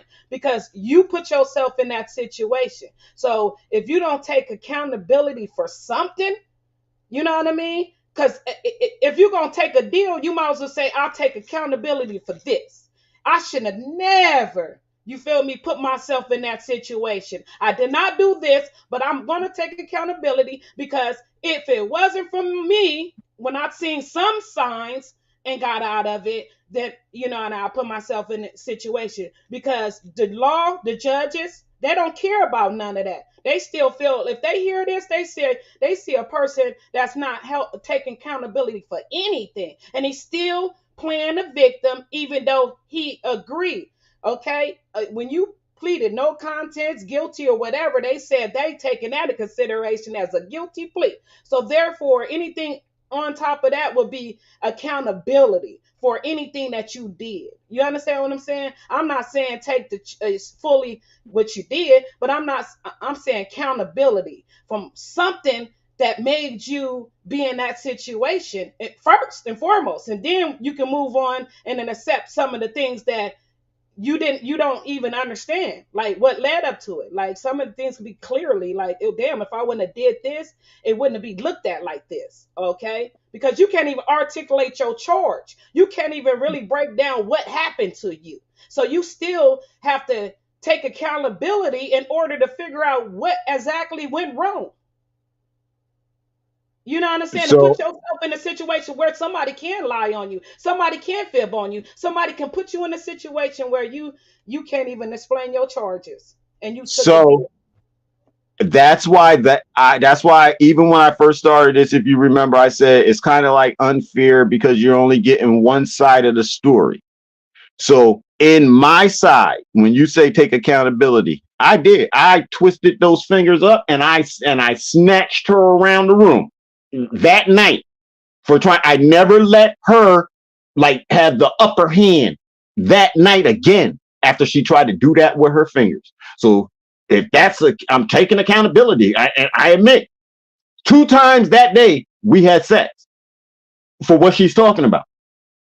But for everything else that's coming behind it, we got to look at the fact that, he keeps saying he was offered $80,000 and the same judge in where he dealt with this and he's not taking any bribes, he get the same judge. Then when he told the attorney about his relationship with that judge, the attorney said it doesn't matter. Right then and there, I was handed down the drain and I didn't know how to fight it. All I wanted to, if I could see, when you say that, what it makes me think is I should have just jumped, even with the handcuffs on. I should have beat that attorney's ass because then I would have been able to think. I should have fucked that attorney up. Soon as you're not getting a divorce. I should have beat him like my brain was thinking. That's what I start thinking. I should have beat that man right there in that office. But then everybody said, well, that sounds crazy too. I know it do, but I would have had to relieve myself in order to fight correctly. And I couldn't fight because the number one person I was mad at was my ex. And I've never put my hands on her. But I was pissed at her. I wasn't even, the judge in them. I can't even read. She said it. She did it. She worked this for me to be sitting in here. So I need to get at her. So I had a lot of rage, uncontrollable rage inside of me at that time. I even tried to kill myself at that time. So facing these charges and everything that I don't fought in the community and stuff, you're going to put me in jail. And then when I come home, the first thing you say, I thought you was going to fight the charges. You don't understand. That means fight you. That don't mean you don't. I got to sit on that court stand and talk about you like this is a porno magazine or something. You don't understand the humiliation and stuff that I was going through with that. Then altogether, that's why I could say now you wasn't on my side. You was after my riches. You was after the fact that you seen how I handle business. You came to my house where I had my children and you seen it was clean. You seen, and all you wanted was a man who was going to come in and handle business the way he was handling with his children. And then in handling that, you didn't want to accept your responsibility and duties for a nigga like me. You wasn't built for a nigga like me who ain't going to work for nobody else. He gonna go out here and get it himself. You thought I was working a job, and I wasn't. And it took us living in the same house for you to really see, he really doesn't work. No. Well, you're not gonna go to work? No. For what? Why am I going to work when I'm making money? I don't need to get up and go to nobody's job. Well, everybody, and then when we got with that organization in the community, you don't have a college degree like everybody. This is an argument in my house where I'm putting checks on the table. You're talking to me about a college degree. Obviously, I don't need one. So it was a combination of things that led up to the stuff in the house.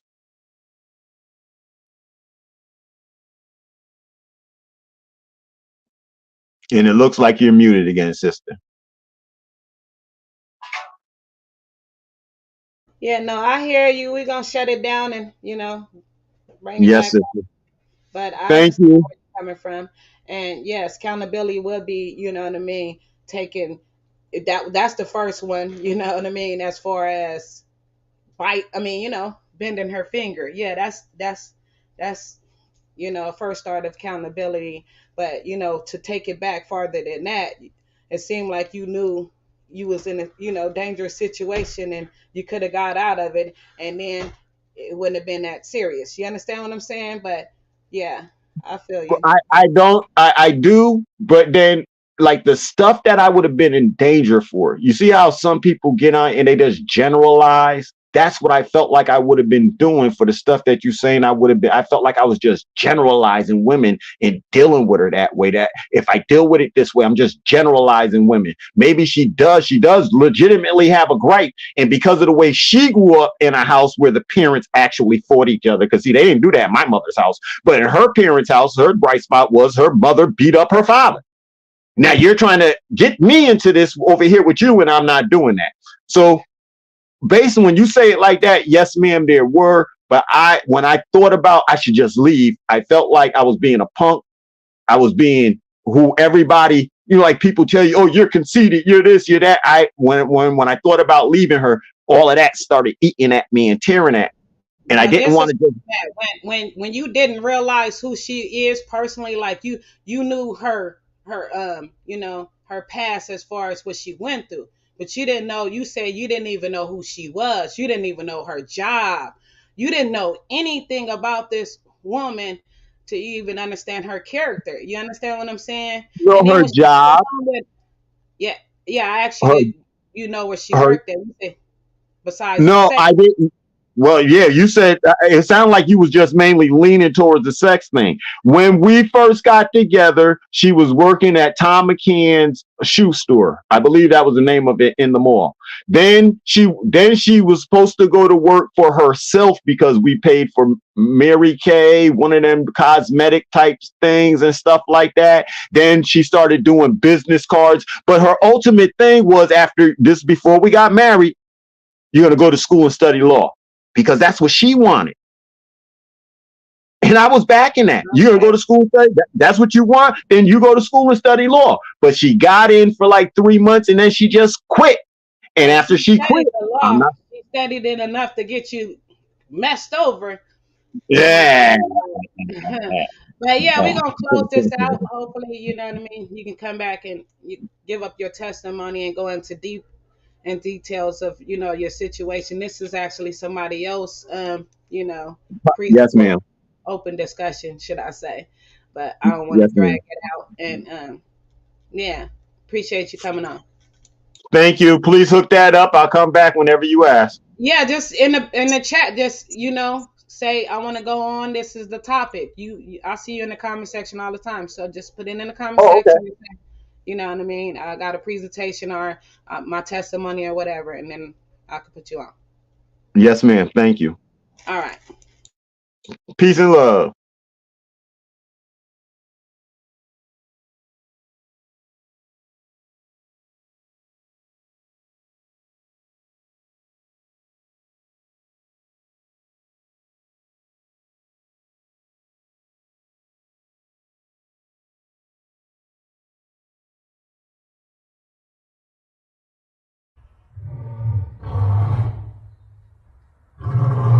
I want you and that young man to tie that knot. I'm gonna pray for you. And I want you to hold on to God's unchanging hand, because he helped Joshua fight the battle of Jericho. Yeah. It's the old dot, get out the lion's den. He helped get off the island. Let me get straight to the business. Yeah. Got them lions in the building. Yeah. Why you lying to the children? Yeah. Why you lying to the children? Yeah. RIGHTEOUS. Man, you know I've been to bed.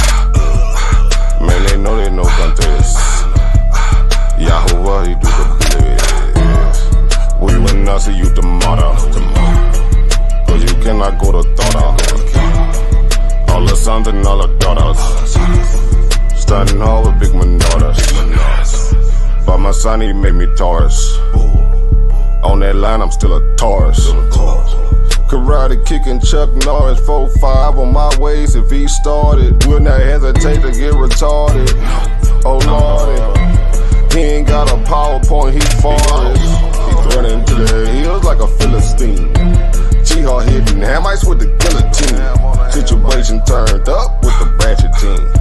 JJ 7000 to the bait league. I know them haters gon' hate me, but he won't debate me. Pistol off safety. He respond, come wake me. If I don't get up, nigga shake me. If he don't show up, then he fake G. I touch down and make these nigga nuts hate me. Dear brother.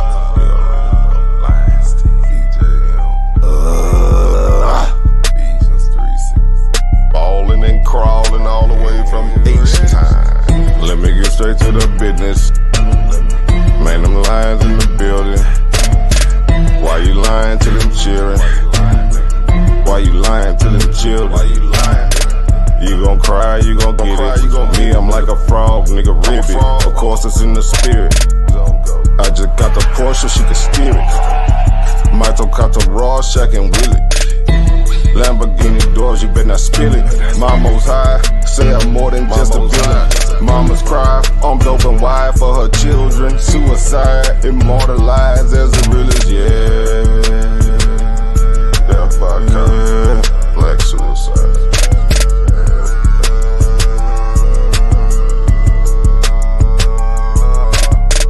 Let me get straight to the business. Got them lions in the building. Why you lying to them children? Yeah. Why you lying to them children? Yeah. R-I-G-H-T-E-O-U-S.